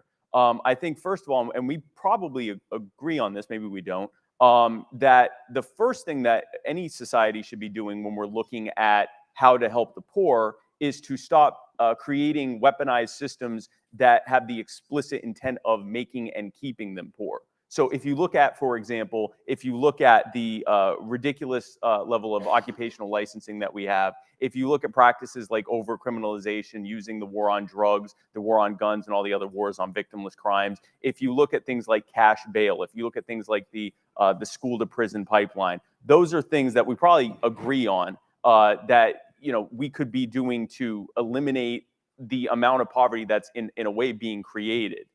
When it comes to welfare, the thing that I would say is that if we have eliminated that much welfare, if we look at welfare as sort of like a safety net, and if we start putting the rungs back on the ladder, getting rid of the excessive taxation, regulation, and over-criminalization that leads to so much poverty, a lot of people that are currently stuck in a safety net are going to be able to climb out of it. If we also don't have a Federal Reserve that, in order to pay for the welfare state, the warfare state, and everything else, if we don't have a Federal Reserve and a monopoly on currency generation that is driving up the price of living because of monetary inflation, then many people won't be in any effective poverty. They may have the same amount of money, but that money will go further. And for those who still need help, you can use things like mutual aid and charity to get them out of the situation they're in and help them be able to get back on their feet. But the problem we have right now is that poverty has been, in many cases, made permanent and in a way sort of made into a generational problem instead of a temporary problem. And yeah, that would be hard to deal with just with charity or mutual aid, but simply getting the government off a lot of these people's backs would do a credible amount of good. When it comes to war, we live in the country whose government is carrying out most of the war that's happening in the world. If you look at I call it a genocide that's happening in Yemen, where the US government is funding the Saudi government and elements of Al-Qaeda who are carrying out something that looks even more brutal than what Russia is carrying out in Ukraine and has been going on for far longer. I think that the idea of having a long-term standing military, the problem is when government creates a program, they have to create a reason to expand it and a reason to continue it. And that's what we've seen with the war on terrorism, with the militarization of the war on drugs. That has been a continuation of a program, the Pentagon, that has to have a reason to continue itself.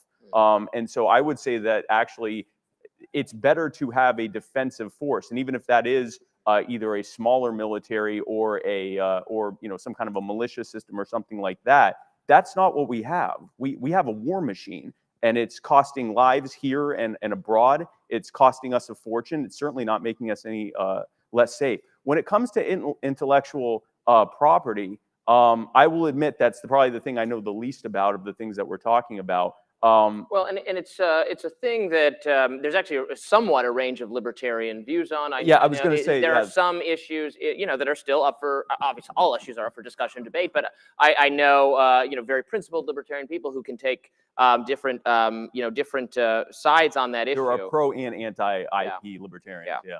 By the way, if your back is still hurting later, I have some heroin in my room. So just kidding. If this is streaming, I don't want legalize heroin. Woohoo! Legalize heroin. Not DA, necessarily don't use heroin, but you should. If this is streaming. So Stephen, what I think you raised a good point when you said, like, what kind of libertarianism are we talking about? That is such a broad term. So I get annoyed when socialists do exactly what you just said. Say, well, yeah, I'm a socialist. I'm like, wait, you mean that a revolutionary vanguard should seize the means of production from? It's not a system that works very well. And then they say, no, I just want more welfare. So I'm like, okay, it's not socialism. How do you feel about? I would say I'm directionally libertarian. I want to move the existing things we have in more of the direction that Spike was articulating. That okay, well, if we have a welfare system, how can we subject it to some kind of market forces that will make it more efficient? If we have to have a military, how can we have it be more accountable to what the people actually want, which is oftentimes not what this war machine wants. If we have to have some kind of intellectual property, how can we have it so that innovation is still permitted and you're not just giving massive benefits to Pfizer and so on and so forth? How do you feel about directional libertarianism? I love the concept of directional libertarianism as it can happen under a liberal style of economy and government. One of the biggest strengths, I think, of liberalism is it allows for a whole bunch of different economic and political philosophies to exist within it, and then to kind of function as they will within that system. So if you want to have a small town where you vote, I mean, we've got sanctuary cities that say we're not going to cooperate with the federal government when it comes to turning in illegal immigrants. We've got states now that have legalized drugs that are still federally illegal.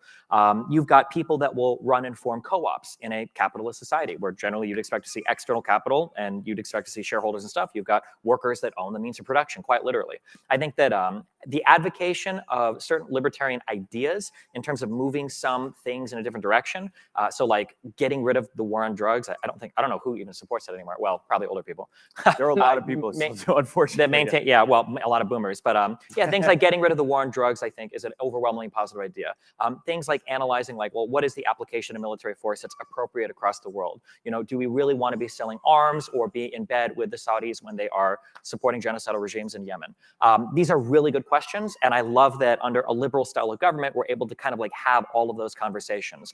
Whereas in a more hardcore libertarian style of government, if we wanted to have the conversation of there's a potentially important conflict brewing in Eastern Europe, what can we do? And everybody's like, well, I don't know. We don't have a military. We can't do anything. And it's like, oh, okay. Well, our options are far more limited under other styles of regimes, like say communism, socialism, or libertarianism. That I think that liberalism gives us the flexibility to address.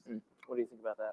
Well, first of all, we're talking about having different definitional issues. When you say liberalism, there are many people in here who actually consider themselves liberals, classical liberals. So when you're saying a liberal system, would you mind just Yeah, I guess when I say liberal system, so I'm talking about some form of like representative democracy combined with some form of like capitalist economy where the things that we value are like property rights, freedom of speech, freedom of the press, things that are like enshrined in our like Bill of Rights, essentially. Right. Like kind of very broad sense of like what it means to be a liberal. Okay, so I mean, it almost sounds like a federalist system you're talking about, where a lot of the decisions are being made more locally than having a centrally planned from the absolute top, but where, like you said, different decisions are being made at a more local level for that community to kind of fit them. I just want to make sure I'm not missing. Yeah, in a bit. I mean, I think the idea behind the United States is always that like a decision ought to be made as locally as possible. I tend to agree with that. Kind of taking a step back on first principles, I think any form of governance, and this might also answer the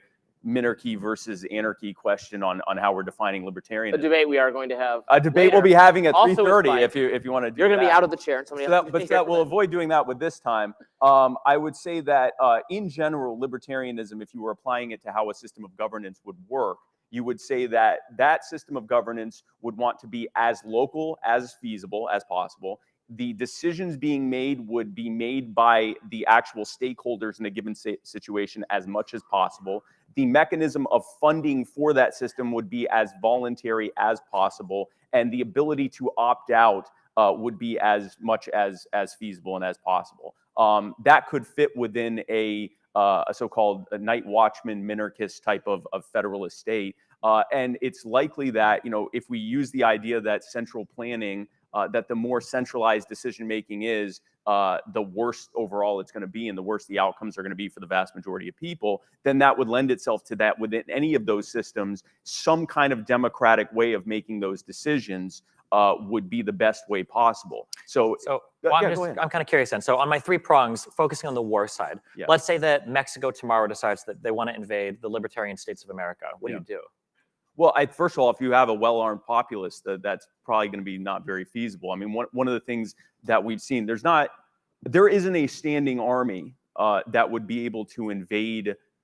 Forget a nation of 330 million well-armed people. Even a state of a few million well-armed people, that's not a real thing. That's not feasible. They could maybe have an invasion and they could blow up buildings, but in terms of actually whatever goals they would have in a long-term invasion, being able to occupy, being able to take over resources, that can't happen with a well-armed populace. Now, it's not to say that you couldn't then have some kind of either a regular training system like a militia or something similar that could be called up. And the beauty of having it that way, instead of a standing army with military bases and weapons programs and everything else, is the impulse to use this thing that you have to justify the ever-growing budget that you need to have wouldn't be there. You'd have something that would be ready and on call but couldn't be used for, widespread world policeman type style. Well, so I think in addition to what you're saying, that you're more likely to get invaded by Mexico if you have the kind of vast police and national intelligence and agency forces that the government has. So I've heard this argument before, but let's lean a little bit more into this. So I think you can invade a well-armed population very easily. You would just be killing them all, right? Like holding territory and having the citizens being like subservient to you while they're all well-armed and hate you is probably much more difficult. But if we were talking about like an invasion into like New Mexico or Texas, which is mostly empty land, save for like a couple of big cities, it'd be pretty easy for another country to make big territorial gains. The only people that could resist a formal army would be like individually trained citizens. I just don't see the ability for like individual citizens in like a state. Like, are people from Austin going to drive over to like El Paso to like defend that city? Right. So again, it's not necessarily that you wouldn't have some kind of ability to have a force to call up when and if needed. And if they decided they wanted to have some minimal presence to be able to make sure if something happened, there was something there. Also, if we're going to the hypothetical of the Mexican army deciding that it wants to wage a campaign of genocide, of actually going in and killing everyone, it's likely that there would be some indicators beforehand, like this isn't going to happen tomorrow, right? Sure. So if that were the case, then there would be able to be that, okay, well, this looks like this is something that's going to be happening. We can begin calling up the people that we've had regularly training for this type of thing. But that's to go from that step to say that another government could do something, could decide they want to commit genocide and invade, and therefore we should have. I want to make sure we're in agreement that we should not have the military-industrial complex we have now. Is that correct? love the military-industrial complex. Okay, so and you're saying that unironically. Yes. Okay. All right. So like, because what I'm gonna to avoid, because I'm sure you've probably been on this dialogue a million times, but the questions I'm going to start to ask are going to be like, so you think that we should have a group of people that we could call up when needed? They're getting some type of regular training. Yeah. We're probably making some sort of investment into like arming them. We're probably having some kind of logistic. At some point, are we kind of just rebuilding the military? No, because the idea is that it remains as a defensive force. If you have something that's there that exists, it turns into what we have now. And I want to make clear what we have right now. What we have right now costs us over $1 trillion a year. It has cost us, just in my time, it has cost tens of thousands of American lives in combat. It has cost countless, but millions of innocent lives overseas.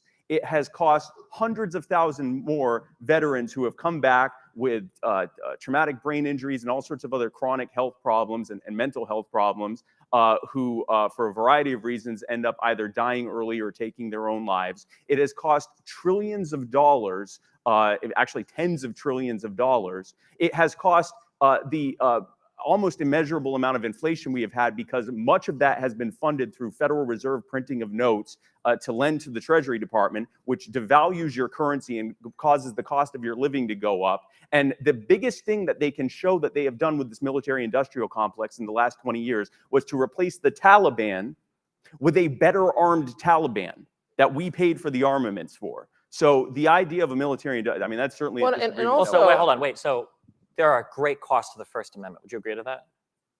I believe that there are, but I don't believe that an invasive.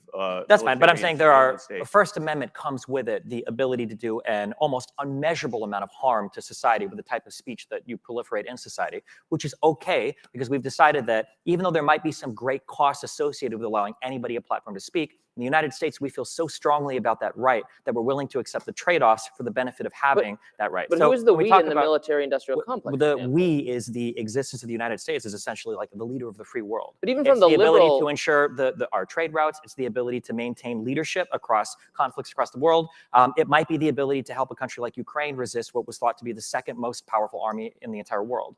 And that's something that we wouldn't be able to do if we didn't have the military investment that we did. But even under your regime of sort of liberal democracy, I mean, these are decisions not being made. They're not subject to democratic forces at this point. They're not accountable because there's no. Wait, what's not subject to There's democratic no congressional. forces? These wars are not being congressionally authorized anymore. The Ukraine funding is all stuff we're voting on. Like we voted on the Libya replacement, the Syria involvement, the drone deaths of various. We don't directly vote on every single thing, but we have representatives if we really don't like things, and that starts to dictate like who we vote for. That's kind so. I feel like I'm doing the meme where we're saying, how did my freedoms get over in Afghanistan and Iraq? How is what the military-industrial complex has done largely in the Middle East and the global South? how is that something that has protected my right to freedom of speech or my rights, especially considering that coupled with that military-industrial complex is the internal surveillance state complex, which we have found out means the government keeping track of basically every single thing we do, every single electronic communication we make. How is that protecting or preserving any right? Yeah, so there's not going to be, I can't defend every single aspect of how the United States military or government conducts itself. Like I said, I think rightfully there are a lot of criticisms that one could make of how the government and the military-industrial complex conducts itself. But when I look at things like, for instance, the conflict occurring in Ukraine, only the United States could have been the leader needed in that situation to give Ukraine the tools they needed and to get other countries on board with being able to resist Russia in the way that they have. But that's something that only the United States could have done. But someone would say that has brought us precipitously closer to nuclear war. Do what?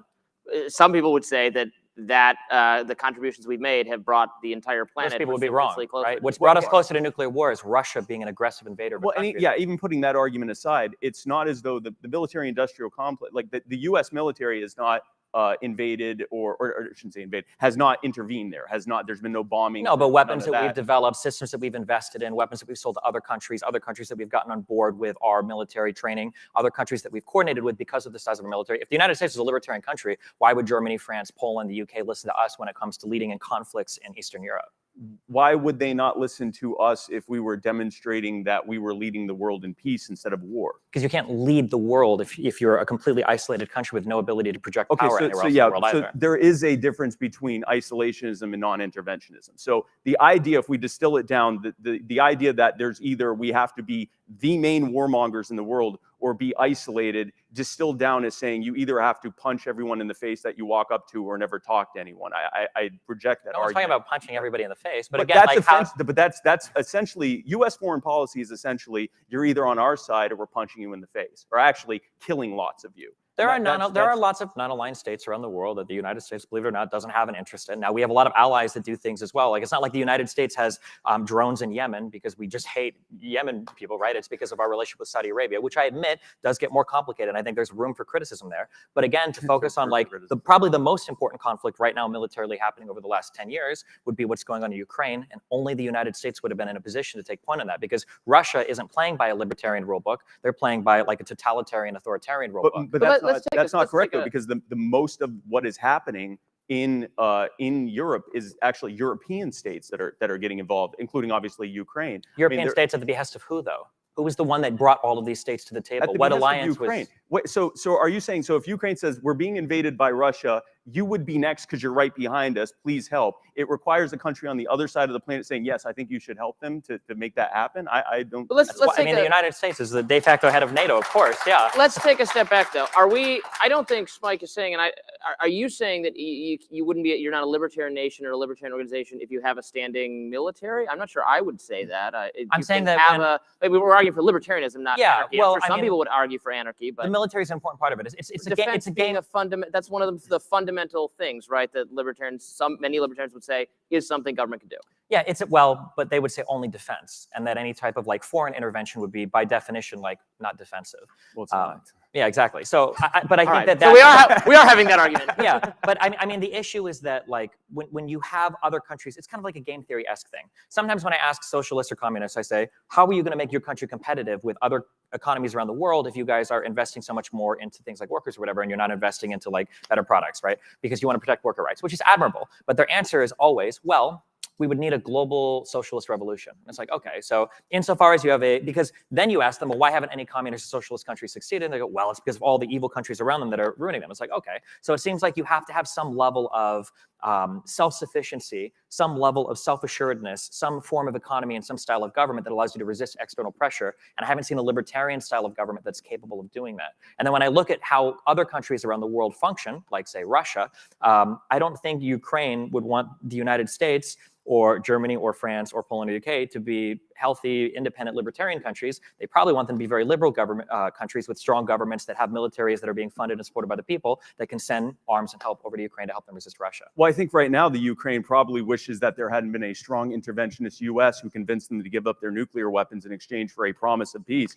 Because right now, if you'll recall, with the breakup of the Soviet Union at one point, the Ukraine had the second or third largest stockpile of nuclear weapons. And the US and Russia in their nuclear non-proliferation strategy, which means only we get to have nukes, they went to Ukraine and offered security assurances, which you can see what those were worth, in exchange for the promise of, in exchange for them giving up their nukes to Russia, which is interesting. So basically, what they were saying is, if you give up your nukes, then the two countries who are the most likely to invade you at some point or intervene at some point, we totally promise that we won't do that. And within a span of one generation, that obviously has been broken, because this started at least in 2014 with the invasion and annexing of Crimea.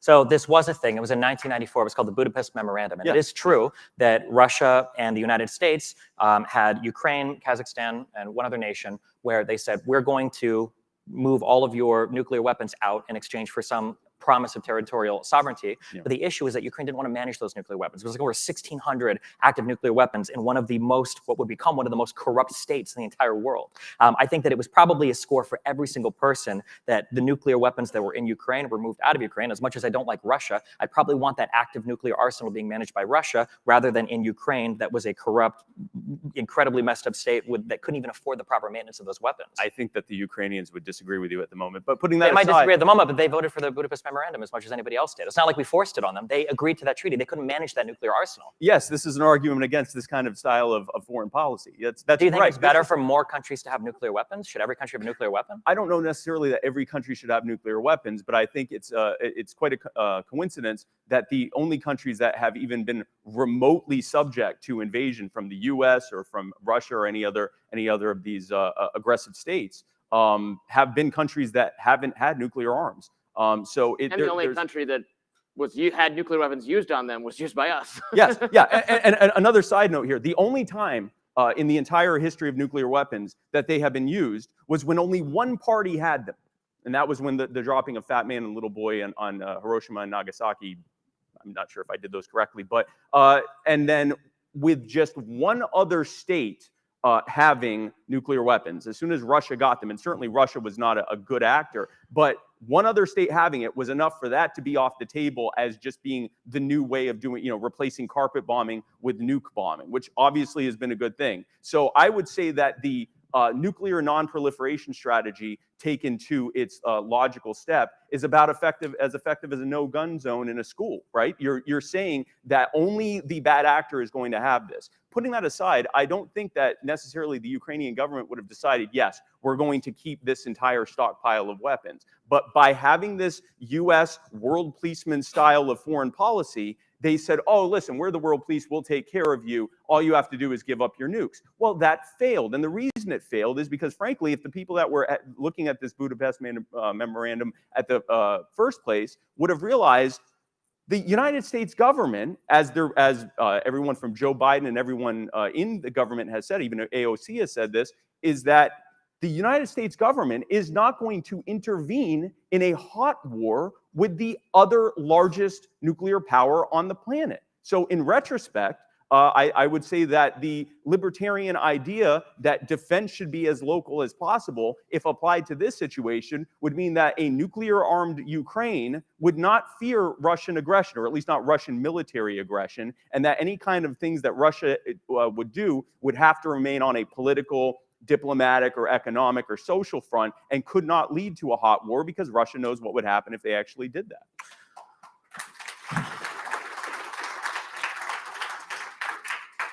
That's an interesting argument in favor of massive nuclear proliferation. I tend to be against it. I guess that's one route you could go. I feel like the simpler route would probably be that you should just be allies with a country that has nukes. I think that the way that NATO is structured, and I think Ukraine being in NATO, is probably a better solution than every single country around Russia trying to get nuclear weapons. But it didn't work. No, it didn't work because Ukraine's not in NATO. If it did work. If you go up and you ask the Baltics, it worked for them. They're not being invaded by Russia, right?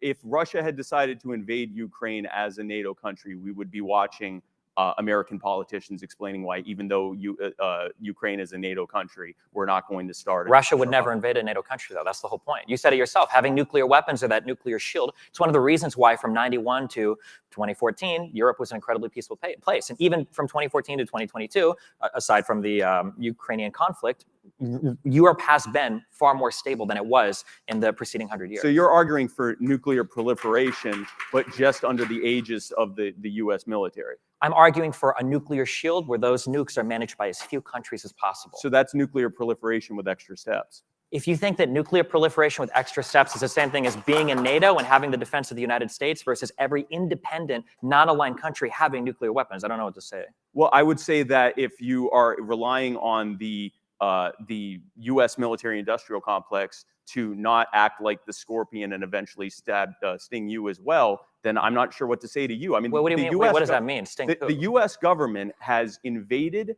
bombed, and destabilized more countries than any other country combined, certainly even within our lifetimes, but in the last century. And pretty much since World War II, it has been the U.S. government that has been the main purveyor of mass violence around the globe. So we're in this situation, man, where we are here in this sort of cone of safety of we won't get invaded by the U.S. because we are the U.S. And we talk about all the beautiful things that come from this military-industrial complex. And it's almost like Hunger Games. We're like the comfortably sitting people who get to talk about we can sit here and say things like, well, there are certainly some criticisms to be made, while hundreds of thousands of people are being mass murdered by a conglomeration of dictatorships and terrorist groups that are being sponsored by our military. So to argue that they should be the ones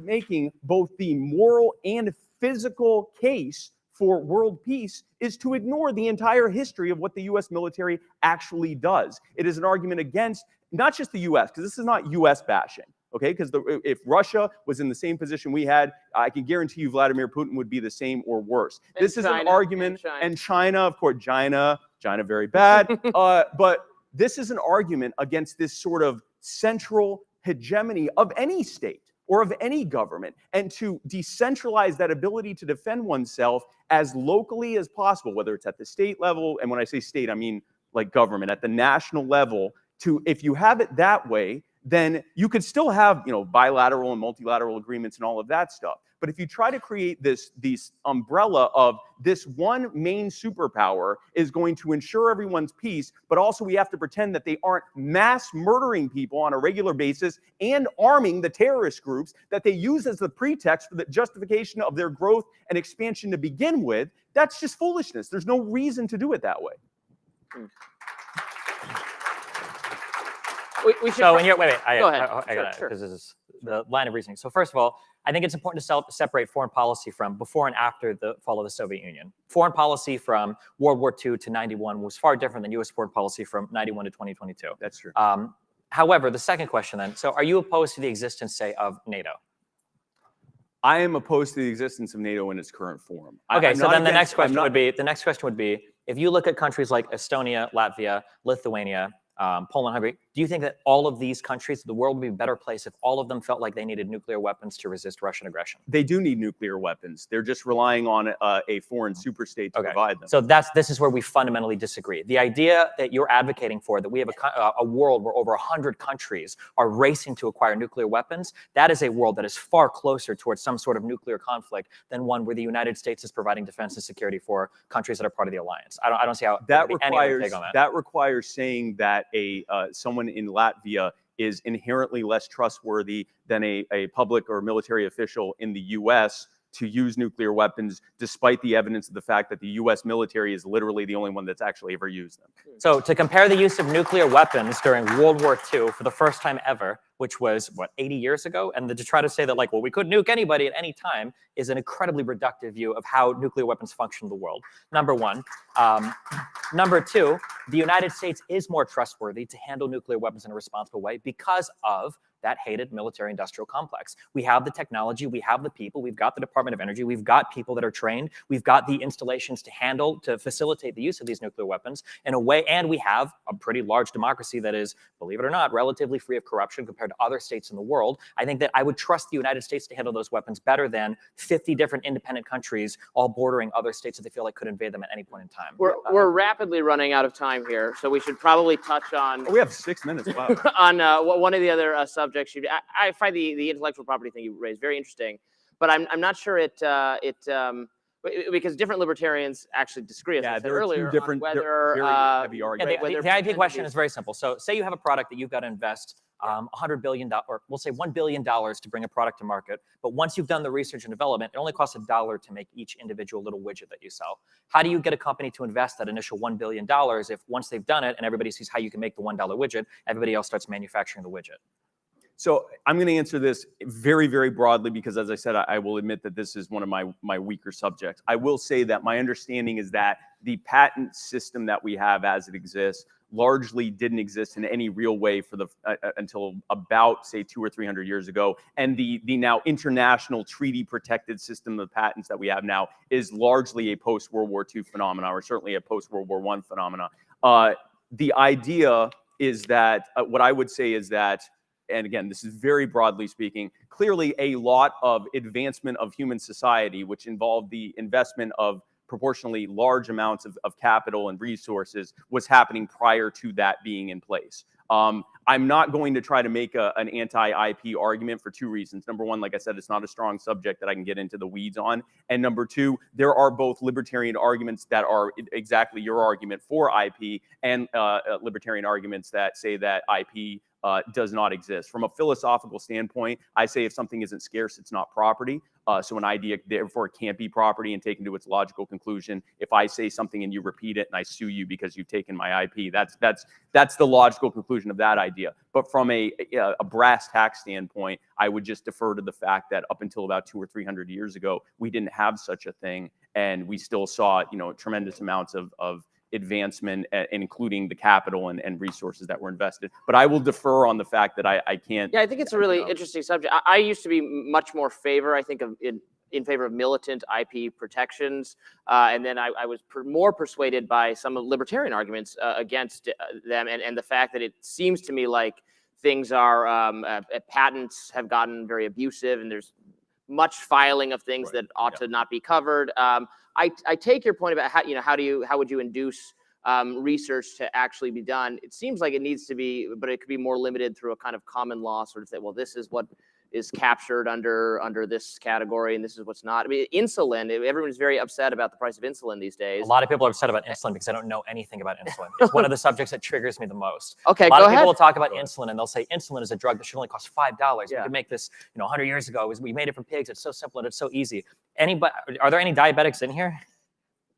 Can't see anybody. Nobody? I was going to say, I couldn't see if there were, but yeah. No diabetics at a libertarian conference. That's interesting. Again, Carolyn up in the room. No, I'm just kidding. But no, I mean, like, the insulin that you took before is like, your blood sugar is high, you inject your thing, and you crash hard, you feel like shit, you got to time your stuff, you got to poke your finger, everything, you got to figure out, like, at all times what your blood sugar is. The different formations that we have on insulin formulas that exist today are far more complicated, are far more nuanced. There's a reason why there's so much R&D that goes into it. It regulates your blood sugar throughout the day in a far more even way. You can do it with one injection. There's like time release. It's a very, very, very sophisticated formula that's used today. A lot of people will point to insulin as like the #1 reason why pharmacies are so horrible and evil and destructive, or pharmaceuticals are. And I would point to insulin. I'd say, well, actually, I think insulin is one of the biggest reasons why pharmaceuticals are so successful, because they've taken a relatively simple product with an absolutely huge ton of R&D and time. They have created products that are way more sophisticated versions of that initial horrible product, which oftentimes when you hear about people dying because they couldn't afford insulin, it's because they were buying that cheaper, horrible product. There was that one story that went viral a while ago where a guy said that he couldn't afford insulin on his insurance and he went to Walmart and he bought some instead. And people were like, oh my God,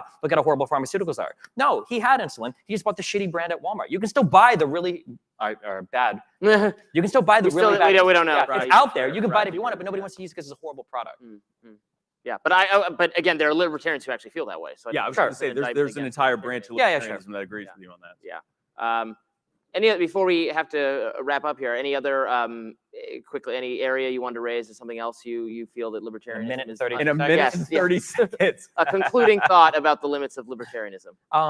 As a liberal, I like other styles of government or economies because I think they do provide really strong or good critiques. I think that libertarians, ironically enough, are more concerned with certain liberties than liberals are. And I think it's really good to, even if I don't agree with libertarians, to argue with them sometimes and say like, hey, well, maybe the surveillance state, the power is moving a little bit too far. Or maybe, you're defending the idea of a strong US military. Well, how do people in Yemen feel about that? How do people in Iraq feel about that? How do people in Afghanistan feel about that? And I think those are all really valid criticisms and concerns. And like I said, I like liberalism because I can incorporate a lot of those into my current understanding of how our government works and runs, but it's good to have those conversations.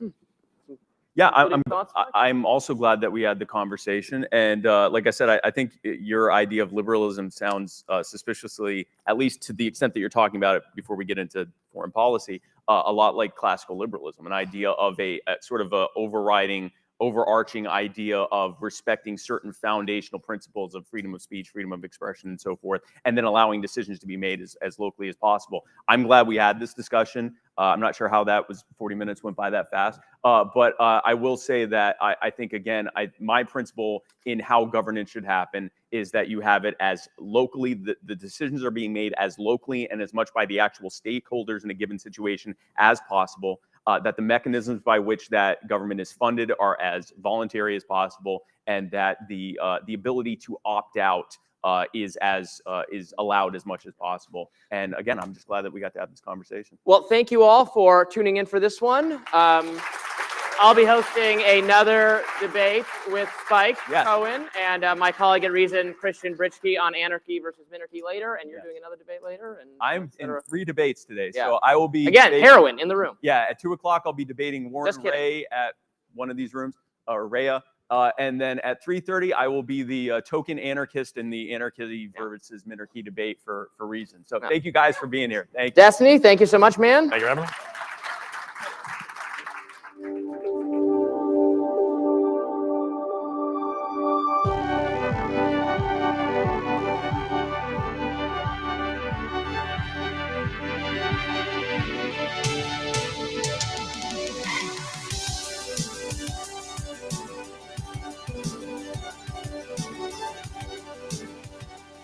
Was that a good debate or what? Who won, by the way? I hear a lot of spikes in the room. Destiny? Okay. My money's on Spike. So we had an unfortunate cancellation. Congresswoman Nancy Mace cannot make it today.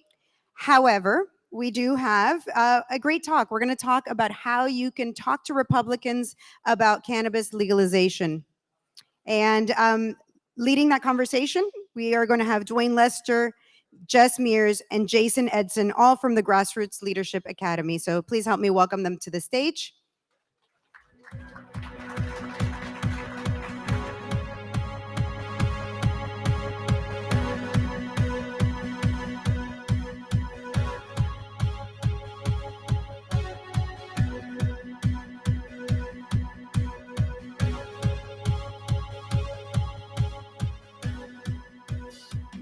Thank you all for sticking around. I appreciate that. My name is Dwayne Lester. I'm the Director of Issue Education for the Grassroots Leadership Academy.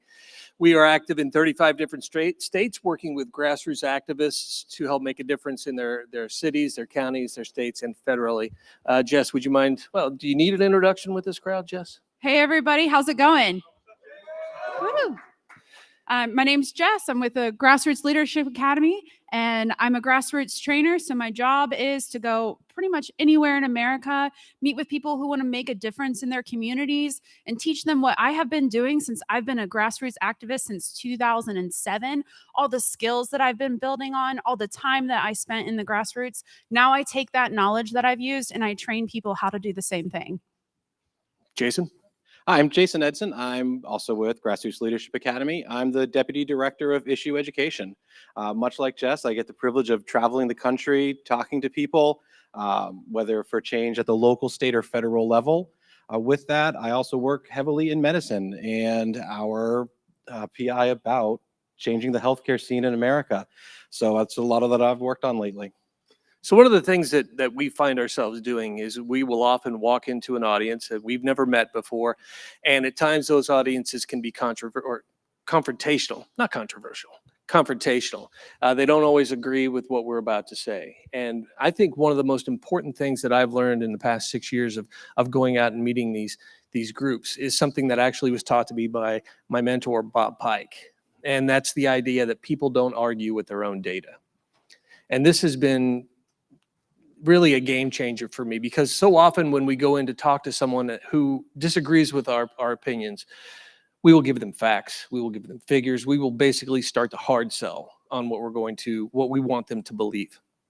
And what I found is that, believe it or not, that doesn't work. So what I started doing was I got this idea, people don't argue with their own data. So when I would go in and I would be working with an audience that I knew was oppositional to our ideas, I would start with 4 questions. I would tell them flat out, later on in this training, you and I are going to disagree. We're not going to get along on something later on, but I want to start us out on the right foot. So I would say, where does a just government get its power? And more often than not, they would say a just government gets its power from the people. And I would say, yes. Keyword there is just. A just government gets its power from the people. Now, can a person give away something they don't have? And they would say, no. No, a person can't give away something they don't have.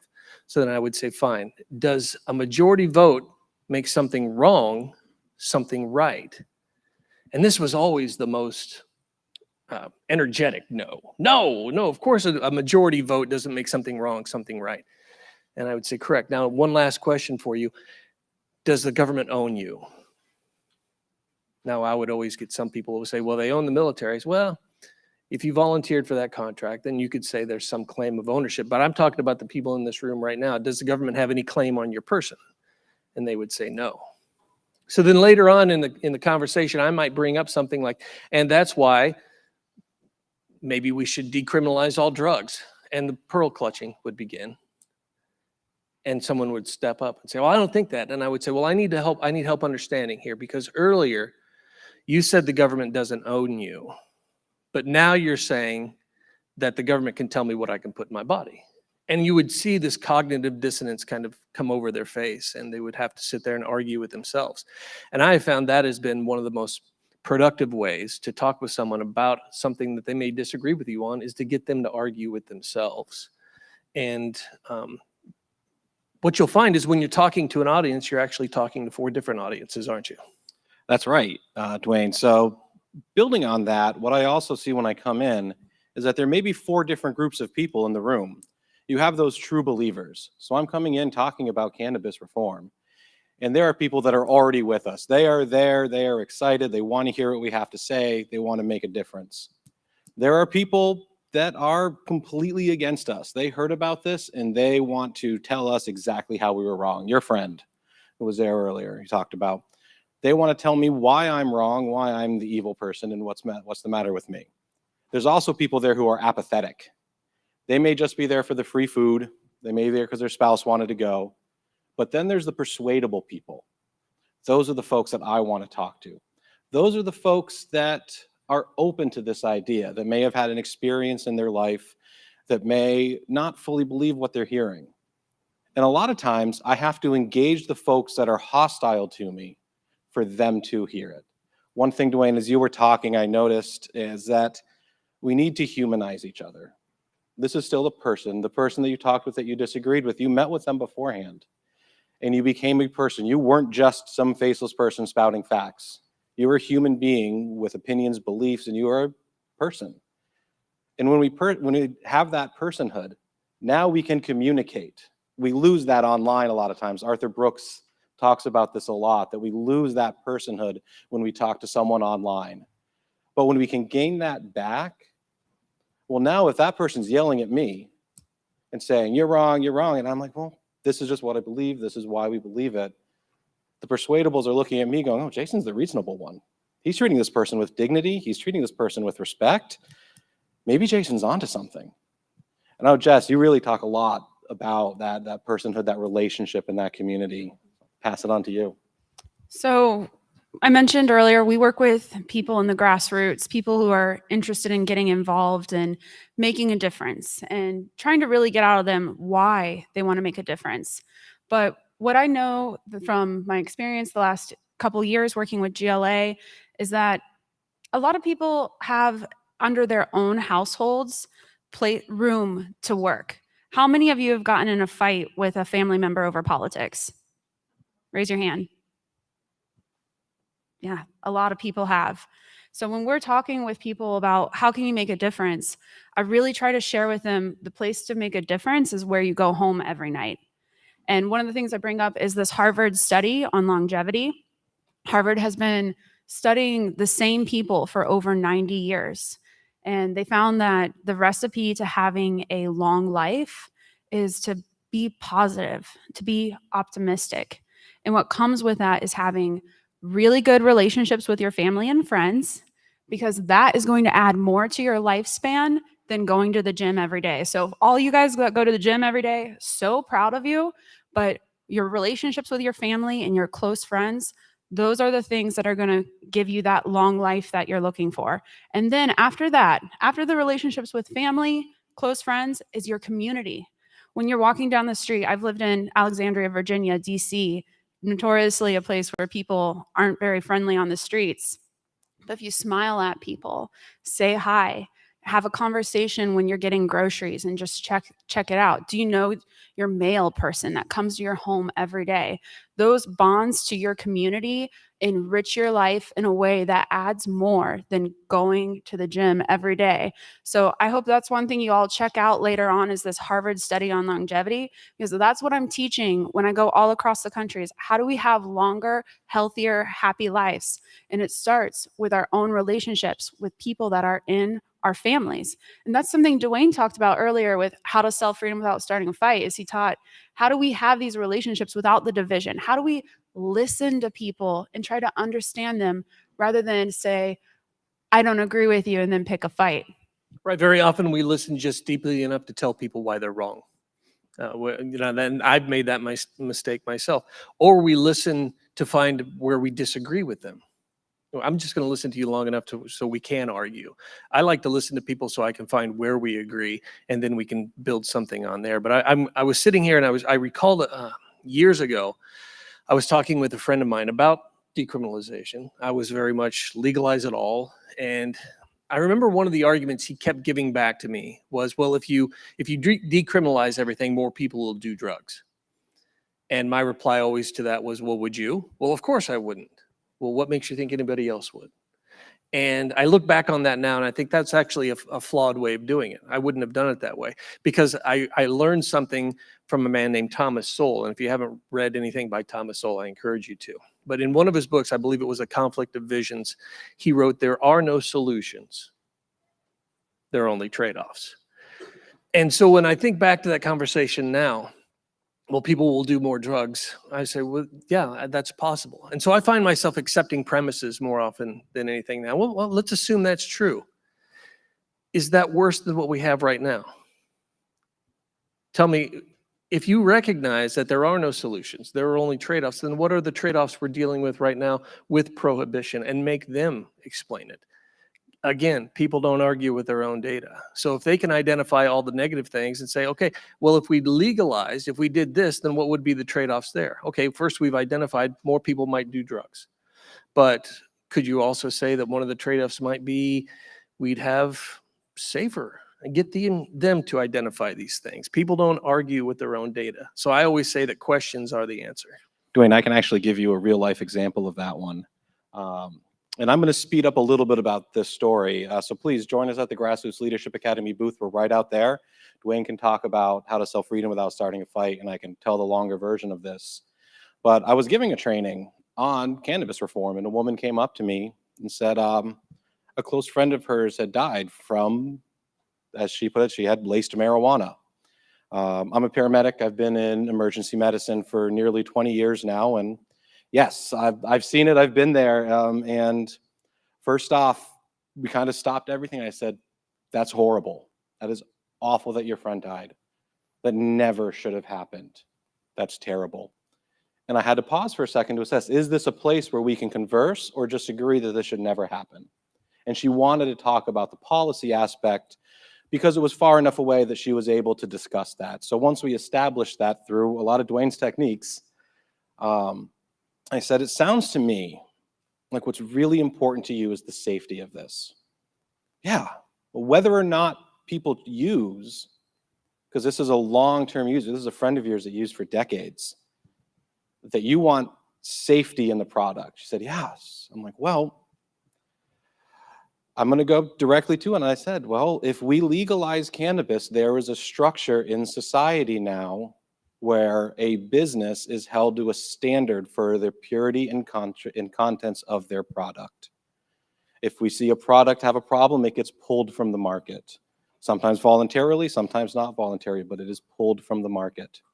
We don't see these issues with whatever terminology you use about lacing or other products in it or unknown contaminants in it, because they want customers over and over again for the rest of their lives. So a legalization and a decriminalization process allows more people to use this safely. And I'm from Massachusetts, so we have labeled with concentration, much like beer, hard alcohol, wine. We know exactly the contents and the strength of everything that's sold in Massachusetts. So we have that information to prevent any unintended consequences. We know exactly what's in and what people are consuming. So we have that, and we have that solution. And when I was talking to her about that, she said, oh, and it kind of made sense. She didn't agree with me, and that's not the goal. My goal was not to get her to have a sudden epiphany related to the death of her friend. My goal was to kind of break that little bit of cognitive dissonance, to go, well, you know what? Maybe I am open to this idea of decriminalization. Jess, could you speak to the idea of using facts and logic versus telling stories, and the power of actually using stories if you're trying to influence someone? Yeah, absolutely. Using stories is an art form that typically the progressive left has mastered, and right of center uses more shame tactics and kind of like morality and saying these are immoral. And what's there in the center? What is there for us, the people who aren't on the extremes of the left or the right? How can we get people to kind of tap out of the polarization, tap out of the you need to be this way or you need to be that way? You have to tell your story. You have to say why it is that you care about what it is that you care about. And finding that story isn't that difficult. Let me tell you a quick little way to do it is think about an issue you care about. Okay, got it in your head, right? Everybody's got one? Ask yourself why. And then the next thing to do is ask yourself why again. You do that process 7 times, asking yourself why you care about this. Then why do you care about that? And after you've done that 7 times, you're going to get to that root story of why you went from a little baby to a grown adult caring about some issue so passionately that you're willing to put anything behind it. That story there is what you need to be telling everyone. And you make that story, maybe it's a 30-second story, maybe it's a 2-minute story. You write it out, kind of get comfortable with that story, start telling people. And when you tell people your why, they're not going to shut you down and argue with you and say, you're wrong, I disagree with you. They're going to say, oh yeah, I have a grandma that's sick that could benefit from something that's not getting prescribed in a doctor's office, but something that people all across the planet have been using the entire history of the planet. A plant that helps people feel better, gets them by a little bit more when they're suffering. So when you tell that story, your why, about whatever issue it is that you care about, somebody's going to think about somebody else in their life, or maybe they know that story too, and they've lived that. So you share your story, and then you hit them with a statistic or a fact. So you tell a story, you get them involved in the story, you tell them the story, it gets their brain captivated. And we all have something in our brains called oxytocin. It's the love molecule. It's what gets us, it makes us kind of fall for each other. Maybe it's not always in a romantic sense, but in a let's bond together. I see you, I hear you, that kind of way. So when you start releasing the oxytocin by telling your story, then you hit them with the fact and say, 75% of people care about this. You tell them the statistic. Then you've got a recipe for somebody understanding you a little bit better and why you come from the position that you come from. So please, everyone, ask yourself why 7 times. That's your homework today.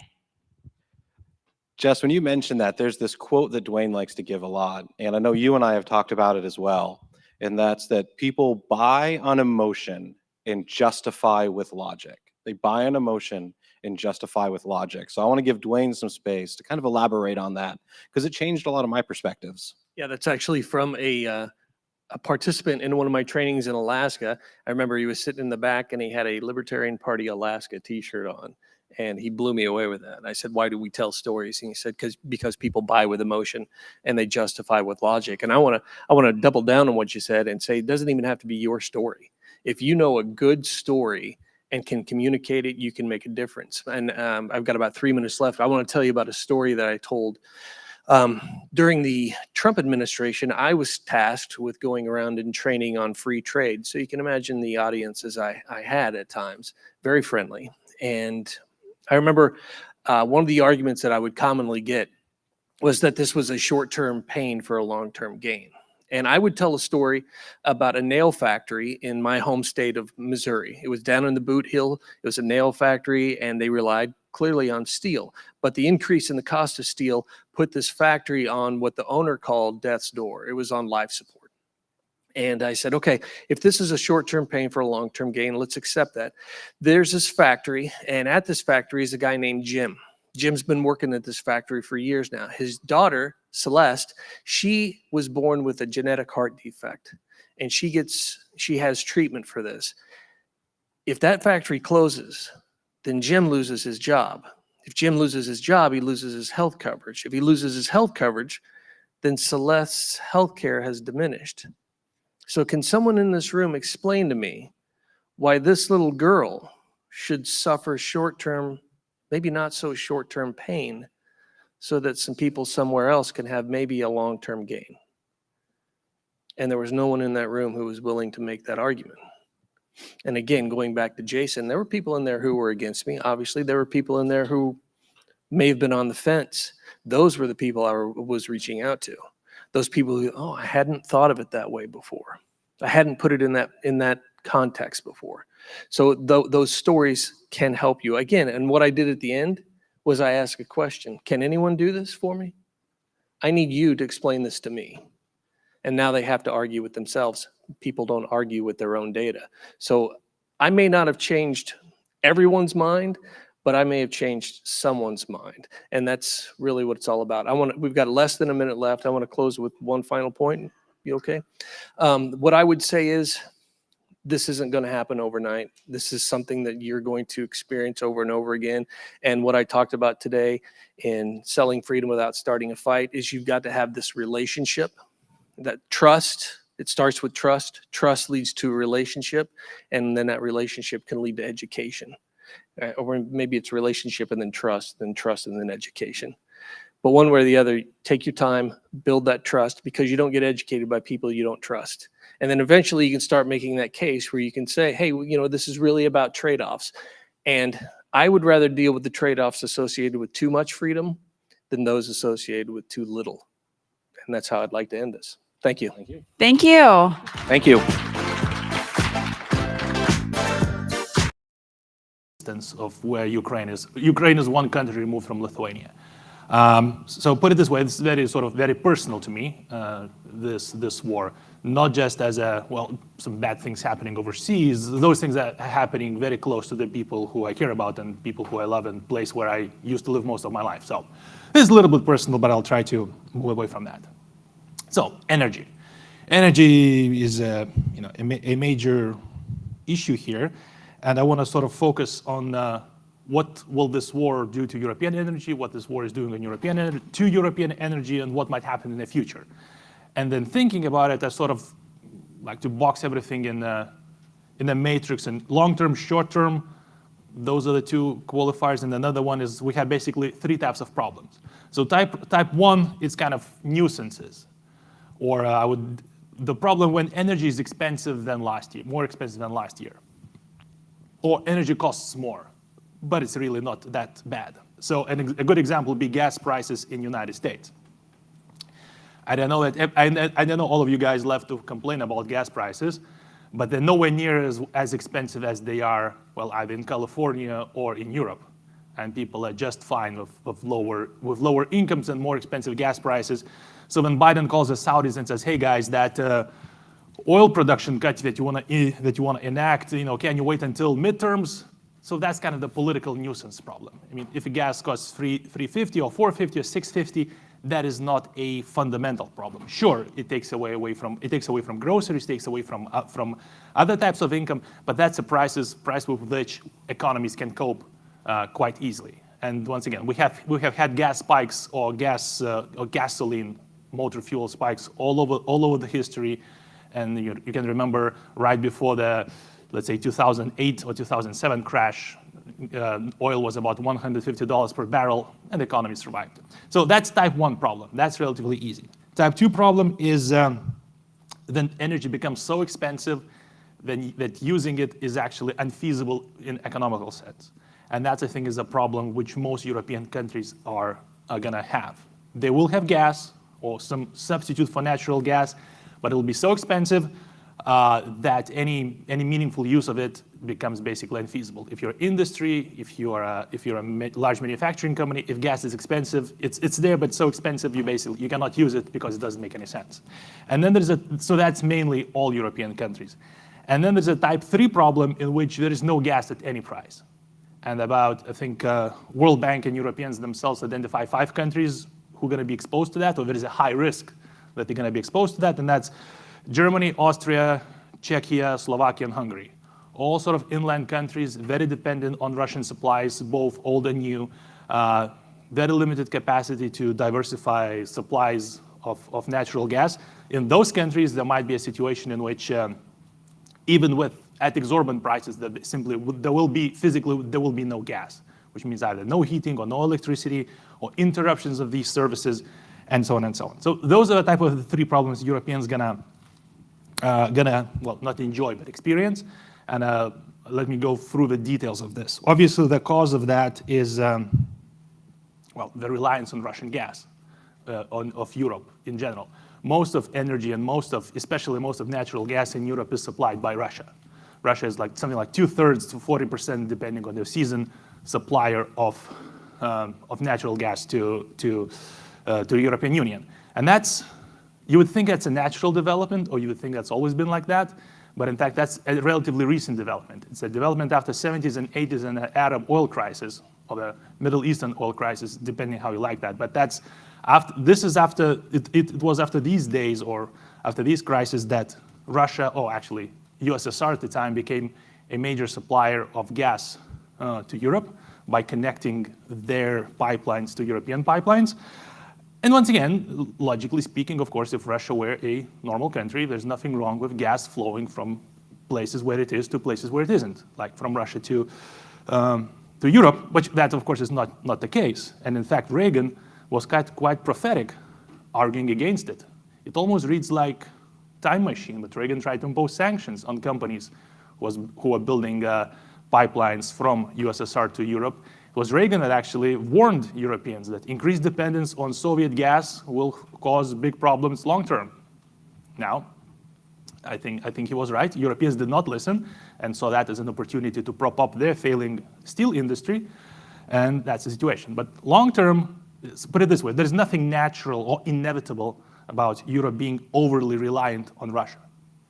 That is a relatively recent development, and there could be other developments.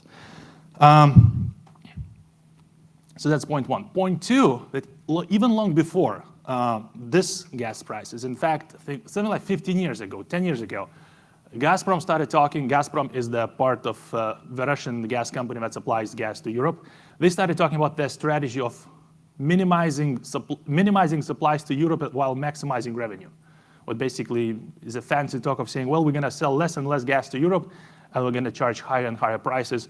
And then that gas that we don't sell to Europe, we're going to sell to other places like China and maybe through LNG markets. So they've been thinking about this for a while. But of course, what is happening now, that's a completely different development. And there are 4, well, depends how you count it, but basically there are 4 routes in which Russia supplies gas to Europe. A map would help, but I chose to speak. But if you imagine sort of a European map, up top through the Baltic Sea, that's Nord Stream 1 and Nord Stream 2. Further down through Poland, that's called Yamal or Friendship. Further down, it's going through Ukraine. There are 3 lines going through Ukraine, and gas is actually flowing even now. And then there is the so-called Turk Stream, which is going through Black Sea, through Turkey, into Southern Europe. There are all the smaller ones, but these are sort of the four main branches in which Russian gas is supplied to Europe. So the big one, obviously, or the newest one, that's Nord Stream. Nord Stream 1 going straight from Russia to Germany. That was built about 10 years ago. And just this summer, if I'm not mistaken, or maybe this winter, they completed Nord Stream 2, also going through the Baltic Sea straight from Russia to Germany.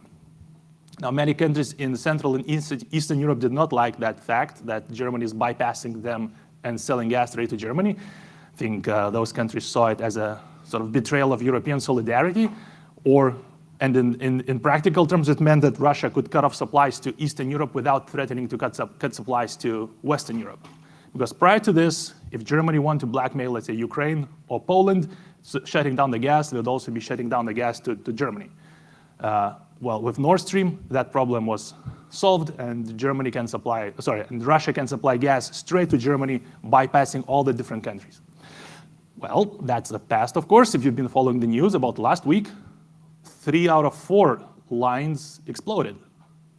No one knows how. I mean, obviously, there are some people who know how that happened. There are 2 main theories.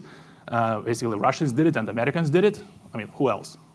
Ukrainians don't have access to Baltic Sea, and that explosions happened at 80 meters below sea level, being 80 meters underwater. So that requires some technical capacity. I'm not going into conspiracy theories, but basically, there are 2 main explanations. Either they used a pipe checking device that goes into the pipe and sort of flows through the pipe to explode it from inside, or someone did a sabotage from the outside. There's an investigation, obviously, we'll see, regardless who did it and why. Right now, Nord Stream basically it can supply gas, but at a much lesser capacity, and Germans are not taking it because Germans have had it enough of Russians. So that is not going through there. The pipelines through Ukraine and Turkey are still happening. Some gas is being supplied to Russia, to Europe from Russia, but if you compare to last year, the volumes have fallen for about 5-fold. So once again, not 20%, not 50%, 5-fold. That's a large disruption in supply. If it happened in any country, that would be an issue. So that's a big deal. So what can countries do about it, and what are Europeans doing about it? So one is they're trying to fill their storage or natural gas storage units as fast as possible. And that's going well, and that's obviously good. The problem is that even those storage areas, which are basically underground mines in some cases, like salt mines, which are filled with gas. I mean, technically, it's pretty cool, if I might say so.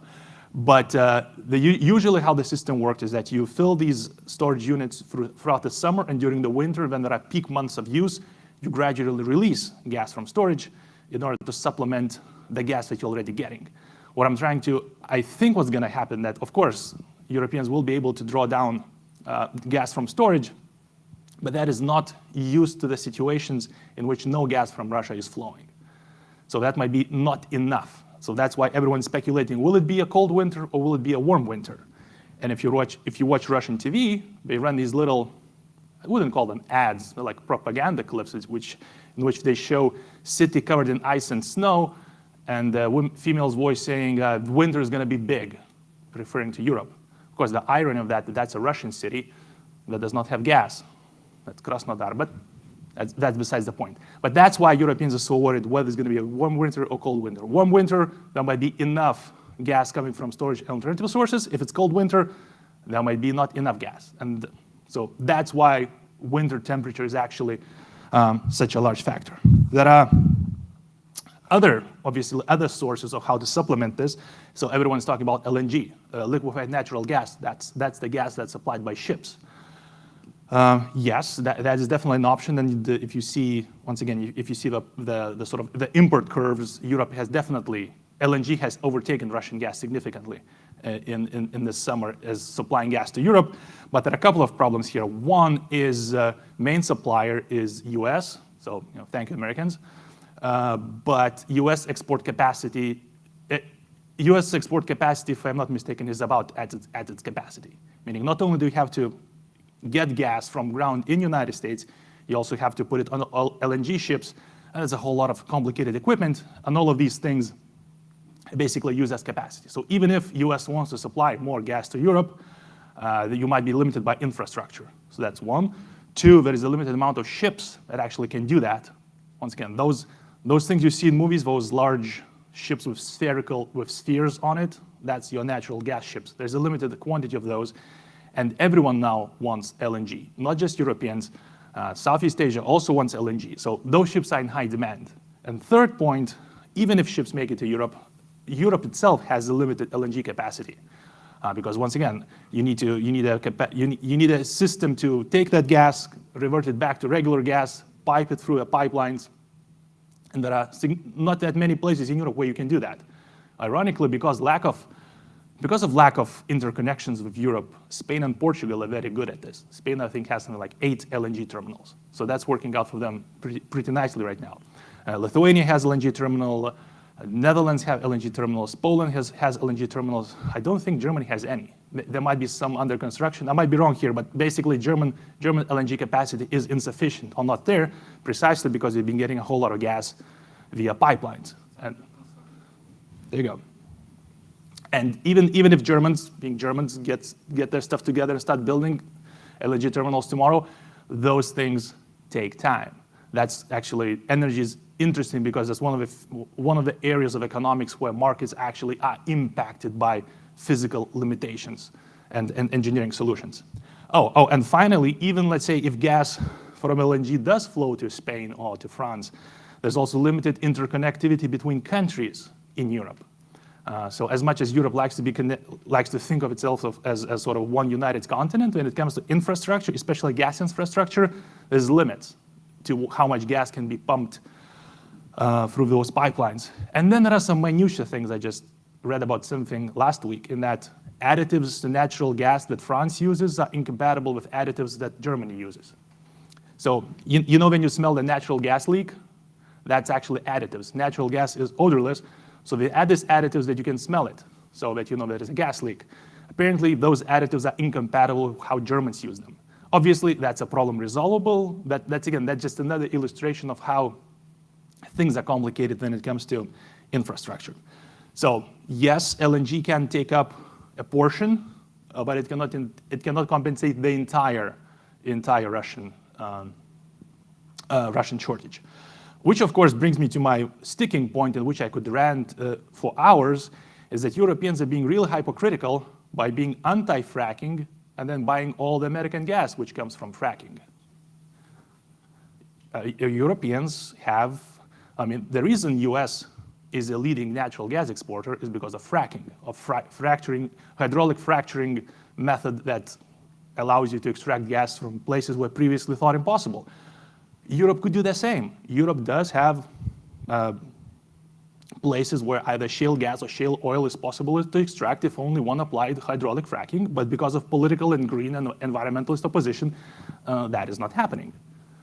And even if Europeans get their act together and start doing that tomorrow, once again, finding the field, preparing it, laying the pipelines, all of that takes time, and time is what Europeans don't have right now. But like I said, what I really find hypocritical is that they are so anti-fracking at home, but they're fine with buying gas, which is produced from fracking from the United States. And even more so, they don't see any problem with that. You think you would approach them and say, well, don't you think your position is somewhat inconsistent? And they say, nope, all good. So in terms of other, domestic, there are some possibilities for Europe to increase its domestic production. I think there are some gas fields in Netherlands which were sort of delaying, phasing out. There are some other gas production facilities in Europe, but once again, their impact will be limited.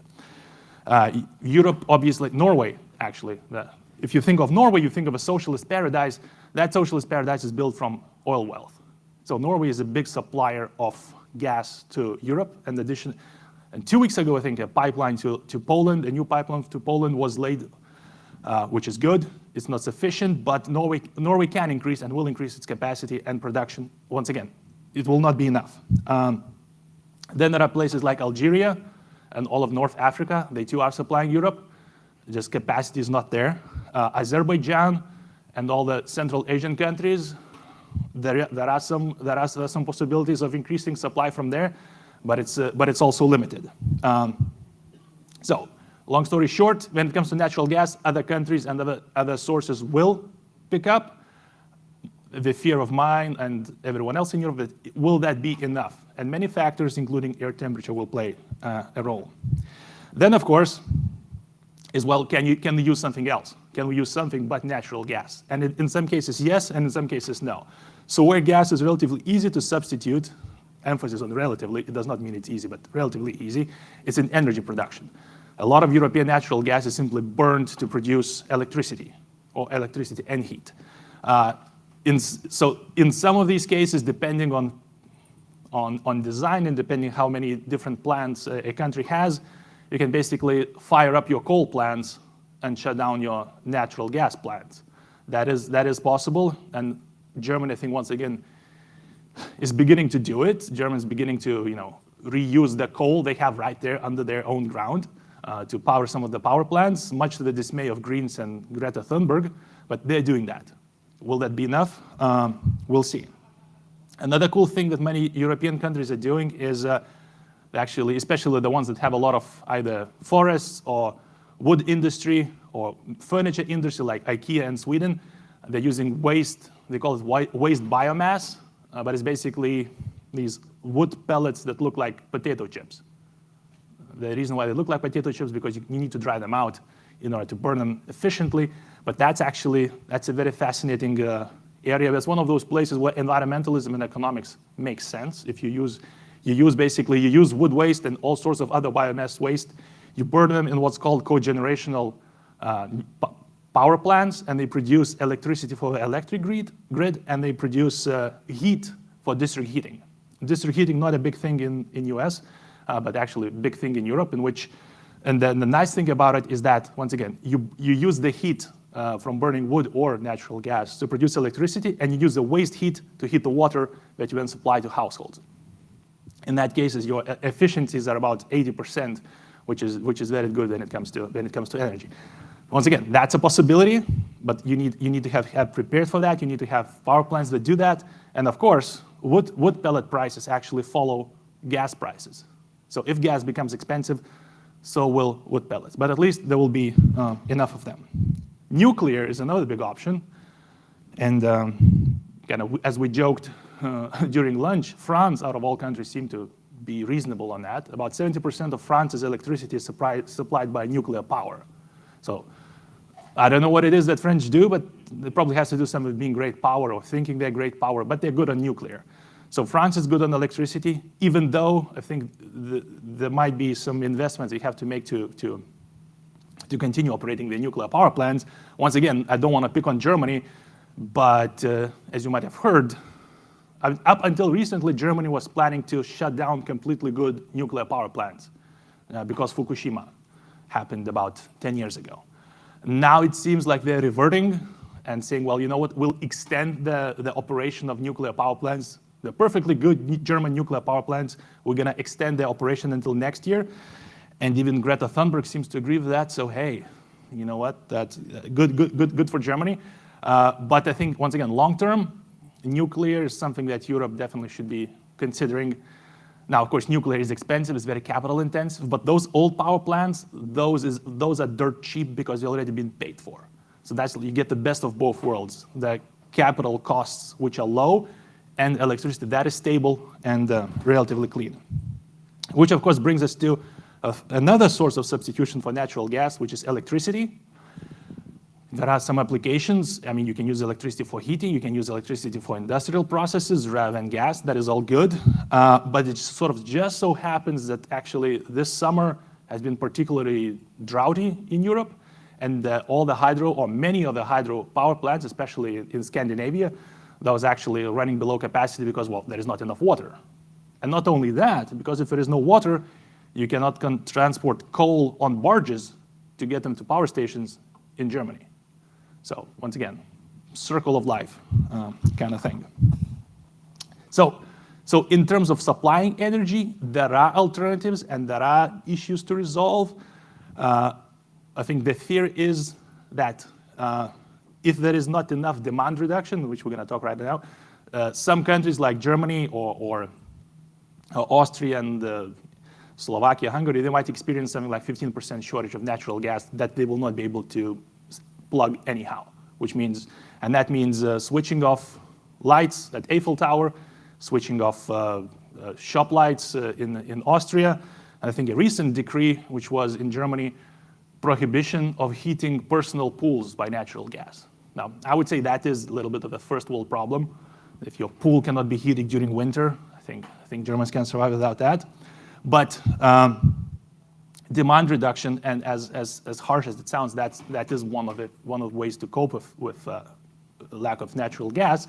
The only problem is that, of course, governments are stepping in, and I don't envy governments in this. So it's basically, what kind of crisis do you want to have? Do you want to have an output crisis, basically meaning companies not having enough gas or too expensive gas to produce things? Do you want to have a population or bunch of angry voters crisis in which people have to be cold at their homes? Or do you want to have a fiscal crisis in which you borrow more money and dole them out as subsidies to either households and industries? And there is no right choice there. It's all bad. So I do not envy governments here. But the fear is, if governments step in too much, the demand will not decrease significantly in order to have any effect on gas usage.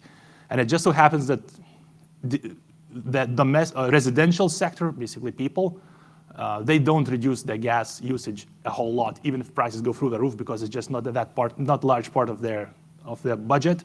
It's actually more hurtful for companies. But once again, if you're a politician and you're going to say, you know what, we're not going to do anything about the people, but we're going to help out businesses, well, that just doesn't fly well in any politics. And of course, when it comes to companies, the big issue that even if they do get gas and it is expensive, is that they're going to be outcompeted in a global market. So let's say right now, European gas price is more volatile than the stock market. But okay, no one got that joke. But even with that volatility, European gas in Europe for a company right now is kind of 8 times more expensive than gas in the United States for a company. So basically, if you're a Siemens or competing with, I don't know, Caterpillar, basically if you're competing in an industrial global market, the US is going to outcompete Europe, because especially in energy intensive industries. So for instance, if you're producing fertilizer or ammonia for nitrogen ammonia fertilizer, that's very gas intensive. That's a Haber-Bosch process where you take natural gas, combine it with nitrogen in the air, bam, fertilizer. Wonderful miracle thing, saved billions of people from starvation, but it uses a whole lot of gas. And the only substitute for that is ammonia, which is also made out of natural gas. So if you are, and the gas and fertilizer market, that's an international market. And if your costs go through the roof, you basically will have nowhere to sell your fertilizer. No one will buy it. And that's another big issue. Actually, it reached such proportions that Volkswagen, the pride and joy of Germany, is saying, well, we're looking to relocate to countries that have LNG capacity, to places like Spain and Portugal. Of course, that may be their political pressure to their government to build LNG faster, or it could be the thing that they're doing. Slovakia right now is actually the most car-producing country in Europe. Most cars per person are produced in Slovakia. So you move that to Spain, that's a big pain for Slovakia. I'm going to try and finish to kind of leave place for questions and answers. What's the implication for this for the world? I think a couple of things might happen. First of all, short term, I think the problem is very difficult to resolve. Long term, we can resolve everything. So long term, I think what might happen is some things that we did not consider possible, but it is very likely, it is quite likely, it is a possibility that Russia will stop being a major supplier of gas to Europe. What can Europe do about it? So first, I would say that's cooperation in North Africa, Algeria, and all these other countries. They already have some natural gas export capacity. We need to expand that, including electricity. Then Europe could go to all the Central Asian countries, like let's say Kazakhstan, Tajikistan, or even Turkmenistan, the countries that border Caspian Sea. You can get gas from them bypassing Russia. It will go sort of the southern corridor, Azerbaijan, Caspian Sea, Black Sea, Turkey, Europe. But that would have actually very good implications for the region, because right now these countries, they have abundance of gas, and the only places they can sell it is to Russia, which Russia then later sells to China and keeps the profit. So if Europe can connect those countries to European grid in terms of gas, it will be getting cheaper gas. It will be balancing Russia in the region and even checking China, because China also wants that gas. So I would say that is all possible. What is lacking is political will from Europe. And the Tajikistan's, Kazakhstan's, those countries would be very happy to supply gas to Europe and don't have to rely on Russia. And finally, of course, domestic fossil fuel extraction, I think, has to resume in Europe. I know it's a hot potato for politicians, but we can choose whether to have gas or not to have gas. And not having gas, well, that's a bad policy. And the final point, what actually could come out very positive on this is Ukraine. Little known story is that 2 weeks after the invasion in Ukraine, Ukraine actually plugged away from a Russian system, electricity system, and plugged into European system.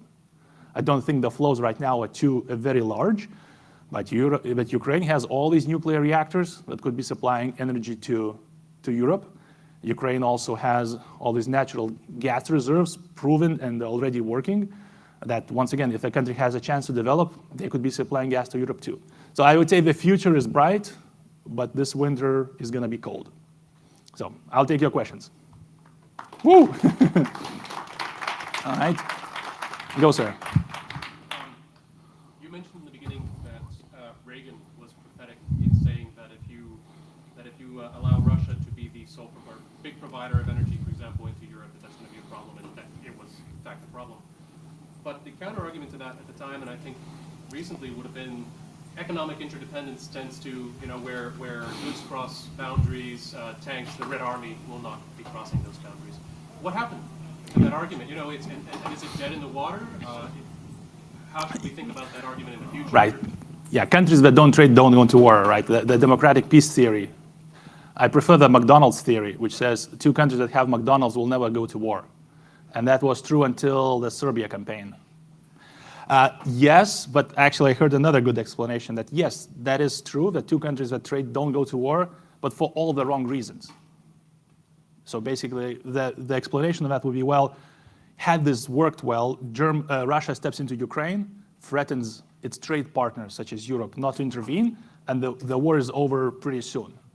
So if that's the working of that theory, I don't like that theory very much. All right, we had a gentleman in the back.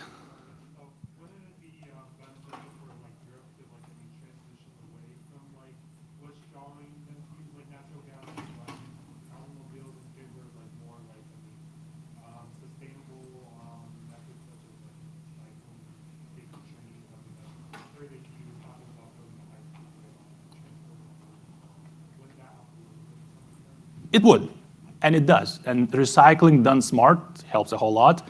High-speed trains in densely populated areas also. So that all helps. I'm just saying that given the current level of challenge right now, that's not enough. Photovoltaics also help, but it all takes time. So given the current levels of technologies, it will take time. Yes, sir. You talked about Central Asia supplying gas to Europe. Aren't most of those countries allies with Russia? Well, if you asked me that question last year, I would have said yes. This year, all of those countries, they kind of, yeah, they are allies, but they don't really want to be, or at least they seem like they don't want to be. So let's say Kazakhstan is a good example. Kazakhstan used to be one of the biggest supporters of Russia, but now Russia says, oh, by the way, some northern territories in Kazakhstan, oh yeah, we'd like those too because those are actually Russian territories. So now Kazakhstan is not very much of a Russian friend. I think the only 2 friends that Russia has left in its NATO, which is called the Organization for Cooperation and Development, that's Armenia and Belarus. Armenia because it's trying to defend itself from Azerbaijan, and that's not working out, and Belarus, because that country is simply taken hostage. So I would say even though those countries are not against Russia per se, they would like the geopolitical choice and to sort of stack their bets and have alternative ways to supply to where to sell their gas. Whew, yes.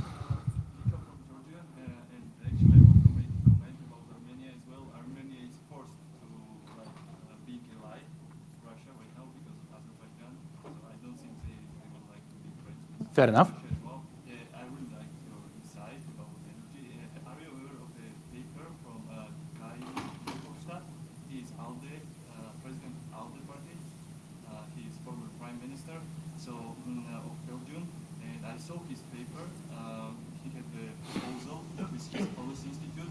Similar to your explanation, like decreasing demand and increasing energy supply and other sources of energy like electricity and so on. So my question is, like, how do you see, like, in reality, this winter working out in Europe, and do you see any consensus coming up amongst the European nations anytime soon? Because right now I don't see any. So there is no consensus, but I hope they're moving fast, and I think every day the speed increases. Guy Verhofstadt, yeah, I know the guy. Well, great minds think alike. Yes.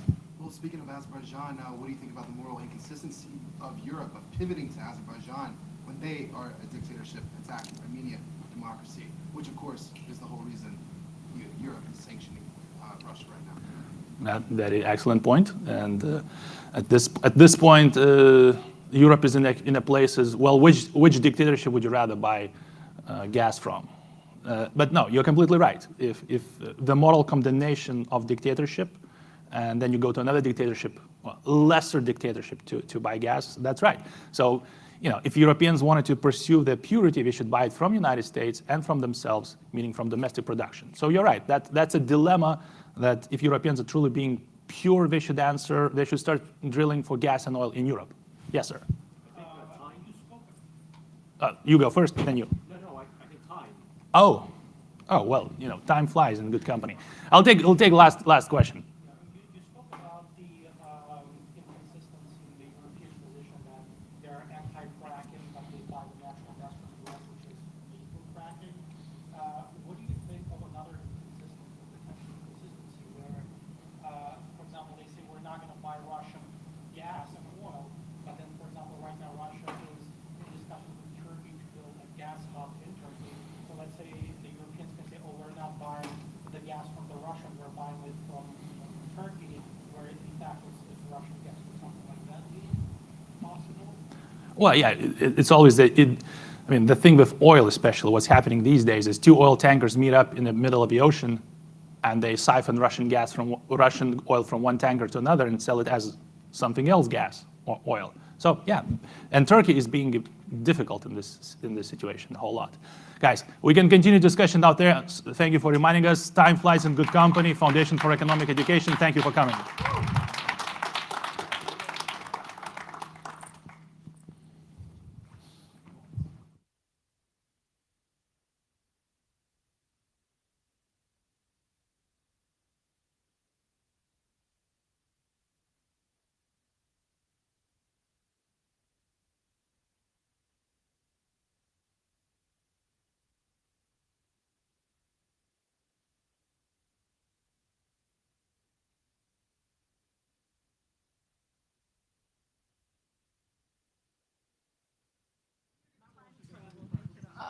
All right, we have limited time. Let's get going.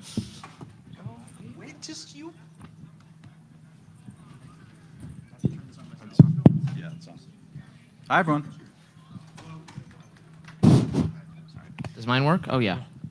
Who's our resident carnival barker who's going to go tell the people in the hallway to get inside?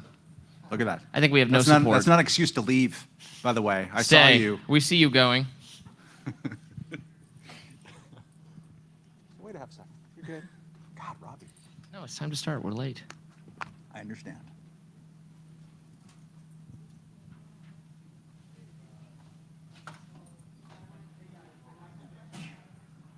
Okay. Enough time has passed. Hi, everyone. I am Matt Welch, editor at large of Reason Magazine. I'm sitting next to my colleagues, Robbie Suave, senior editor, host of the popular and non-controversial show, The Rising, done by The Hill or whoever the ownership structure there. It's very confusing. To me as well. He's also been recently dubbed the Baby Ryan Seacrest by John Oliver on HBO, which is very exciting. And then there's also our friend Christian Britsky, whose name I always mispronounce on purpose. It's pretty close. We are usually, as Reason Magazine, not this preponderantly male. Just to let you know, and the only reason that I am up here and that we are 3 for 3 dudes is because our boss, Catherine Mangue Ward, I think is the 4th or 5th lady editor-in-chief of Reason since its founding in 1968. As you have all heard, she busted her kneecap in an unfortunate drinking accident, probably. Scooter. Well, scooter and drinking, right? Well, that's what happened to you. Right. He's got pictures on his phone of his face just mangled from unfortunate scooter mishaps. But you didn't come here to listen to this. We're talking about journalism. We're talking about social media. The word clickbait was in there, so that's why Robbie is here to talk about various things. Before we start, I wanted to get a sense of the room. How many people currently are or are thinking about becoming ever in your life journalists? Okay, small, good. How many people Let's see if we can get that down a little lower. We're going to take a vote afterwards and see if we've successfully moved the crowd. How many people have a pre-existing beef with Reason Magazine that you want to get off your chest? Very good, excellent. And how many people have run for president of the United States of America? Very good. We'll just get started and have a lot of time for AMA at the end because we know a lot of people. I want to say before even we get started, thank you to all the people who've come up and said nice words at us. It's always very invigorating to come out here and to talk to people who consume our stuff, love us or hate us or whatever, or in between, but are knowledgeable about it. It's very gratifying and fun, and we appreciate that. And we also appreciate hearing the negative stuff as well. So we'll start maybe talking with Robbie here since he is, Students for Liberty. He's the closest to a student. At least he looks like he's the closest to a student among us. I don't know. It's a tough race between the two. Before the scooter accident, maybe. Yeah. Before the scooter, the disfigurement. You grew up online, totally online, unlike me because I'm old. Maybe talk about since the beginning of your career to now, how the rise, especially of social media and of just being too damn online, has affected journalism and your work from your point of view. Yeah, absolutely. I mean, social media has become so critical or so crucial to what all journalists do, not just those of us at Reason Magazine.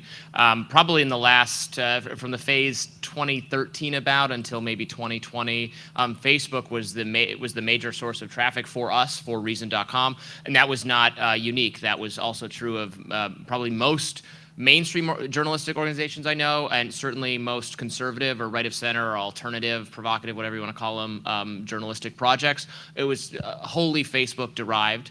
After that, Facebook was screamed at by mainstream journalists who hate the power that social media, and in particular Facebook, had over the discourse.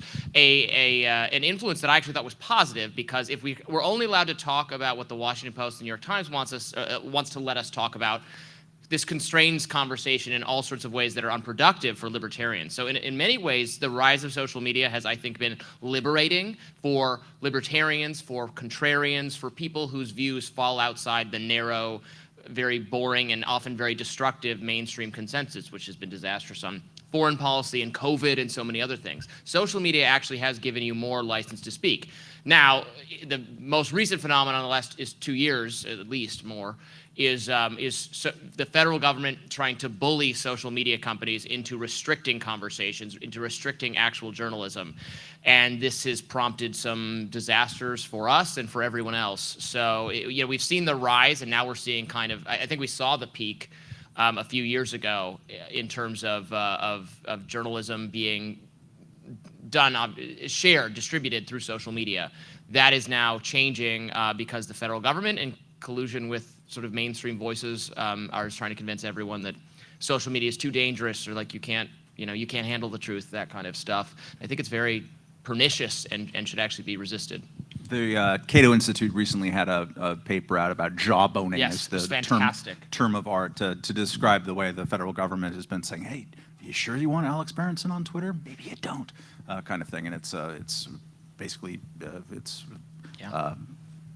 transitive property of censorship. Christian, I should say about Reason Magazine, for those of you who aren't aware of it, it's a libertarian magazine founded by a mad genius college student in 1968 named Lanny Friedlander, and then run since the early 70s by a trifecta of Bob Poole, the late Tibor Machan, and Manny Klausner, now published by the Reason Foundation, which does a bunch of think tanky stuff in addition to that. But we do journalism, print magazine from the beginning. The foundation arose 20 years later and gave it sort of a stability underneath. I say all of that because I think people's conception of both journalism and opinion journalism and kind of where the journalistic discussion is these days is kind of mixed up. And some of the mix-up is from journalists themselves, increasingly those who work at places like the Washington Post. Long way of saying, Christian, can you talk a little bit about how the reporting process at a journalistic libertarian institution might differ from the normal activist or discourse process of being a libertarian online? Sure, absolutely. So, I mean, obviously, when you're a journalist, ideally what you're trying to do is tell a story. And, Reason Magazine, we're not objective. We have our own perspective. We're libertarian. We're trying to get that message out into the world. But something I think is still really valuable is to make that point is to engage in that reporting process, to talk to people who are have firsthand experience, suffering under regulation or something, who can really tell that story. It's better to hear it from them than me just have an opinion and put that out there. And then it's also to kind of really highlight all the ways we like to show how big government is bad and regulation maybe fails and doesn't accomplish its ends, is to talk to the regulators, talk to legislators who are proposing these ideas, talk to people trying to shut down free activity, get some villains in your story. That makes it a little bit more exciting and kind of illustrates some of the problems with government that we, that our mission is to unveil. Robbie, talk a little bit about how your beats have evolved over time. You started writing a lot about college campus speech wars and such like. And at first, even some colleagues of yours whose names might rhyme with Fat Belch were wondering, like, are we paying too much attention to this? And then the things that you started, were documenting 10 years ago or whatever the hell you started with us, now seem to have leaked everywhere in culture, and you wrote a great book about it. Can you talk a little bit about that development and your current going theory of how those attitudes about speech on campus have proliferated into the country writ large? Yeah, it's like the terrific writer and journalist Andrew Sullivan said, we all live on campus now. So many of the values of elite centers of education, the Ivy League, the liberal arts, the terrible liberal arts colleges, the kinds of students who even there are minority voices, who the vast majority of students do not want to censor speech, do not want to shout down speakers they don't like, that kind of thing. It's a small number of activists on campuses who are trying to stop you from hearing different voices. But they won over and over again in these battles. Craven administrations just said, well, it's easier to appease them than to be perceived as being sexist or racist or whatever their issue is. And there was kind of an idea that, well, they'll grow out of it when they go to the real world, then they get a job, they find out that you can't just scream about your oppression or something to get your way.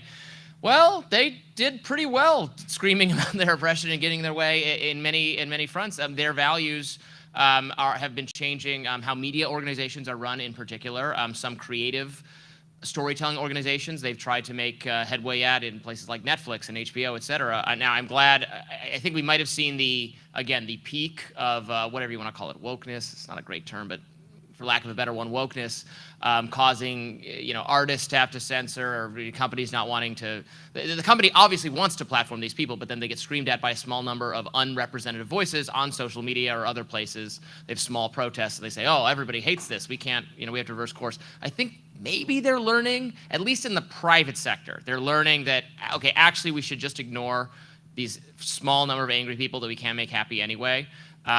So I'm optimistic for the future in that the cancel culture, wokeness taking over, whatever you want to call it. In the private sector, I think we're winning that argument intellectually. But it can be stickier in lots of public sector kind of spaces, or how it's changing, government service, the law, or et cetera, and so on, and education.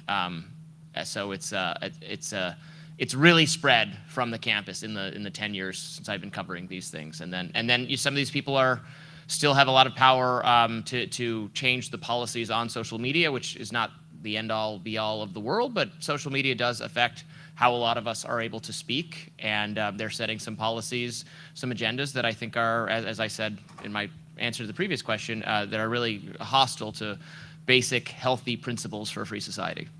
Christian, one of the sub-themes of this conference, wittingly or not, is that we are in a rising, increasing populist moment globally, everywhere in the world. Not exactly everywhere, but certainly more on preponderance, both in America and abroad, than, say, 10 years ago.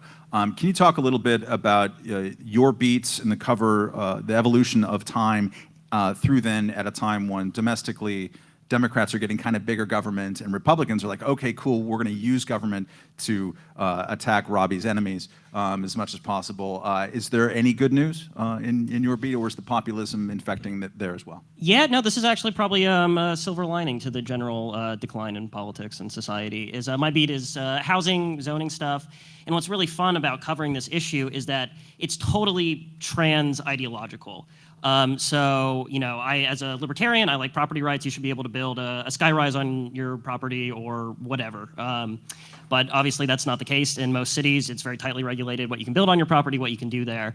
And there's this whole wide, increasingly successful movement to liberalize these rules. And it includes liberals, progressives, even people who would otherwise identify as socialists, who see restrictions on development as propping up for the socialist YIMBYs, yes, in my backyard is the term, propping up, capitalistic profits, excluding people, it's bad for the environment, what have you, to conservatives who like the property rights argument, and libertarians. But on the flip side is that you also have conservatives, libertarians, progressives opposing liberalization. I wrote a story about Redondo Beach in Los Angeles. A guy is trying to turn a power plant into a massive housing development, and he's being opposed by a Libertarian Party city council member there, whose argument is it'll make traffic worse.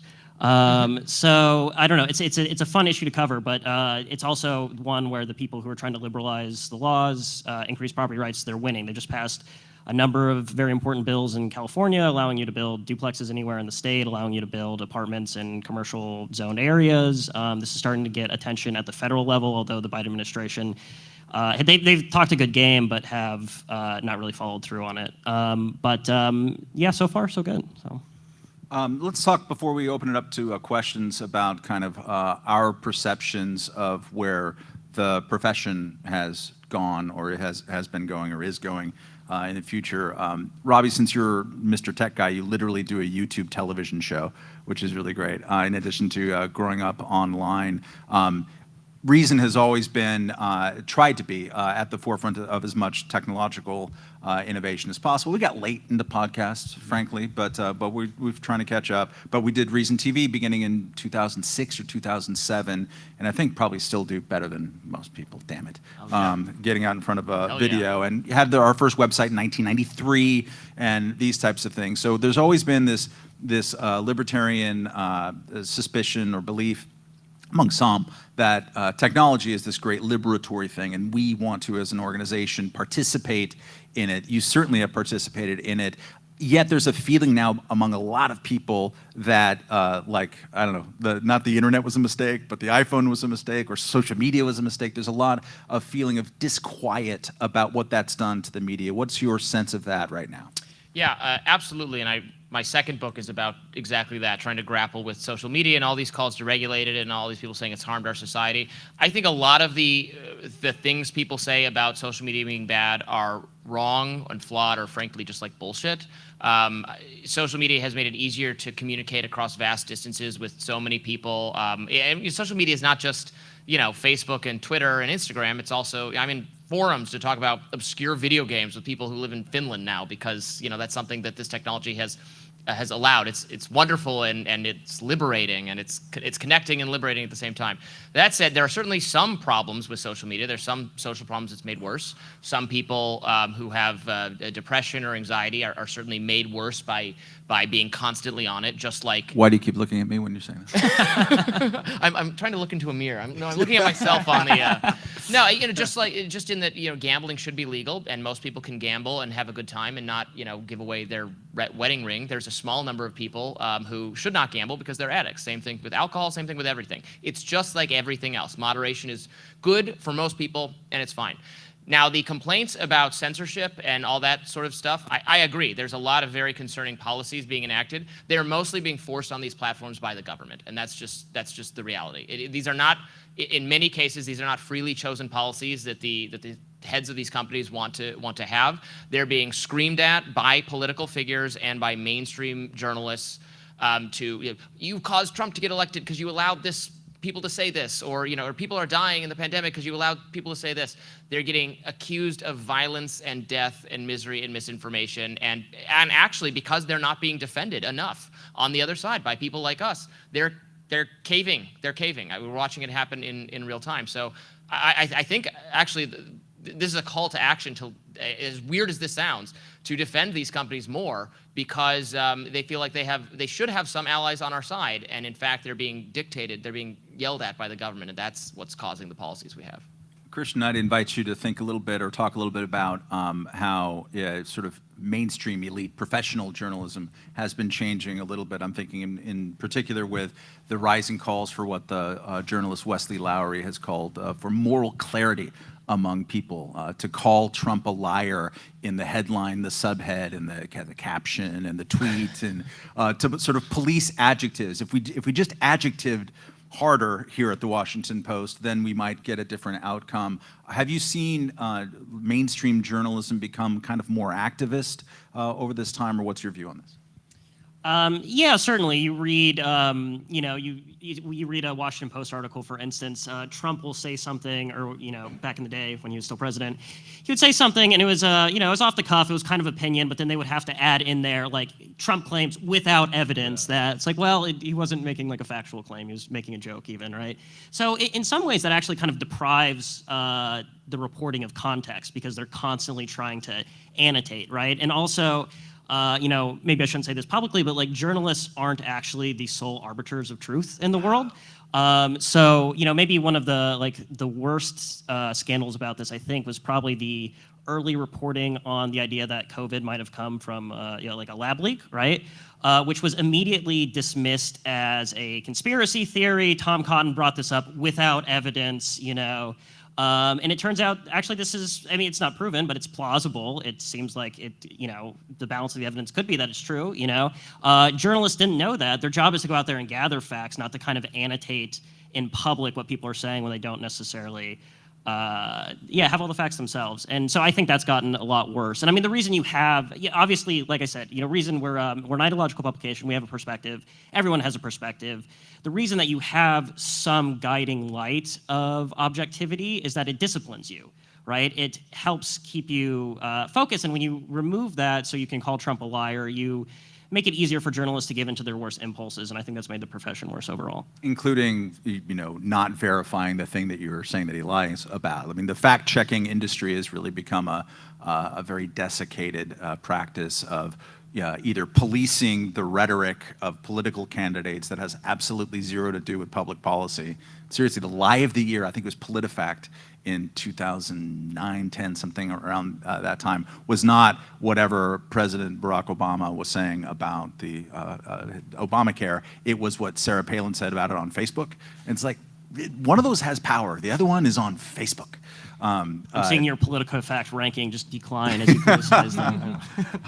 No, the fact-checking apparatus has become not a verification machine, but a preemptive ruling out machine, as in lab leak. I'm going to open up for questions. I just want to put in let's say, an argument for not necessarily journalism, but kind of journalistic thinking, which is to say, or consuming or behavior. And don't take that as pejorative for a second. But everybody is involved one way or the other in the fact gathering and fact dissemination business. Everyone is, especially if you have any kind of social media presence or communicating with people online. And that is a difficult process at all times. George Orwell famously said, to see what's in front of one's nose, it requires a constant struggle. It does. It does among consumers as well. And a lot of media behavior is based on incentives that consumers are giving them. And it's not always the best incentives necessarily. So everyone has kind of a role in trying to weed things out and not necessarily taking on faith what people who they otherwise agree with ideologically are saying. Having a conversation with someone in this room, brilliant young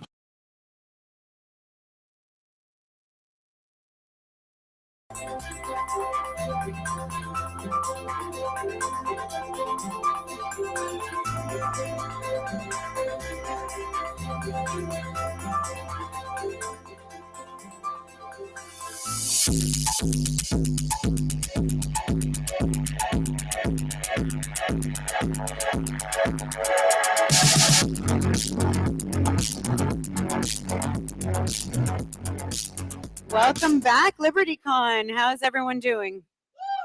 All right. Yeah. We have a fantastic panel right now, something very relevant. So nearly 13 million Ukrainian refugees have been forced to flee their homes for a chance of life and safety. As Putin threatens nuclear escalation in Ukraine, while committing hundreds of thousands more troops to the land war, it seems that for many, that they will never be able to return to their peaceful lives they lived before. Joining us to the show is the human cost of Putin's war in Ukraine, SFL's local coordinator, journalist, and Ukrainian refugee, Tanya Rak, conflict journalist who has been on the ground covering the war for the last several months, Dylan Burns, and documentary filmmaker who's been focusing his lens on a mutual aid group in Kharkiv, John Farina. Please welcome them to the stage.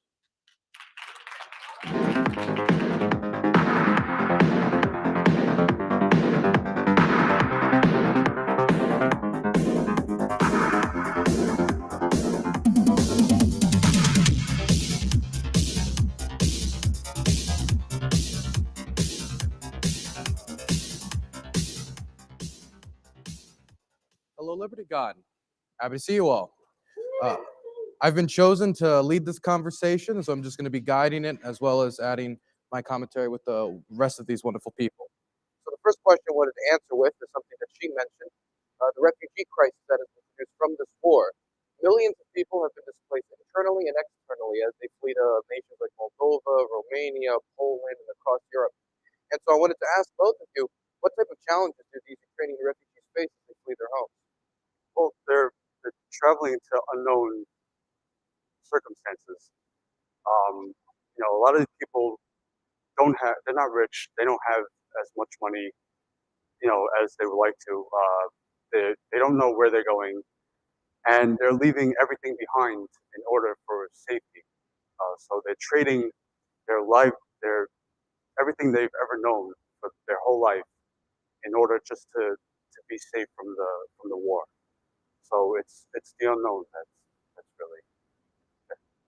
From my perspective, people really face many obstacles because, first of all, to become a refugee is not something that you can generally get prepared for. It's not the immigration in the usual sense of this word, because once you make a decision to do so, you probably prepare, you save some money, you learn about the culture, you learn the language, whatever. And as it was correctly said, this is a huge stress. It's a challenge. Lots of people don't know where to go. They don't know how to build their life from the scratch.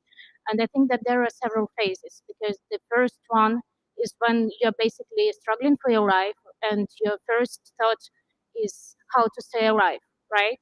But once you pass this stage, there is another question, how exactly you have to live after that.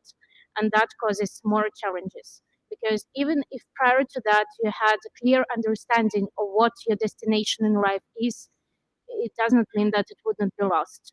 Plus, there are different limitations, there are different understanding of how refugees are being treated, and generally whether it is correctly to label people as refugees, meaning that a refugee is technically, in terms of registration, is a person who gave up their citizenship for temporary documents that allow to stay in a certain country for a certain period of time.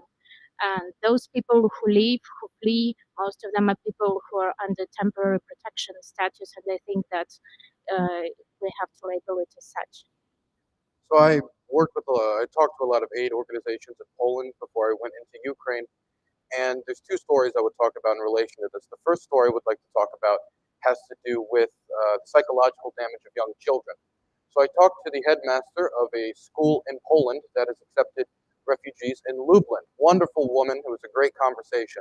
But we went out to watch the children play and talk about the different challenges they face. And Lublin is near an airport. And I was talking to her about, the differences between the Polish children and the Ukrainian children, because there's a lot of history between Poland and Ukraine, and a lot of violence that has occurred between those two countries. So I wanted to see if there was any strife. And she says they're children. They play together. They're fun. They just want to play tag. But she says there's one way you can tell the difference between a Ukrainian child at this facility and a Polish child. And the way you can tell that difference is when a plane flies over. When a plane flies over the school, the Polish children just keep playing. It's normal. It is what it is. We're near an airport here in Miami. It's normal for that type of stuff for airports to be in a modern country. For the Ukrainian children, they lay down on the ground. They duck and cover at the sound of those planes. They have been changed. You cannot take away that psychological damage without extensive psychological work, and a lot of it will be there for their whole lives. And so I'd like to emphasize that we talk about beds and food and stuff like that, but a lot of the unseen scars of war affecting young children need to be addressed through therapy and getting sure that these children get the psychological help that they need, either through NGOs or charity organizations or actions from governments. And the other story I'd like to tell is I was talking to a woman who was coordinating the refugee response in Lublin, and she told me that she has had conversations with refugees who are thinking about coming to Poland and fleeing their country, who have had untold things done to them by Russian soldiers when it comes to sexual abuse. I won't get into too much detail. And they are scared due to certain things that they have heard from the media that if they go to certain countries in the West, that they won't be able to get the reproductive health care that they want to make sure they deal with the impact of that violation to themselves. And so those are two issues that I'd like to highlight that are not regularly highlighted in the media. The next question I'd like to bring to our attention is when we look at what happened in Afghanistan, that is a project the United States worked on for 20 years, trying to build up that country. And it feels like it collapsed in an instant. And so a lot of us were accustomed to that when it comes to our allies in the world. And so a lot of us, assumed for various reasons that Ukraine was going to collapse in a similar manner. I mean, it was going against the second most powerful military in the world, allegedly. Why do you think Ukraine was able to hold out on a war that was only supposed to last 3 days, according to Russian generals? Well, these people, the Ukrainians are fighting for their land. They're fighting for their families, their history, their culture. So these are all things that are deeply rooted. And would any one of us give up that so easily?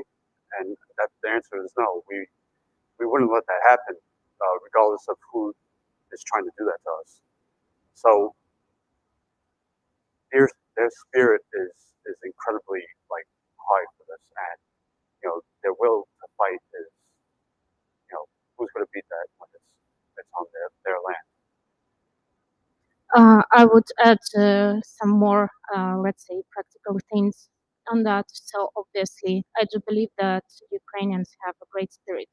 I've never felt more than people in my country are more united than right now.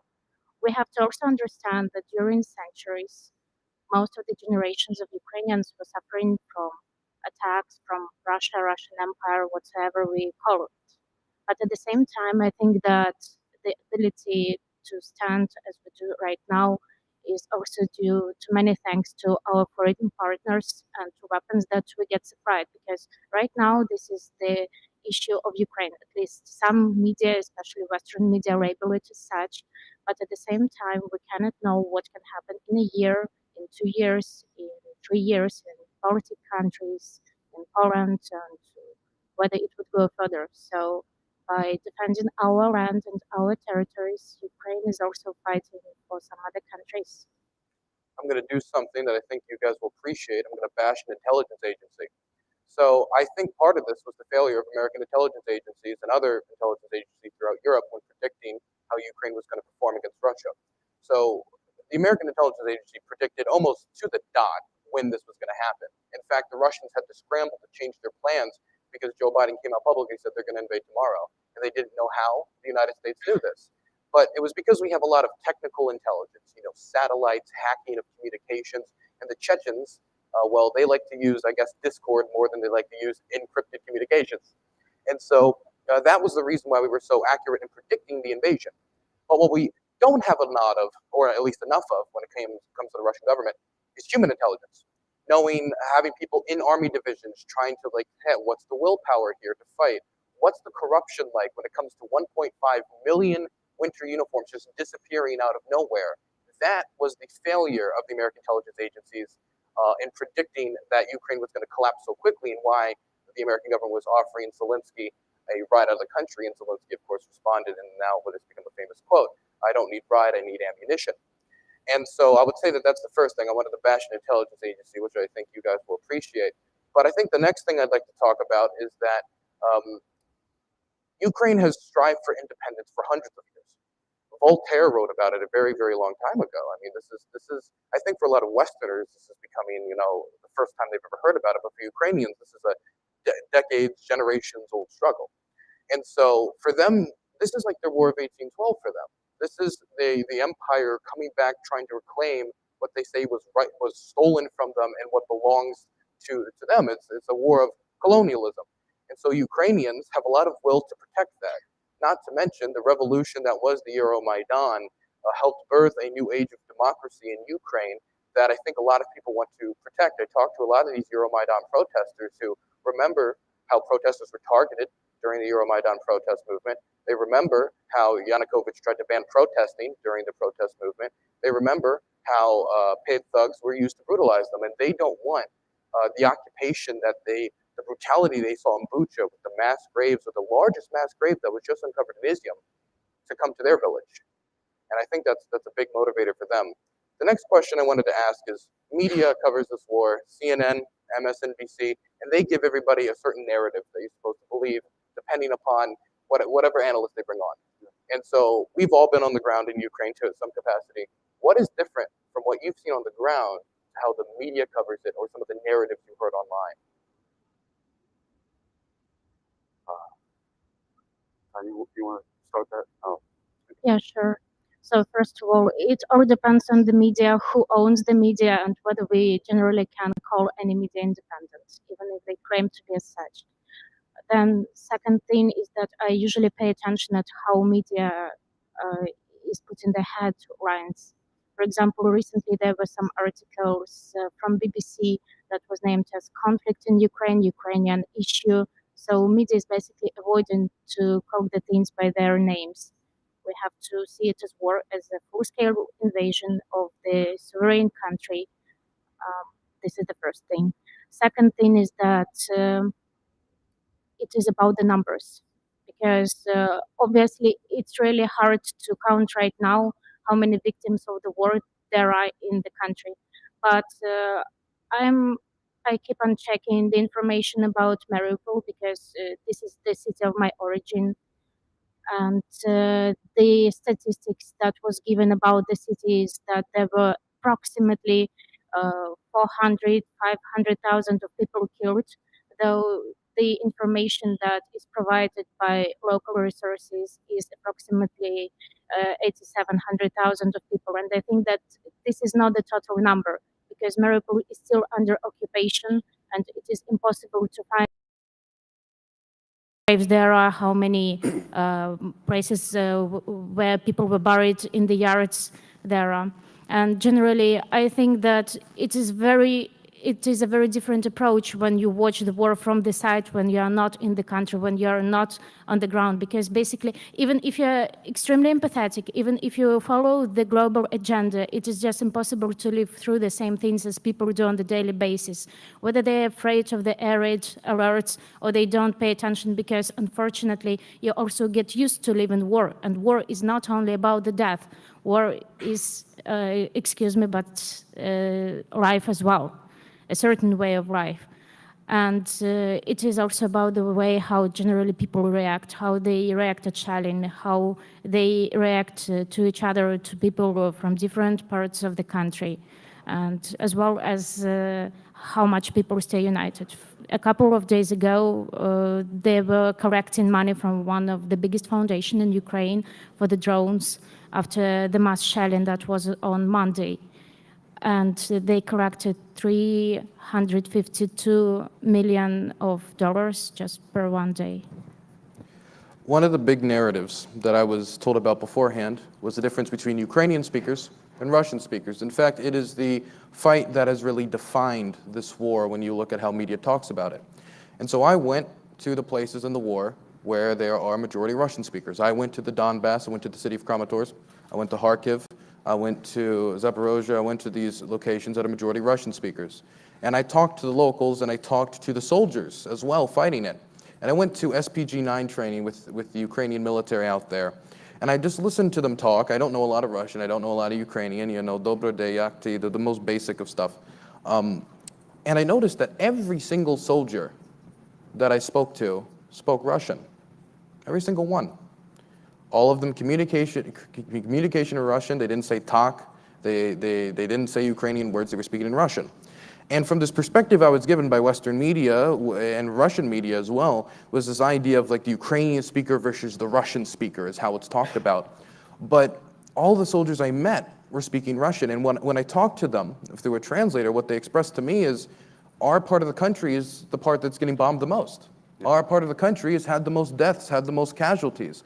Our part of the country has had the most violence from Russian bombs. And when you think about it in that way, that the people that the Russian government is coming to talk about liberating are the same population that's dying the most from Russian bombs, it's not that hard to reason why the Russian speakers of the area are fighting so hard against the Russian invasion. There's no liberation when your child or your mother or your brother gets killed by a Russian drone strike. That isn't any liberation I have ever heard of. The next question I wanted to talk about is, what do you hear from Ukrainians that they need the most? Because you hear a lot of different calls from a lot of different people, NGOs, Raytheon, and different groups trying to influence exactly what we send over to Ukraine. What is it that you hear the most on the ground about what they need? They would always say, close the sky, you know, protect the sky. Because if they could protect the bombs that are coming in, the shelling, they could win the ground war. They know their land, they know how to fight on it, and they can protect it. So they would always say, close the sky. Mm-hmm. That's what I was told. I remember I had a conversation with one woman who even understood that the political consequences of closing the skies was mighty. She would ask for it, then she would know, I know it's so complicated, I'm not a politician. And that's why I think one of the main things I've been told, I remember I talked to a hospital director which hospital was struck by Russian missiles, and I was expecting, what do you want? And I was expecting, you know, bandages and stuff like that. And he tells me about air defense. Air defense, why should a hospital director even know what an S-300 missile is? He should be talking to, you know, about like different medical equipment, and that really impacted me. What about you? I would agree about the air raid protection, because the air defense is the thing that is crucially needed, and I can explain why. Because, for instance, Russian army is also using Iranian drones, and these are these type of drones that can change their destination. So basically, if in the beginning the decision is to shell, let's say, Lviv, on the highway it can be changed for Kiev, and how can Ukrainian army respond in a quick way. Unfortunately, it causes lots of death. And also the example of Mariupol and the tragedy of Mariupol Dramatic Theater also shows that it is the thing that's firstly needed.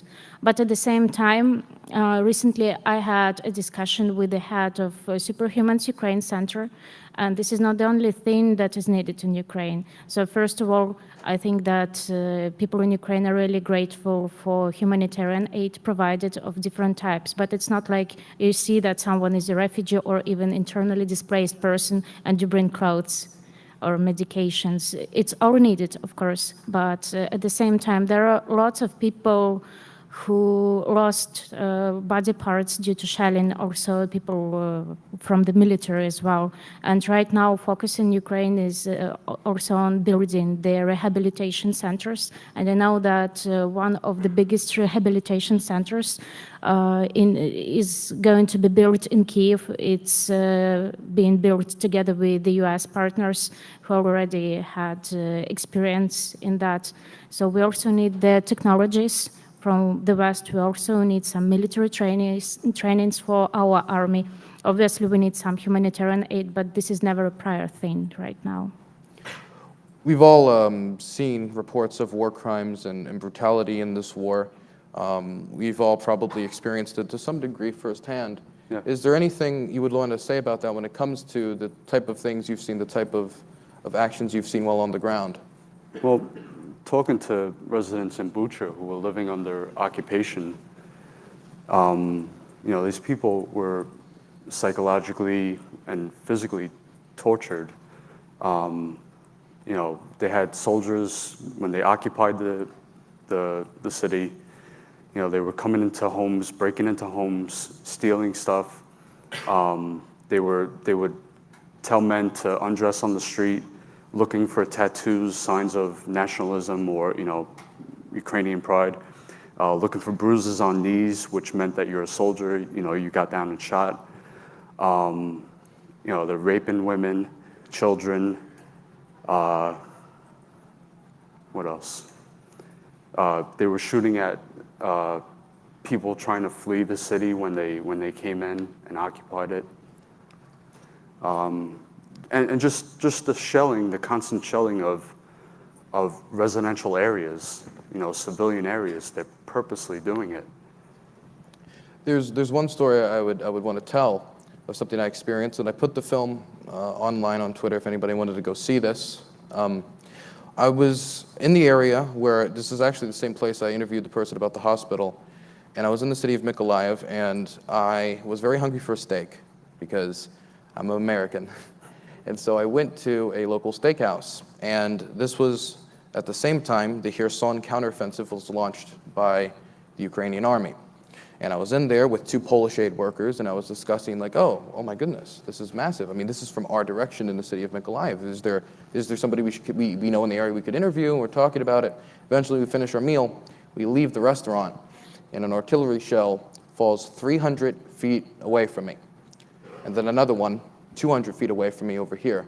Another one behind me. Shrapnel didn't get you. Found me. I was very lucky. Yeah.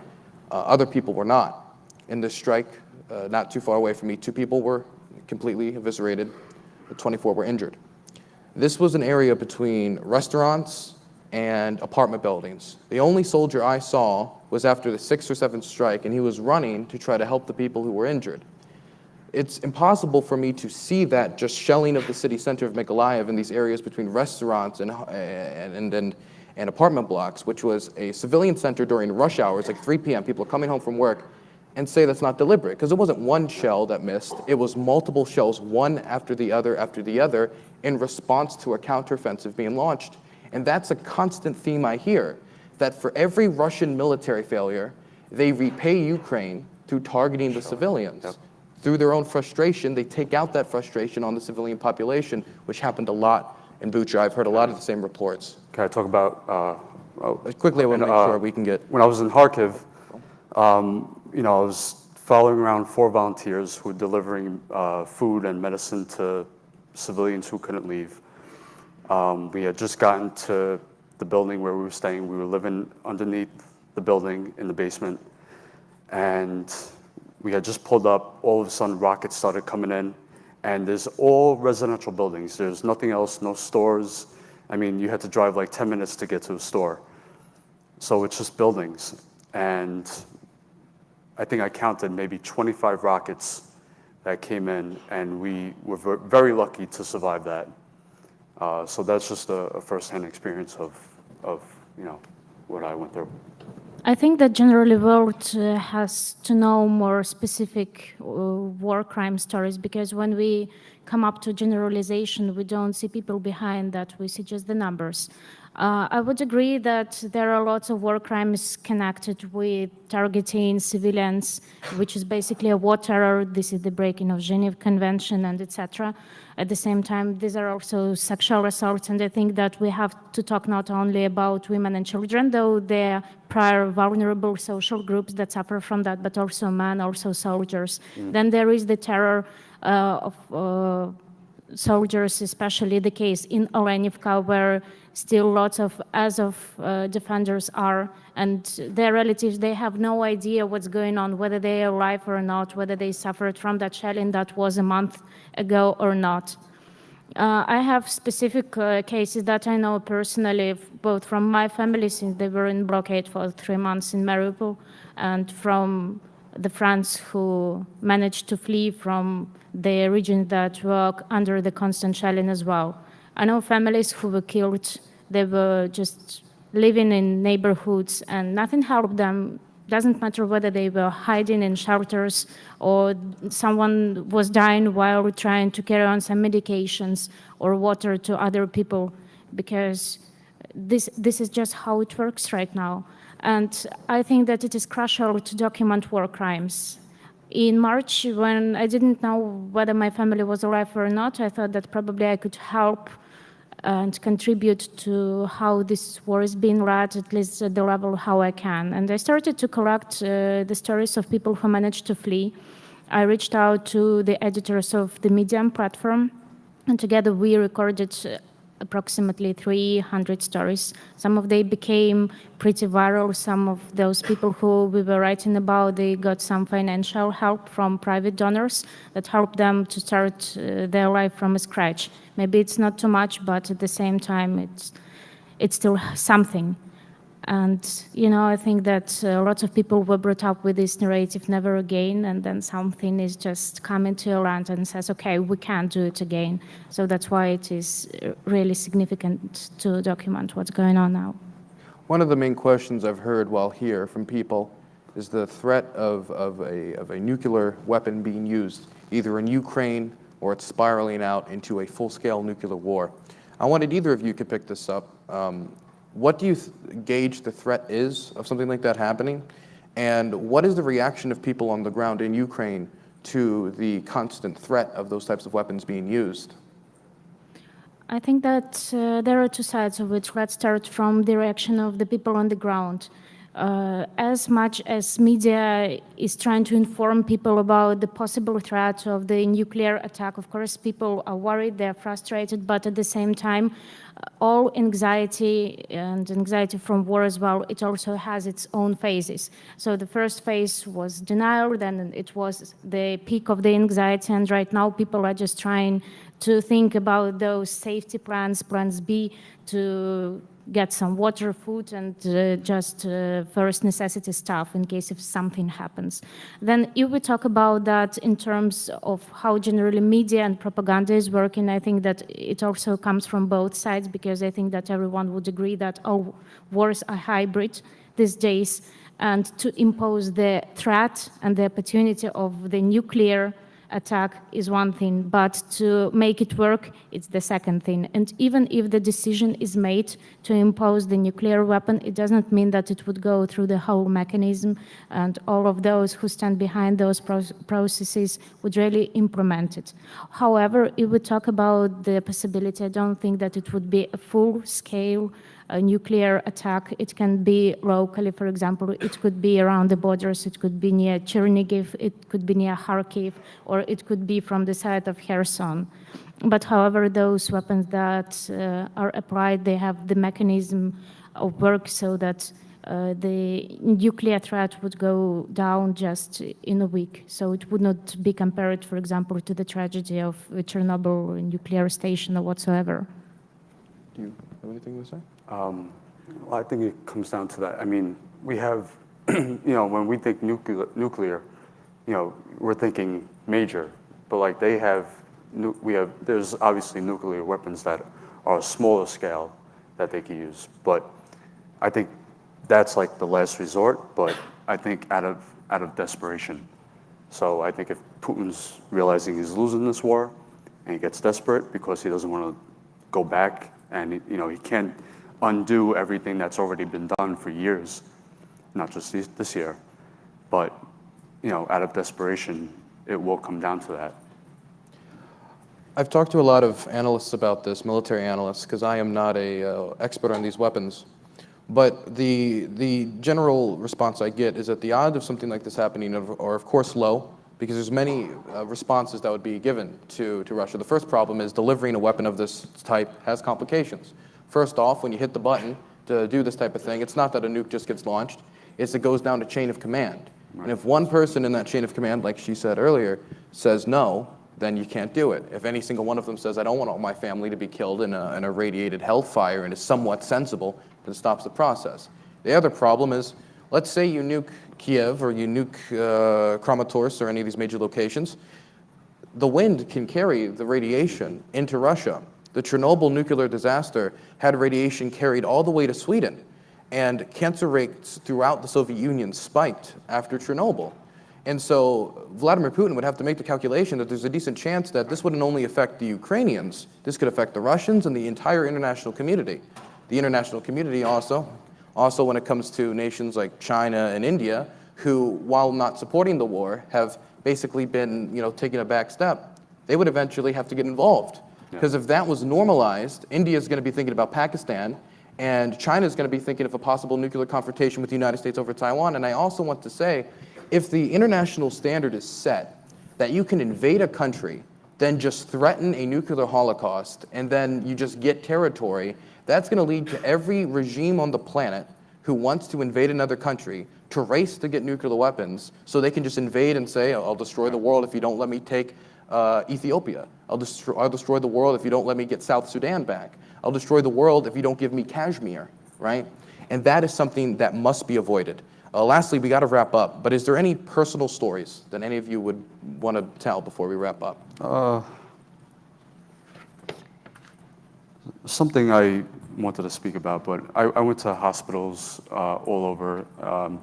I met a young woman in Poltava. She was in the hospital from injury from shelling, and her father lives in Moscow. But when she called him to tell him that she was in the hospital because of Russian shelling, he didn't believe her. So there's this, side where like they're so caught up in the propaganda, and they're completely denying what's happening, even to their own family members. I have plenty of personal stories, but we don't have enough time for that. I'll let Tanya. So I have several personal stories to share, and here I would like to say that I think that sharing such stuff, yet it is personal, I think that it just gives out a better perspective on what's going on across the whole country, because such stories as mine, they're not unique.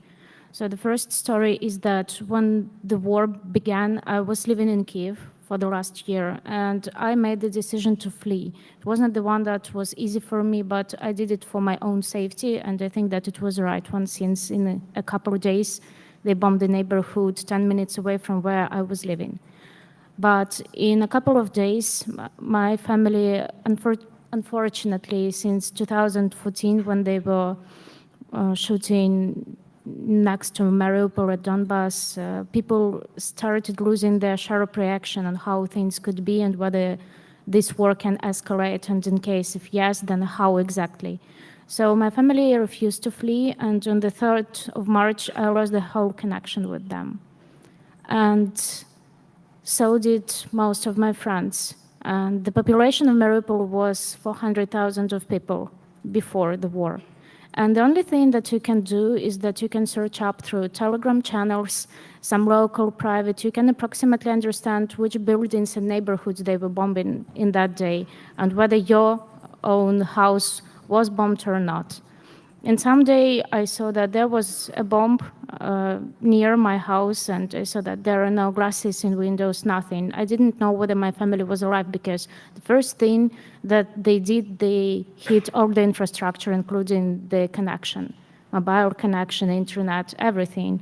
And I asked my friend who had a connection with his mother through Signal to get to my mom and to see whether she was alive. She was, but in a couple of days, that mother and the whole family of my friend, they were killed. And the only thing that was left from their bodies was scars and teeth. Until those days, this person cannot find where exactly they were buried, whether it was a mass grave or not. And then in 10 days, they shelled the neighborhood again. And I see that they bombed my house, they shot it from tank, then they used aviation, and basically they're just ruins. There is nothing. And this is the time when I understand that yet we can say that we have the concept of what home is, that home is where your heart belongs, and etc. Now it's quite material, with your photographs, with your memories, with your family albums, whatever. And I did not know for another 1 month what was going on with my family and whether they stayed alive. And to be honest, I already didn't believe that I would see them again. But in a month, I got the message on WhatsApp from the unknown number, where it was said only one phrase: your mother is alive, and she gave me your phone number from just a piece of paper. Please contact her somehow. And for another 1 month, I did not have any contact with her. And only after that, I managed to meet her. I barely could recognize her after the blockade. In 1 more month, I found out that my grandfather, who is 90, who lived through the Holodomor, the starving thing, the Second World War, that he also lived through the blockade in Mariupol. And right now, luckily, my story has the happy end because I have my family right now with me, but out of Ukraine.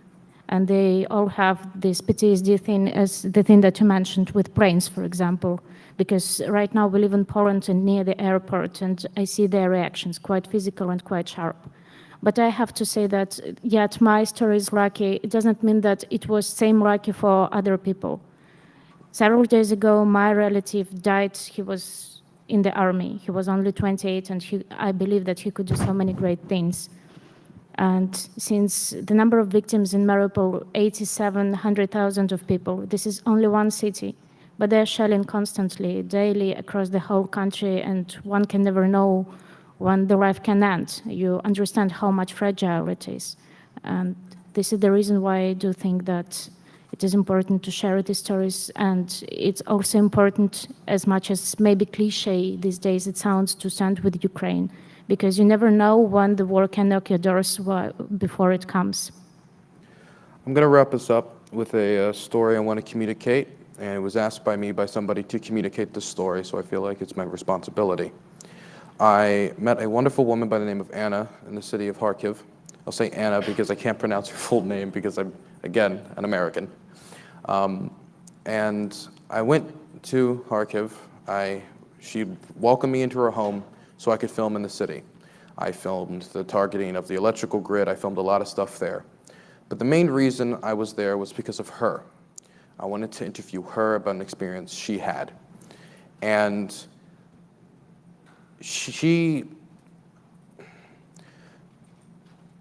I was gonna interview her no matter what, because she was an amazing person who participated in Euromaidan, has put her life on the line multiple times to try to help other people. But during the process of me setting up the trip to her location, her father, who was a gardener, loved cats that he would feed out on the porch, was on the porch one day in Kharkiv, and he was feeding a cat that regularly came up and visited him. It was a street cat, which there are many of in Ukraine. And while sitting on the porch, his wife comes out, her mother comes out and tries to come inside, air sirens, air sirens. He's like, the whole, hardened, like, I'm a man, this is my home, I'll do what I want. Wife goes back in the home, and a Russian artillery shell tears through the porch, tearing him to shreds. He was killed instantly. He was ripped to shreds. His intestines were about to spill off of the porch that was elevated. He was completely obliterated. It was a very brutal image. This shakes the whole home, and the wife comes out so shaken that she starts grabbing his ankle, trying to wake him up, even though he was already dead. And I interviewed her about the death of her father, and they were such loving people that they gave me this little keepsake to keep me safe from something like that happening to me. I go to them to interview them about their family tragedy, and they think ahead to make me a little keepsake to keep me safe. And that is the spirit of the Ukrainian people that has suffered through this war, but will persevere through this war. It is brutal, it is terrible, and for every war crime that happens, that is documented on mainstream media and that there is a picture of, there are 10 more that get covered up by the Russian army or don't get covered in mainstream media. And I just wanted to emphasize that to you guys. The same thing is true of the Yugoslav civil wars and Yugoslav genocides and of the Second World War as well. And just remember that for every war crime you hear about, there are 10 more that happen that'll never grace your ears. Yeah. Thank you.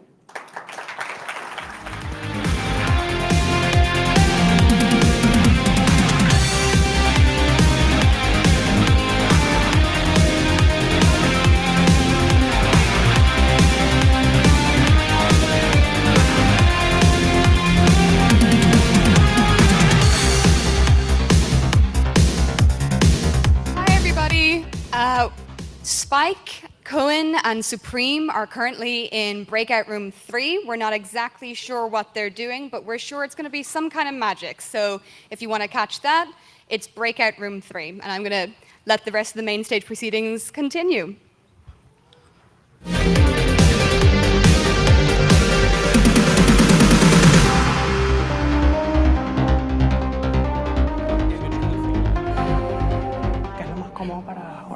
I'll take the last one. Okay. Hello? Okay. Hi, everyone. My name is Shashmita Nair. I am a local coordinator from Malaysia, and I'm so honored to be on the stage here today. So the next session is titled, How Socialism Destroys Countries in Latin America. The amazing lineup of speakers we have for you today have experienced, seen, and they themselves have many stories about how socialism tore their country apart. Without further ado, please give a warm welcome to our speakers today, Jorge Jarisati, Marta Bueno, and Daniel Di Martino.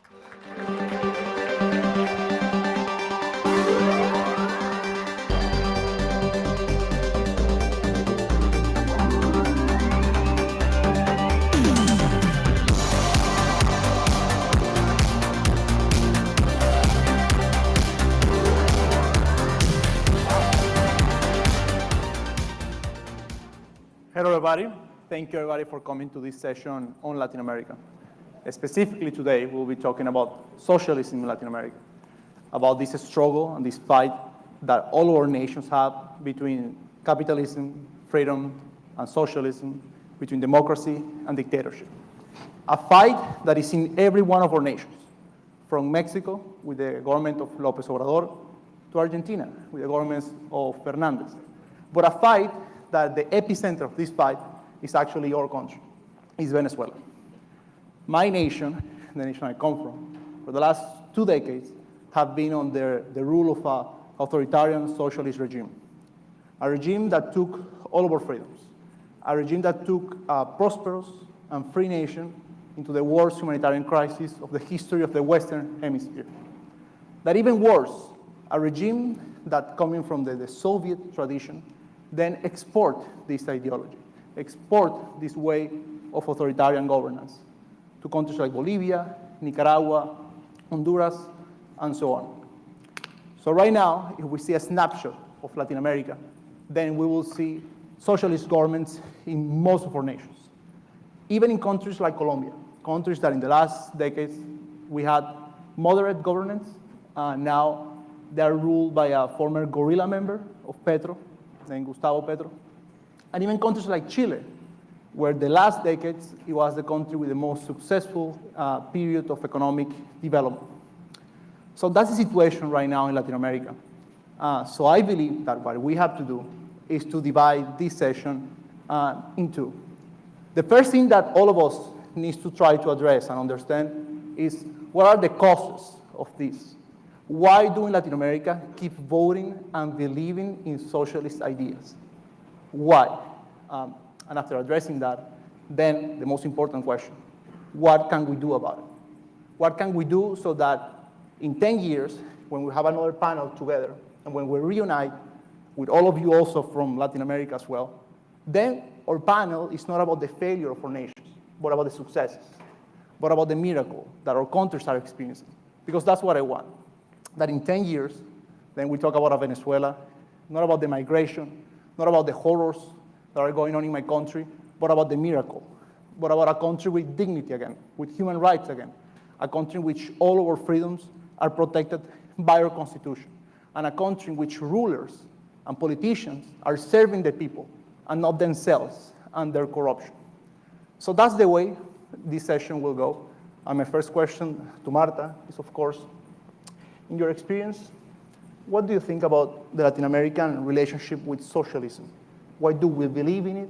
Why do we have this tendency?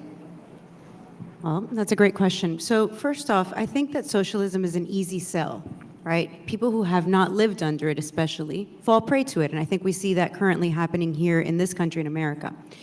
And that is that it's like a romantic movie. It's like a Disney fantasy, right? We're going to provide everything for you. We're all going to be equal. Everything is going to be wonderful.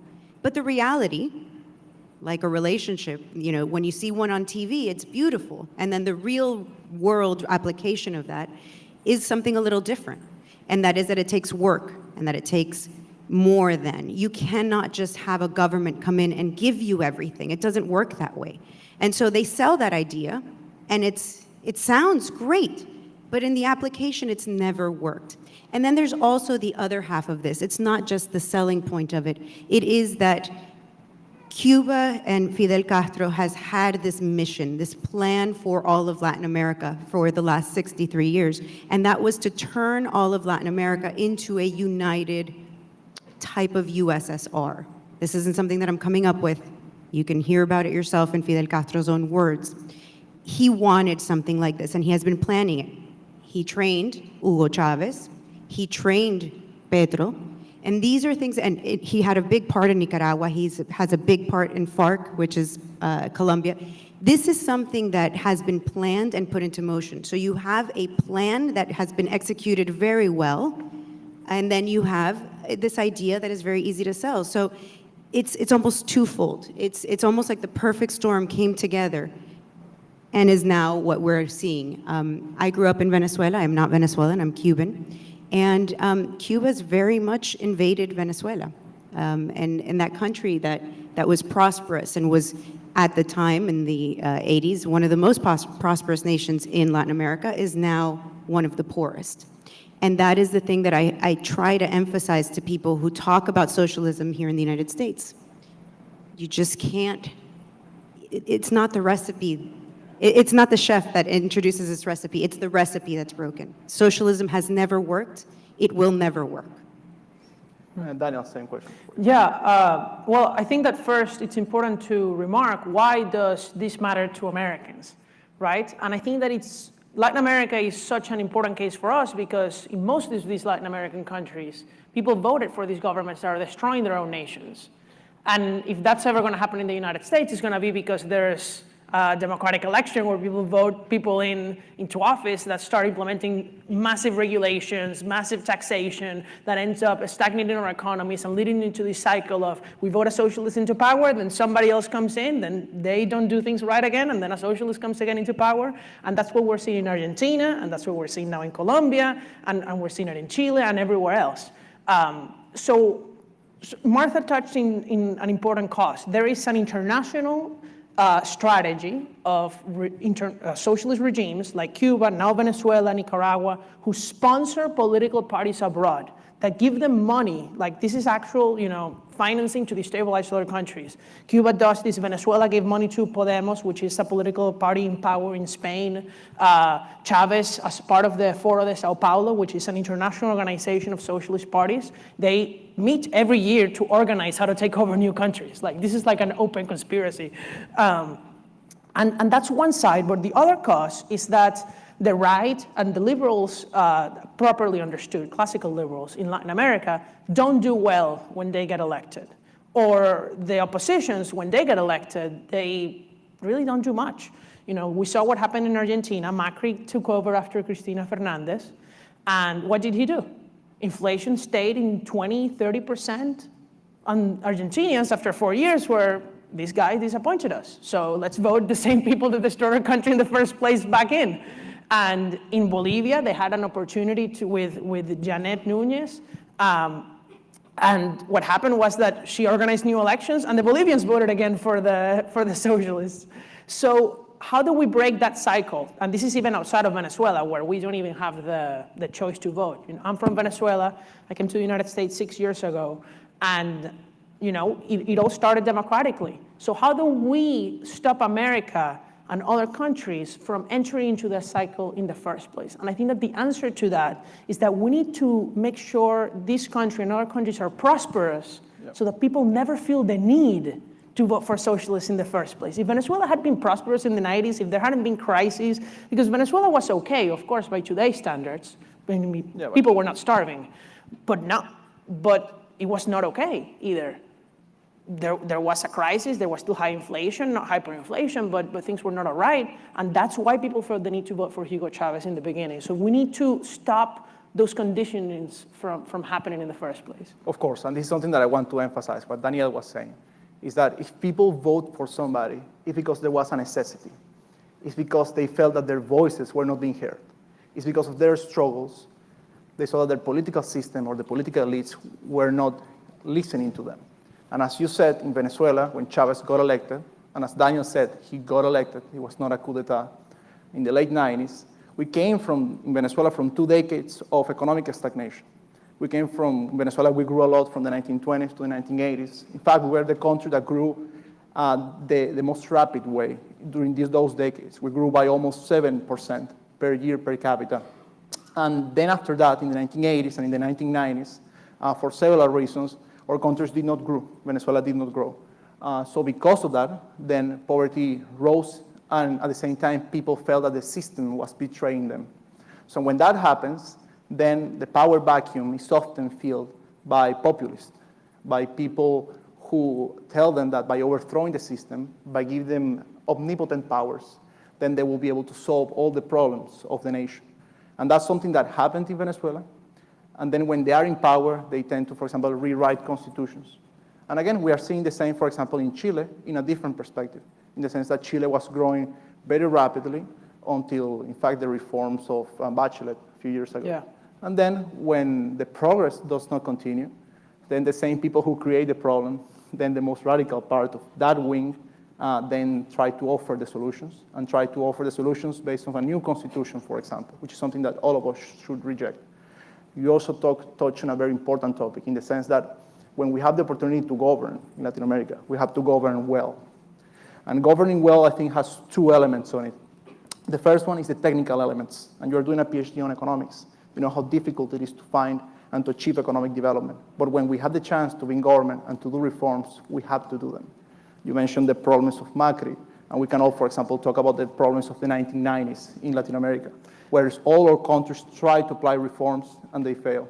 And the second aspect of that is the aspect of communication, which I want to ask you, Marta, because you have been talking to people from all over Miami in these last months. And me, from afar, from living, not even in the US, I live in Madrid now, I saw your success. I saw that during your campaign, you were able to touch something. And again, this is the second aspect of governing, is to listen to people, empathize with people. Because if people vote for populists and socialists, it's not because they're stupid. They vote because they see in them a solution. And our challenge in our movement, what we have to do, is to be that solution, to empathize with them, to talk to them, and to tell them that the solution is not the populists. The solution is to give them freedom. but to actually give them freedom.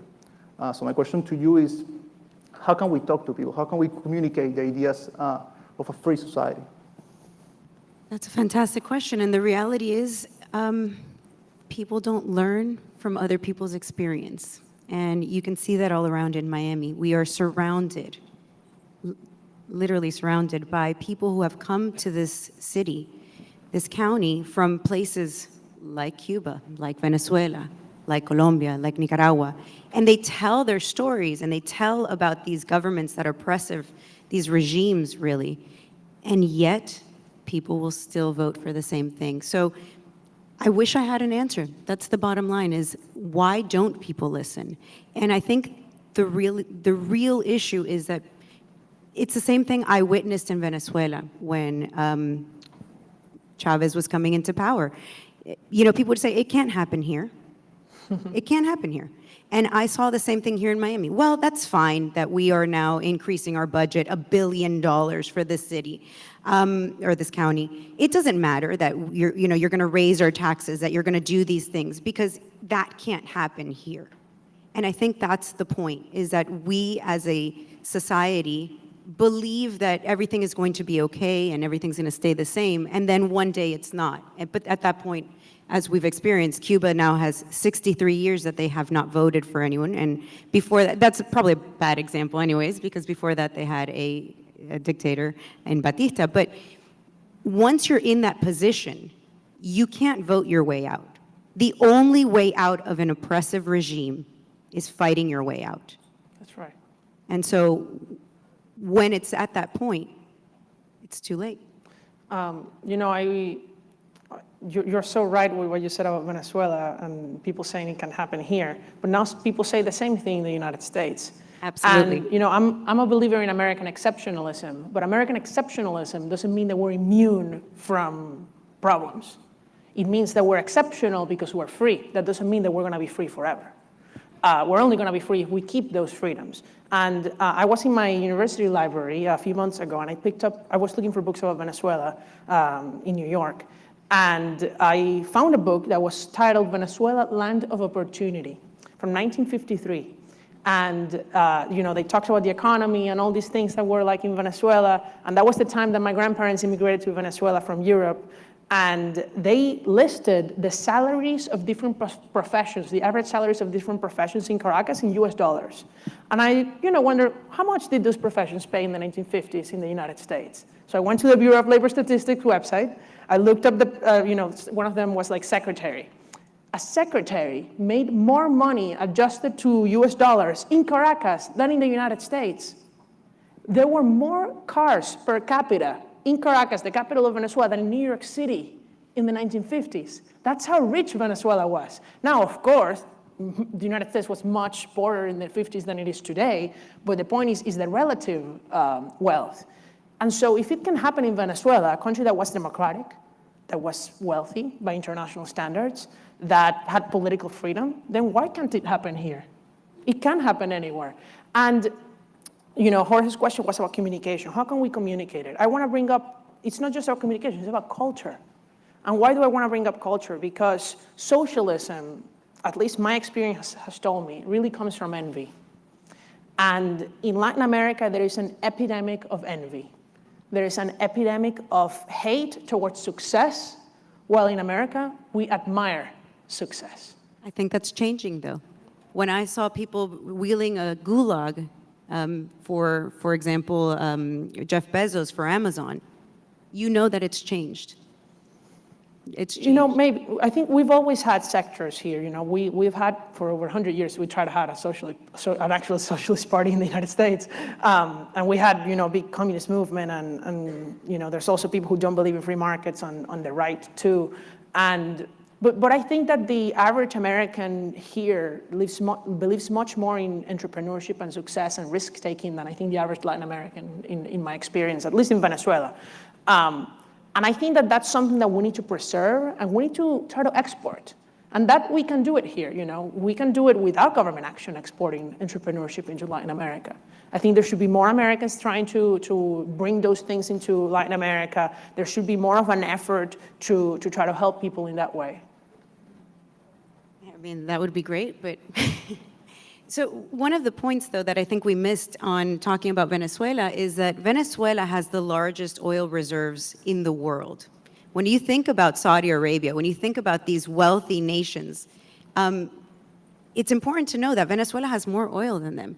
Venezuela could live, obviously, hopefully not with the royal family, but they could have that amazing infrastructure and that all of those things that these countries have because they have these amazing oil reserves, because they have it. Well, yeah. And I lived in a city where oil was the main product in Maracaibo, and it's just so sad to see. And that is also part of socialism, where these people, these rulers who come into power will appoint their friends who don't know how to do things and don't know how to pull the oil up from the ground and don't know how to do it. So I think that's something to also look for here in the United States when we're talking about socialism is once you get into these positions of power, if they're appointing their friends that don't know how to work it, we've reached the starting point. Yeah, I mean, basically, I want to build on what you two were talking about in the sense of the question of culture, the question of envy, the question of these political ideas, because they are really, these political ideas are really the underlying causes of the policies that are implemented. Like when the policies are implemented in Latin America, socialist policies, they have to have a philosophical background. And in Latin America, it's exactly that. It's the idea that the economy is a zero-sum game, in the sense that if some people are doing well, it's because others are doing badly. If some people have resources or opportunities, it's because they're taking it away from other people. And when, for example, Americans ask about the lessons that they can draw from the Venezuelan experience, one of them is that, for example, these anti-business narratives, these anti-millionaire narratives have to be pushed back from the beginning. Because the problem that, for example, of narratives such as Elizabeth Warren narrative, that inflation is caused by greed or by corporation. The problem is that if people really believe that, then the policy consequences are clear. People will advocate for a stricter business regulation.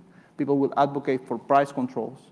And people will advocate ultimately for the policies that end up resulting in, for example, scarcity or in all the problems that we are seeing in Latin America.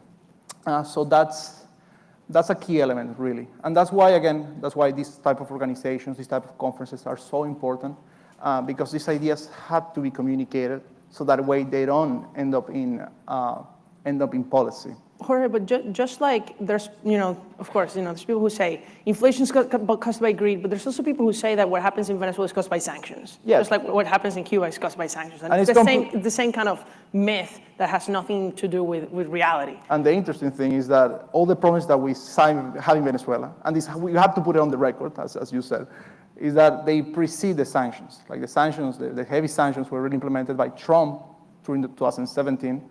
And all the problems that Venezuela had come from the early 2010s. For example, we're in a recession since the third quarter of 2013. We have a scarcity since 2009, for example. But yeah, if you want to touch on that. Yeah, of course. Please. And I think that's, especially a lot of people who believe in free trade believe that also means, well, why don't we trade with the narco-trafficking leaders of the Venezuelan regime who own and control the companies? And I don't think that's free trade. That's actually just like if you were buying things from a criminal here, which would be illegal, right. And what happens is that first, there's a big misconception over what are the sanctions in place. People think that there's some kind of embargo in Venezuela. That's not true.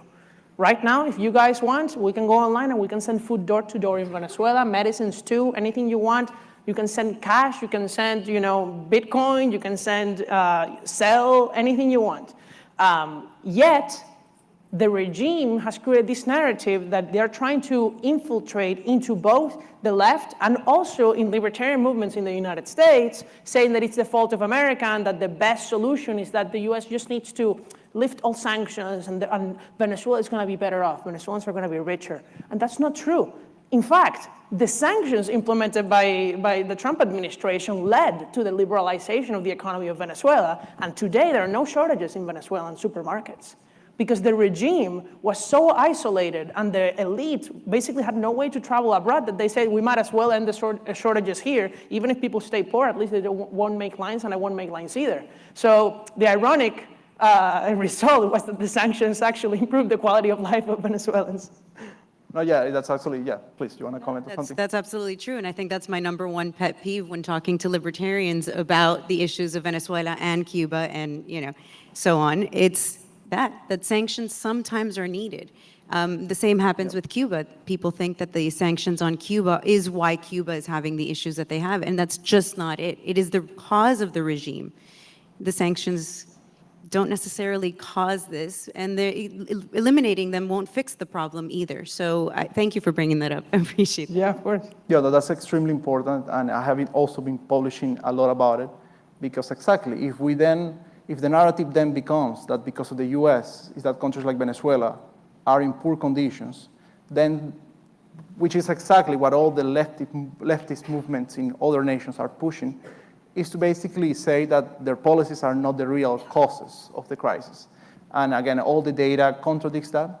Basically, the humanitarian crisis that Venezuela is living began before the sanctions were implemented. And as you said, sanctions, if we really want to talk about it, they are policy instruments, they are tools. We should not see them from a moral perspective. Because in the case of Venezuela, for example, they are targeted towards the regime, towards the oligarchs, who basically took the money from the people, and now they have that money in banks in Europe, in houses here in Miami, and those are the things that we cannot allow as a free society, because as you said, free trade is free trade between good people, between good countries, under the law, under the rule of law. We cannot do trade the same way we cannot do business with criminals. So we have a few minutes, but I didn't want to leave this without asking you, Daniel. We touched also about the failures that, for example, governments like the Macri government had. And you, again, we're economists, from an economic perspective, what do you think is missing from our governments or our allies when we reach power? Why do you think we are not capable of producing efficient economic reforms that will bring prosperity, not just for a few, but actually will bring prosperity for everybody? I think we miss courage. We miss boldness to do big reforms. It's just like people think that this is about, raising or lowering, in Latin America at least, that this is about raising or lowering a little bit the taxes, this little government spending and ministry. And the truth is that we need to totally change absolutely the government. And of course that requires, parliamentary support, and that requires a lot of change, but some countries have been able to achieve it. Panama is a very prosperous country today. Costa Rica is a very prosperous and peaceful country today. Chile used to be, though Chile achieved it in a non-democratic way. But we need big reforms. We need to massively reduce government spending in Latin America. We need to, honestly, some of these countries just need to eliminate their own currencies and dollarize their economies. They're just incapable of having monetary responsibility, and I think that's not a controversial thing to say. And in fact, the libertarians and the conservatives of those countries support dollarization. That's actually what saved Ecuador when the socialists came into power from going the way of Venezuela, because Rafael Correa didn't have the power to print money to finance government spending, and Ecuador therefore had stable inflation, 1% throughout his tenure. So we need those types of constraints that at the time socialists come into power, they can't even shake the prosperity of our countries. And we also need to learn from those experiences. I touched on envy, but what's the opposite of envy? How do we combat that? We do it with gratefulness. In Venezuela, people were not grateful for what they had. That's the reality. Otherwise, they wouldn't have voted for Chavez, somebody who had been convicted and jailed. This was not some random person that just came up and was very charismatic. He had been in jail. How do people vote for a murderer? Yeah, you said it's not that people are not stupid, but certainly they didn't think about it very much. Colombia voted for a narco. Yeah, and now in Colombia they voted for an ex-guerrilla member. Exactly. Yeah. So it is about promoting gratefulness. I would like to promote something that I'm doing that I think it's part of that. and it's here in the United States, and that is the Dissident Project, where we're sending people who lived in socialist countries, including Latin America, of course, but also Asia and Europe and Africa, into high schools in the United States, so that kids in American high schools can learn from the first-hand experience of people who actually lived under socialism, learn that socialism is not the answer to our problems, that you can be on the left, you can be on the right, but you have to believe in the basics of property and free enterprise, regardless of whether you want a little or a little less welfare. And then that they understand that we need to be grateful to live in America, which is the best country in the world. Yes, that's actually true. Yeah. So do you want to provide 1 minute remark as well to the audience? You know, I say that often. I am so grateful to live in this country. And it's not that we don't have problems, but it is the greatest country because we do have basic freedoms that you don't find necessarily everywhere. And that is why America was prosperous. It was those freedoms that allowed us. Oftentimes people will say, well, how come we don't have a Jeff Bezos or an Elon Musk or whoever you're an entrepreneur that you like, a John Mackey? Why don't we find them in Latin America? And it's not that there aren't super intelligent people all across Latin America. It is that they don't have the freedoms to do what they want to do. It is because in countries like Venezuela, even when it was not under Hugo Chavez, even before, you had to know the right people in order to work in the places. You had to have, we used to call it palanca. You have to have a palanca. You had to have, know somebody that can get you into that job. And in America, you don't need that. You just needed a good idea. And so freedom is my why. Freedom is everything. With freedom, you can achieve pretty much everything. And so I am blessed to live in this country, and let's keep it free. Yes. And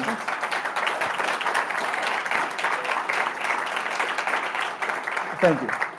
And since the two of you correctly said words of encouragement to Americans of why we need to fight for freedom, then let me finish with a slightly different type of angle, which is why should Americans also care about foreign affairs, international affairs, and specifically why they should care about Venezuela.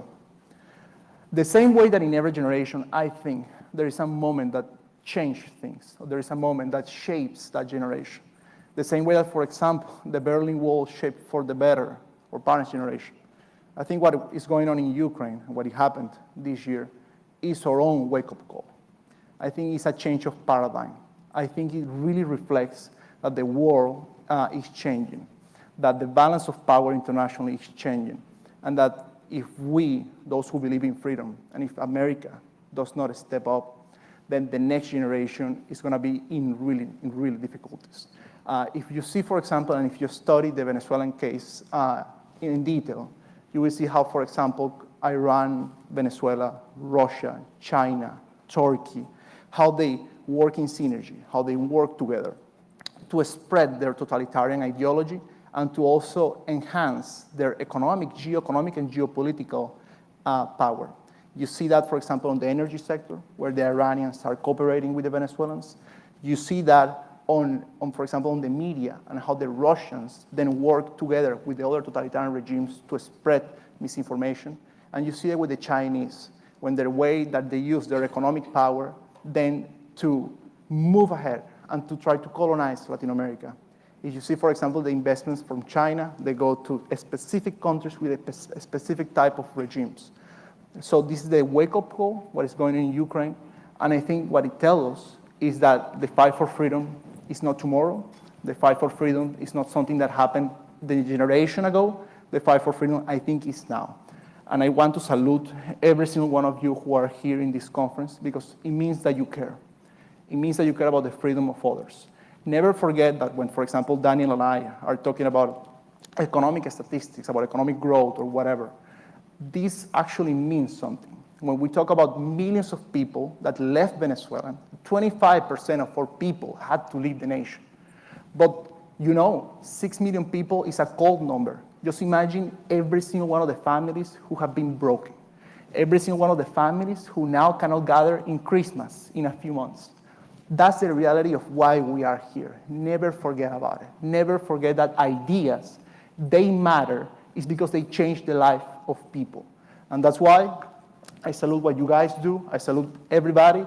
And let's keep fighting. And let's win this battle.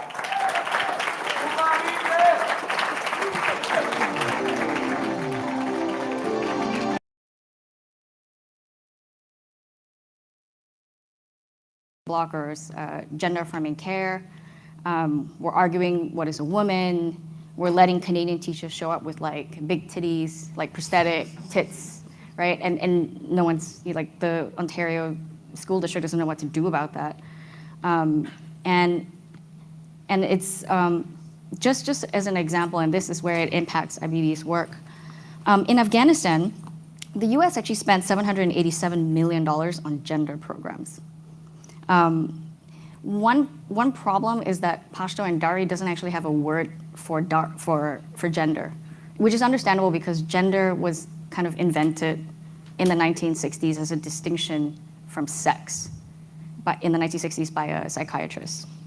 And so there was a funny clip that was unearthed where you had an expert, like an academic expert, going in Kabul, talking to Afghan men and women. This was in 2015, and talking about conceptual art and Marcel Duchamp's urinal, and asking the people in the audience there, to ponder gender roles in society and things like that. And it was just one of those things which is hilarious, because I think it took, we started an Afghanistan translation project. We started translating a lot of material into Pashto and Dari. And it just amazed us that, after trillions of dollars of the US spending in Afghanistan, that the Wikipedia page for feminism or women's rights didn't exist. But yet we had experts from the State Department teaching local Afghan women about toxic masculinity and questioning, gender identification. It just, we kind of skipped all the way to third wave feminism without realizing, baby steps. And so do you want to talk about the consequences of all of this? Yeah, and the baby steps, there are a lot of examples of that. And we can see now with both, I would say, the failure of the two wars in Iraq and Afghanistan is not only there is kind of a lack of understanding of the cultures. Like I remember when the US was, I think, in 2006, and many of the people at the State Department and others didn't know the difference between Sunnis and Shias. And that is after spending billions of dollars already getting into that war.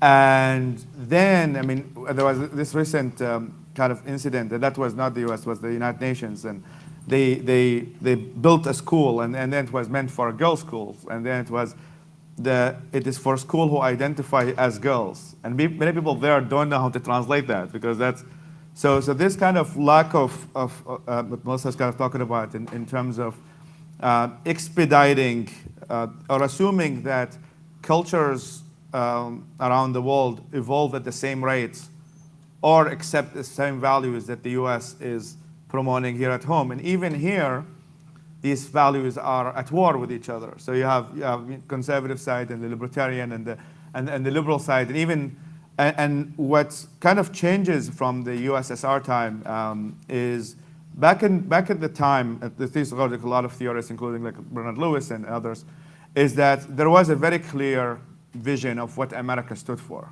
and what the West stood for, in terms of capitalism as a kind of a main economic system that it stands for, and with religious freedom, and that was what the US used to broadcast into the public through a program called the Voice of America. Voice of America started as a Cold War initiative in which this is what American values are, which is, as I mentioned, capitalism being one of the central pieces of it.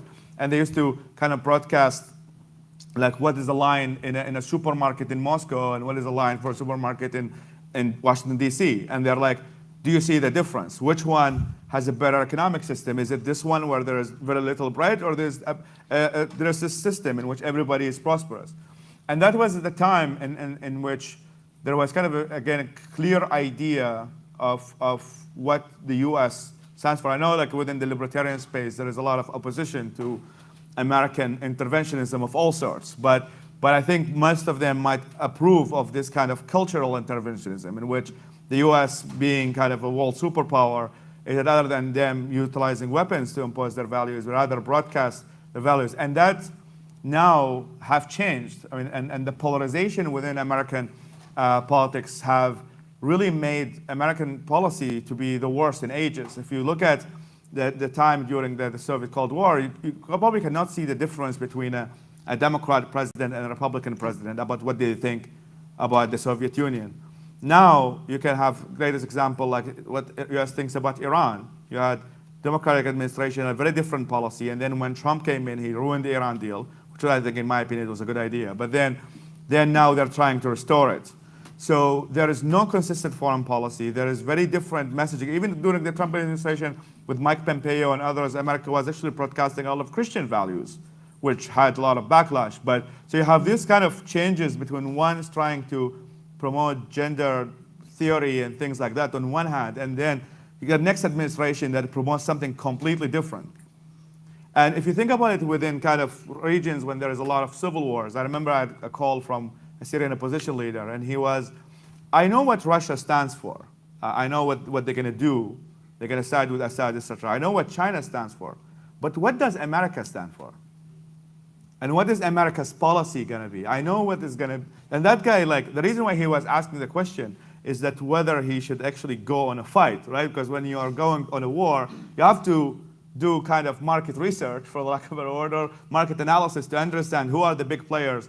And that kind of lack of American identity is now, or lack of American vision, is very strengthened. If you look at a very good example that I always mention about kind of how authoritarian regimes and how outside players do try to kind of exploit this American division, is Al Jazeera. For those of you who don't know, it's a channel mostly headquartered in Qatar, in the Middle East. And they have a completely different kind of English and Arabic facing. So like in Arabic, it's tend to be very ultra-conservative, promoting a lot of very ultra-conservative values, including like supporting a very extremist group called the Muslim Brotherhood inside the region. In English, they're talking about Black Lives Matter and gender stuff, which is in a country that actually has slavery of sort, modern slavery. And yet, in English, they're talking about how America is racist and how the differences between them. So in a ways that, and that was really their English-facing channel, which was, it's at its main core trying to exploit. On the right faction, there's Russia Today. Russia Today have promoted a lot of, actually sometimes libertarian figures in its channels, trying to strike this, because the Russians have realized they can definitely not ruin America militarily, but they can definitely destroy it from within. And one of these ways is that utilizing, unfortunately sometimes many libertarian figures, to promote an anti-American narrative. So in that way, many people will be like, oh, I don't want America to intervene. And that's one of the things, for last talk with Putin, he was talking about like, oh, in America, in Russia, we believe that there is a man and a woman. And part of that reason was he's trying to strike a message. He wasn't talking to Russians. He was mostly trying to talk into American right-wingers so that way he find them to be the people who can be joining on his side.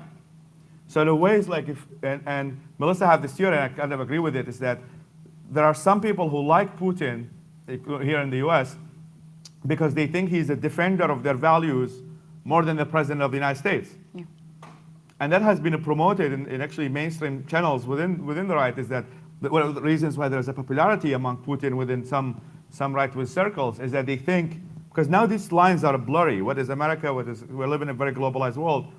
And that there are some people here who think that Putin, and you can have people in Malaysia or Singapore who think Xi Jinping is their leader, even though they are in a very different country. So we have to be kind of very aware as an organization, also as people, of figuring out a way of how to not be exploited by many of these authoritarian regimes, and at the same time continue to have these important conversations within our cultures about what solution is. I will add also that Putin framed this invasion of Ukraine as the denazification of Ukraine. He said that he was purging all the fascists from Kiev. So you see how he uses culture war rhetoric to justify his invasion, and how culture wars become the new lens at which people are looking at geopolitics. And because of this phenomenon where the lines that are drawn in the culture war are both within and between nations, these fissures are exploited by authoritarians so easily because they have influence in open societies, but open societies don't have influence in their closed societies. And so we have to figure out how to actually solve this problem. And it is a very big problem. I don't think it's a coincidence that, I mean, Freedom House tracks authoritarianism around the world. And for, I don't know, quite a few decades, you see liberal democracy kind of rising. And it's been in the last, 5-6 years that it's a sharp decline. And so authoritarians are actually gaining power around the world. And we need to figure out why and how, what to do about it. And maybe I could do a plug-in for those who are interested. We are hosting, DSB Board is hosting or sponsoring, fiscal sponsoring an event in Lithuania, in Vilnius, on November 7th. That is all about bringing people from free societies and activists from closed societies all together to figure out what can free societies do to combat authoritarianism globally. I think we only have 5 minutes left. I apologize because I talked too much. I had Red Bull. I had Red Bull in the morning, so that's why. But I'm gonna leave it maybe 5 minutes for you guys to ask questions, and maybe we can have a conversation. And also we have a booth at I think the last one. I don't know, maybe because they hate me, they put me there. But I'm there, so if you guys have any questions, we can also have a follow-up conversation. Thank you very much, and we can go to the Q&A.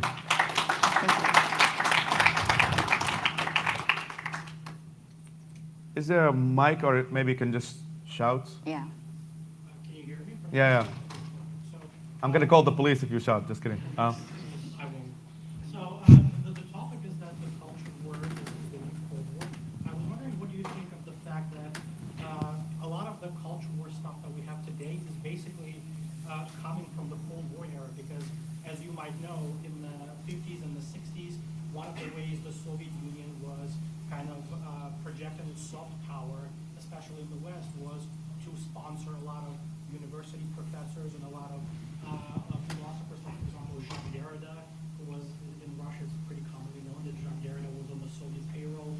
So, but with the collapse of the Soviet Union, these ideas and the philosophers and the university professors that they sponsored, they haven't kind of disappeared, but continue to go on. So I was wondering, is there a way to kind of mitigate that or fight that when there is no, office or bureau from which all this is coordinated? So what's the effective way of fighting some of the network ideology versus Actually, that's a good question, and it's a very good point. So, yeah, the Soviets have used this kind of argument about, look at what we did for women's rights, for example, right? To try to whitewash their gulag system, for example, and to score points in the international arena because they know that's what scores points. And the playbook still continues. I mean, ultimately, it was an economic disengagement of two different kinds of economic systems, but there were cultural elements laid on top of it. I think the way that has evolved from that Cold War era now is a little bit different and has interesting implications. But I do agree with what is happening, that these the philosophical, intellectual bulwark of these ideas are still there. And not only are they still there, they actually have a lot of cultural power in our society. Like, they're in our universities, they're in our boardrooms now, they're in corporate trainings, and so it's everywhere. And I mean, I don't know how to fight. We don't have instruments of the state to fight something like that, and that's never really useful in trying to change culture. But one thing that I can think we really need to do, I just had a meeting, I think it was 2 weeks ago, with some Harvard students who started a conservative magazine on campus. They told me that in the Harvard course catalog for this semester, under American history, they were history majors, only one class was not about race. And this was about American history. And if we don't change education, and that includes K-12 because that's where the pipeline starts, I don't think we can fight this. Because it seems like, a lot of this stuff, like decolonized curriculums, a lot of this kind of ideas are not countered in the way that it should be, which is go to school, the right courses, learn actual history. Learn that people of color, his ancestors, my ancestors, have colonized people. Sorry, it was true, right? Yeah. I'd like to take the credit. The Mongols sacked Baghdad, you know, like we can be oppressors too. But it seems like very simple ideas like that could easily disabuse one of this kind of intellectual fad that's going on is not done. So I don't know, it has to start with education, or else it's not scalable. Yeah, I mean, I always say is like the best way to combat bad ideas is to make good ideas sexy. And that would be, I guess, would be the market solution for something like that. And there was, maybe we can end on this. No, there was very interesting. I think it was at the UN, and everybody, like, I think it was the representative of the UN, United States representative. She was the only one who said that the U.S. is a racist country. Yeah.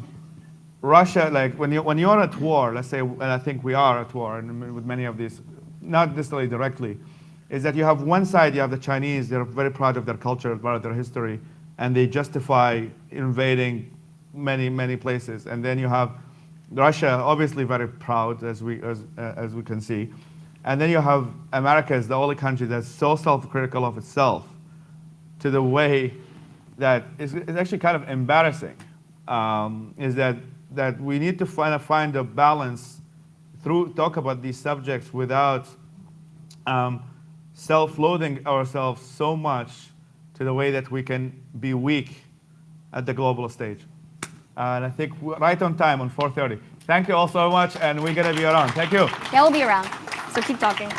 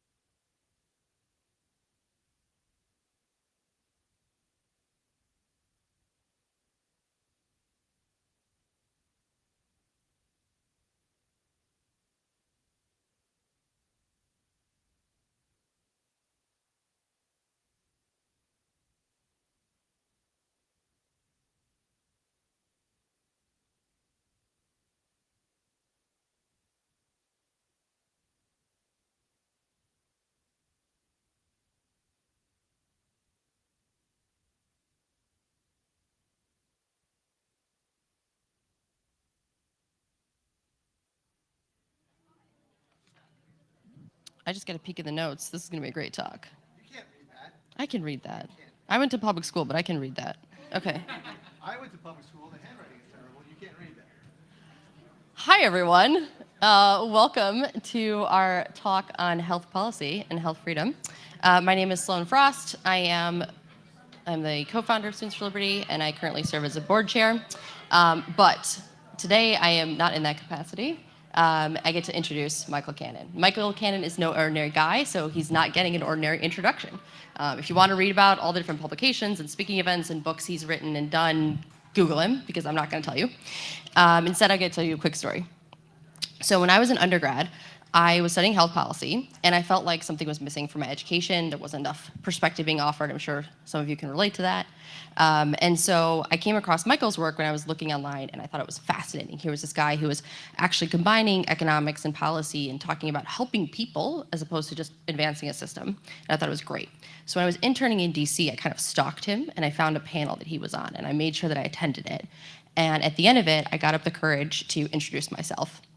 And he was so kind, he was so patient, I had so many questions about health and economics, and he wanted to talk about all of it. He offered to talk with me more about it if I wanted to, and I'm sure he regrets that because I've taken him up on it many times since then. And I tease him, but he's a really great advocate for everything that we believe in healthcare and freedom. He's been a steady voice for true healthcare reform. I'm sure the needle or the thorn in the side of many people who want to expand government at the expense of people.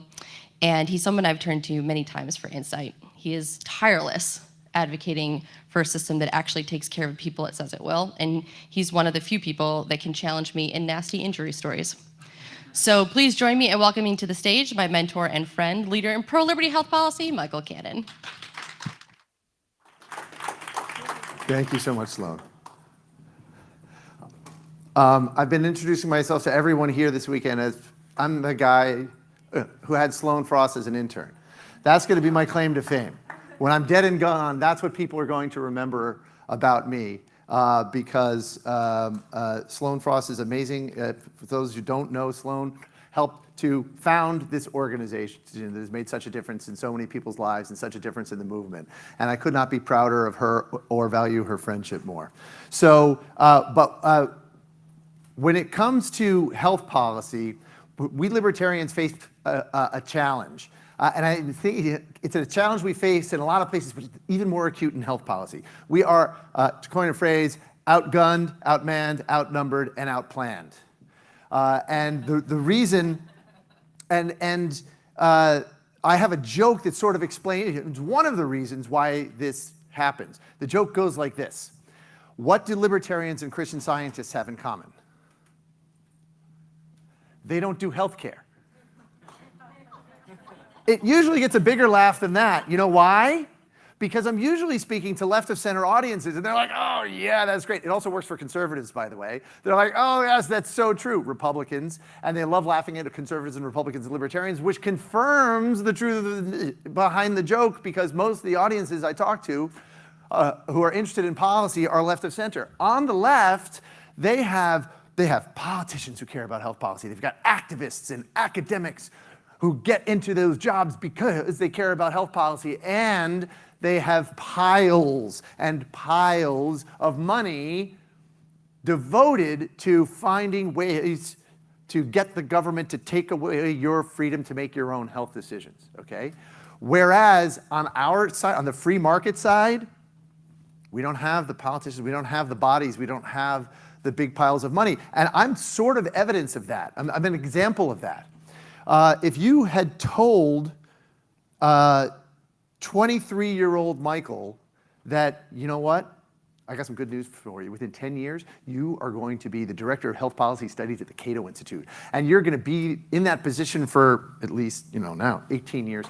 I would have said, oh my God, are you kidding me? That is awesome. Did you say health policy? Because I didn't get into the health policy because I wanted to work in health policy. I got into health policy the same way almost every libertarian or conservative, someone on the free market side does. That's the job that was open, okay? And there are structural reasons for that. I have a lot of theories about it. But my goal today is to try to get a few more bodies into to recruit a few more academics or activists or bodies to work for health freedom. Maybe some people who thought you like 23-year-old Michael, you're thinking, what? You want me to pursue a career in health policy? Why would I do that? I don't know anything about health policy. It's scary and it's so socialisty. I want to give you a few reasons why you should ignore every other speaker here and all the important issues that they're talking about and all the important threats to freedom and focus the rest of your life and your career on health policy and expanding health freedom. Because if you do that, you will get better sex. I mean, this is a Students for Liberty conference, right? This is what 20-somethings care about, right? So first of all, better sex, more money.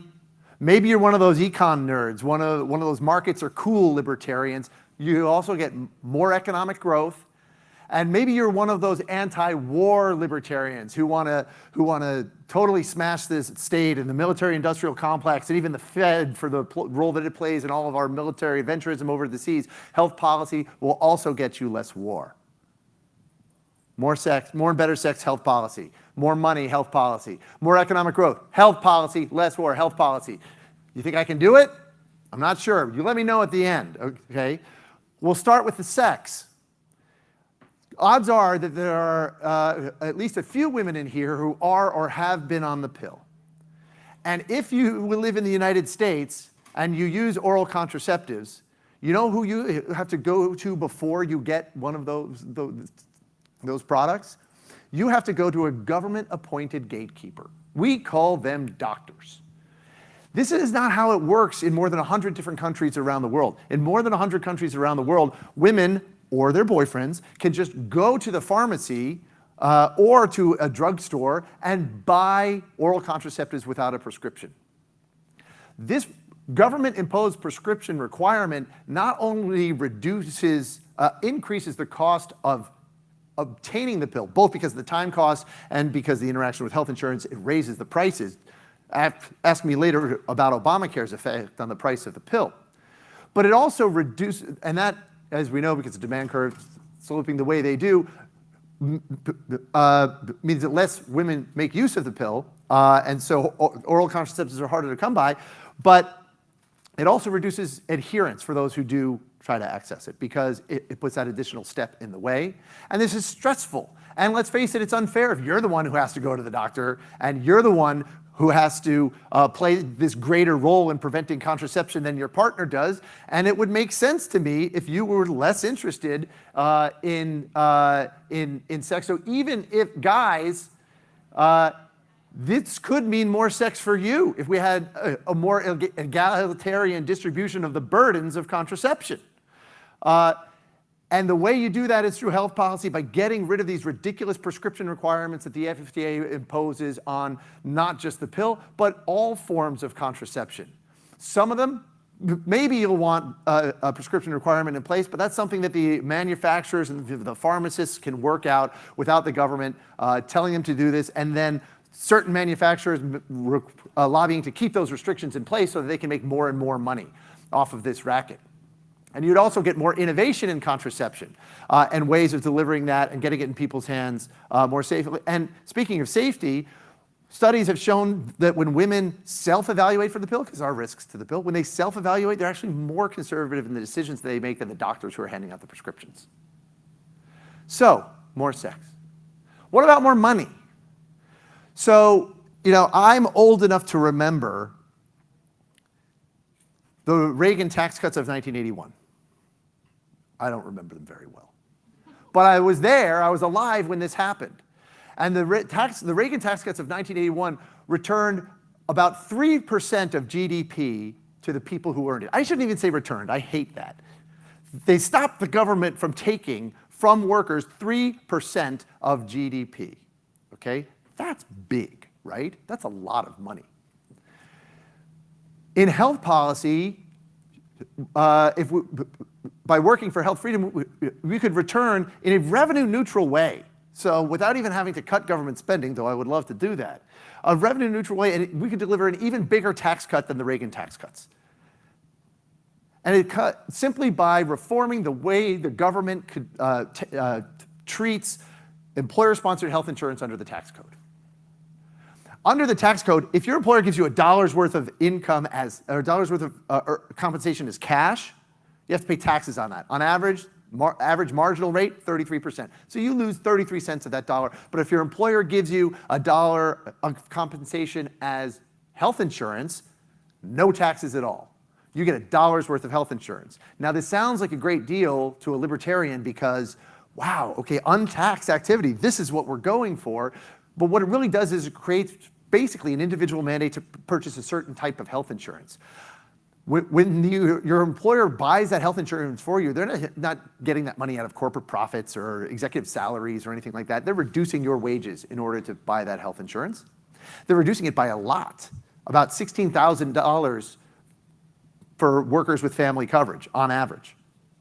Add that up across all workers in the entire economy, employers are controlling $1 trillion of their workers' earnings and using it to choose their health insurance plan. By the way, a lousy type of health insurance, it disappears when your job does. There's no reason it has to do that. And what happens if you as the worker want to say, no, that's my $16,000, or workers collectively wanted to just say, you know what, we'll take all $1 trillion of our earnings that you're spending and we'll buy choose our own health insurance. What would happen? That 33% penalty. If you want to control your own health decisions, the government penalizes you. But there's a way of changing the tax treatment of health care that would allow you to take all to take all $16,000 of that as income without tax consequences, without increasing your taxes at all. That would allow workers to take all $1 trillion of that earnings that their employers now control. You know how much of GDP that $1 trillion makes up? 4%. 4% of GDP, that's about a third more than the Reagan tax cuts. Mind you, this is not money that would be coming out of government budgets or not even going into government budgets and staying with the people who earned it. But it would eliminate a penalty that the government imposes on workers controlling their own money and letting them control $1 trillion of their earnings they previously did not control because of tax policy. In my book, that is a tax cut. It would be a larger tax cut than the Reagan tax cuts. And all of the elements of this sort of a plan they're already in legislation that people have introduced in Congress right now. Focus your life on health policy, you can help make tax cuts that are even bigger than the Reagan tax cuts become a reality. Number 3, economic growth. Maybe you're, as I said, a markets are cool libertarian. You believe in the ability of free markets to raise incomes, and you want to eliminate government, you want to eliminate taxes, you want to eliminate government regulation. Health policy is the area for you.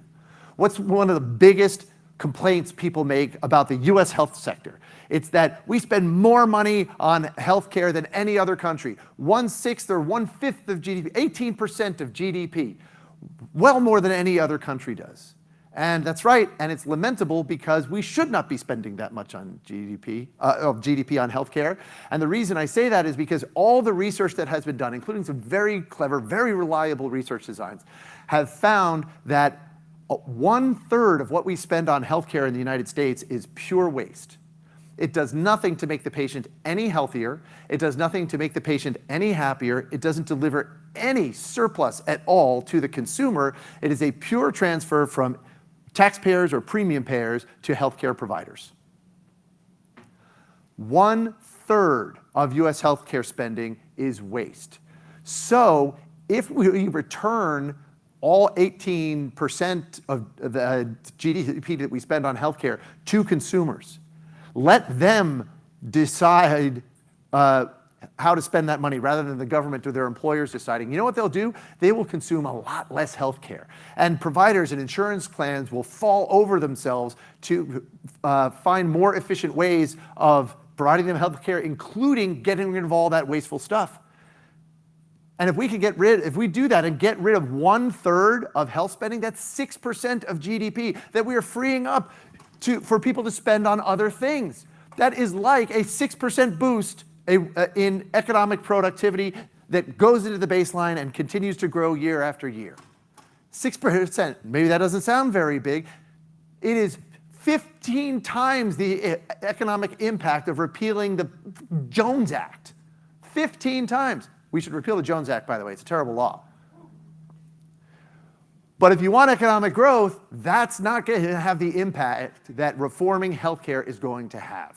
That's not going to have the impact on people's lives and their standards of living that reforming healthcare will have. And then finally, number 4, war. Maybe you're one of the anti-war libertarians. What possible connection could health policy have to reducing US military adventurism overseas? Well, it has to do with a little government agency that I like to call the Veterans Health Administration. Maybe you've heard of it. And not just the Veterans Health Administration, but the entire VA. They provide life, disability, and health insurance benefits to soldiers, sailors, and airmen for service-related injuries and illnesses. What possible connection could this have to foreign policy? Well, it turns out that some of the biggest financial costs, maybe the biggest financial cost of military conflict, is not actually bullets or tanks or gasoline. It's veterans benefits. One of the reasons that veterans benefits are so expensive is because they last, the veterans benefits that Congress has to pay relating to a given military conflict, they have to pay for decades. Okay? It's not just a one-time, you shoot them and then you're done with that expenditure. They have to pay for decades. And they don't peak. The cost of veterans benefits don't peak until like 40, 50 years after the end of that military conflict. So they just rise and rise and rise and rise and rise. But how does Congress fund veterans benefits? Do they fund those implicit promises at the moment a soldier or sailor or airman enlists or accepts a commission, or the moment that Congress authorizes, declares war, or more likely the moment at which the president declares war without Congress? No, they kick the can down the road. They make all of those decisions without having to account of the largest financial costs associated with military conflict. What difference do you think it might make if they actually had to give up more butter in order to get all of these guns? You know, it's not going to, if you're one of those war-loving people who want to, make sure that that we're going to declare war on Germany and Japan, that we're going to go respond to Al Qaeda, after September 11th, that's going to happen even if Congress has to come up in real time with the money to fund veterans benefits. If they have to give up more butter in order to get those guns, that's still going to happen. But in marginal cases, like maybe the Iraq War, or maybe the 10th or 11th year that we're in Afghanistan, in those cases, if they have to come up with that money, they're going to make different decisions. Hillary Clinton said she voted for the AUMF with the best information, because with the information she had, that's the best decision she could make. Do you think that if she had more information, okay, wait, Hillary's not a good example. I have to think there are other members of Congress who might have made a different decision if they had more information. And forcing members of Congress to come up with the money to fund veterans benefits in real time is highly likely to have an effect on on U.S. military adventurism in those marginal cases. More pushback against the president when he commits troops to battle without congressional authorization. More pushback against things like the AUMF that got us into the Iraq War. So even if what motivates you is a desire to promote peace and reduce war, I am telling you, health policy is for you. We need the help. This is an area where the libertarian movement is very far behind, but we have a fantastic message, and we need the bodies. I hope that I will hear from at least some of you in the days and weeks after SFL's LibertyCon, and I thank you very much for your time. And with any time left, I'm happy to take whatever questions you have, either here or outside. Joe Jorgensen. Oh, you know me. Excellent talk. Thank you. So, two quick questions, if you don't mind. You said 1/3 of the U.S. healthcare cost is waste. Do you have any figures on other Western countries, what percentage of waste they have? So that's an excellent question. I'm not aware of any research that's been done in all of those countries because everyone, and I think part of the reason is everyone presumes that they're just so efficient. But there's so much uncertainty in healthcare that it's really hard to know in advance whether an expenditure is going to be productive or wasteful. And in all advanced nations, you have so much moral hazard because the government subsidizes healthcare so much everywhere that I'm sure that in many other countries it would be a third of health spending, or maybe even more. There's some who argue it's as much as half of all health spending. And so I would love to see some research there. But the one big difference is they spend a much smaller share of GDP on healthcare, and their GDPs are much smaller. And so you would not get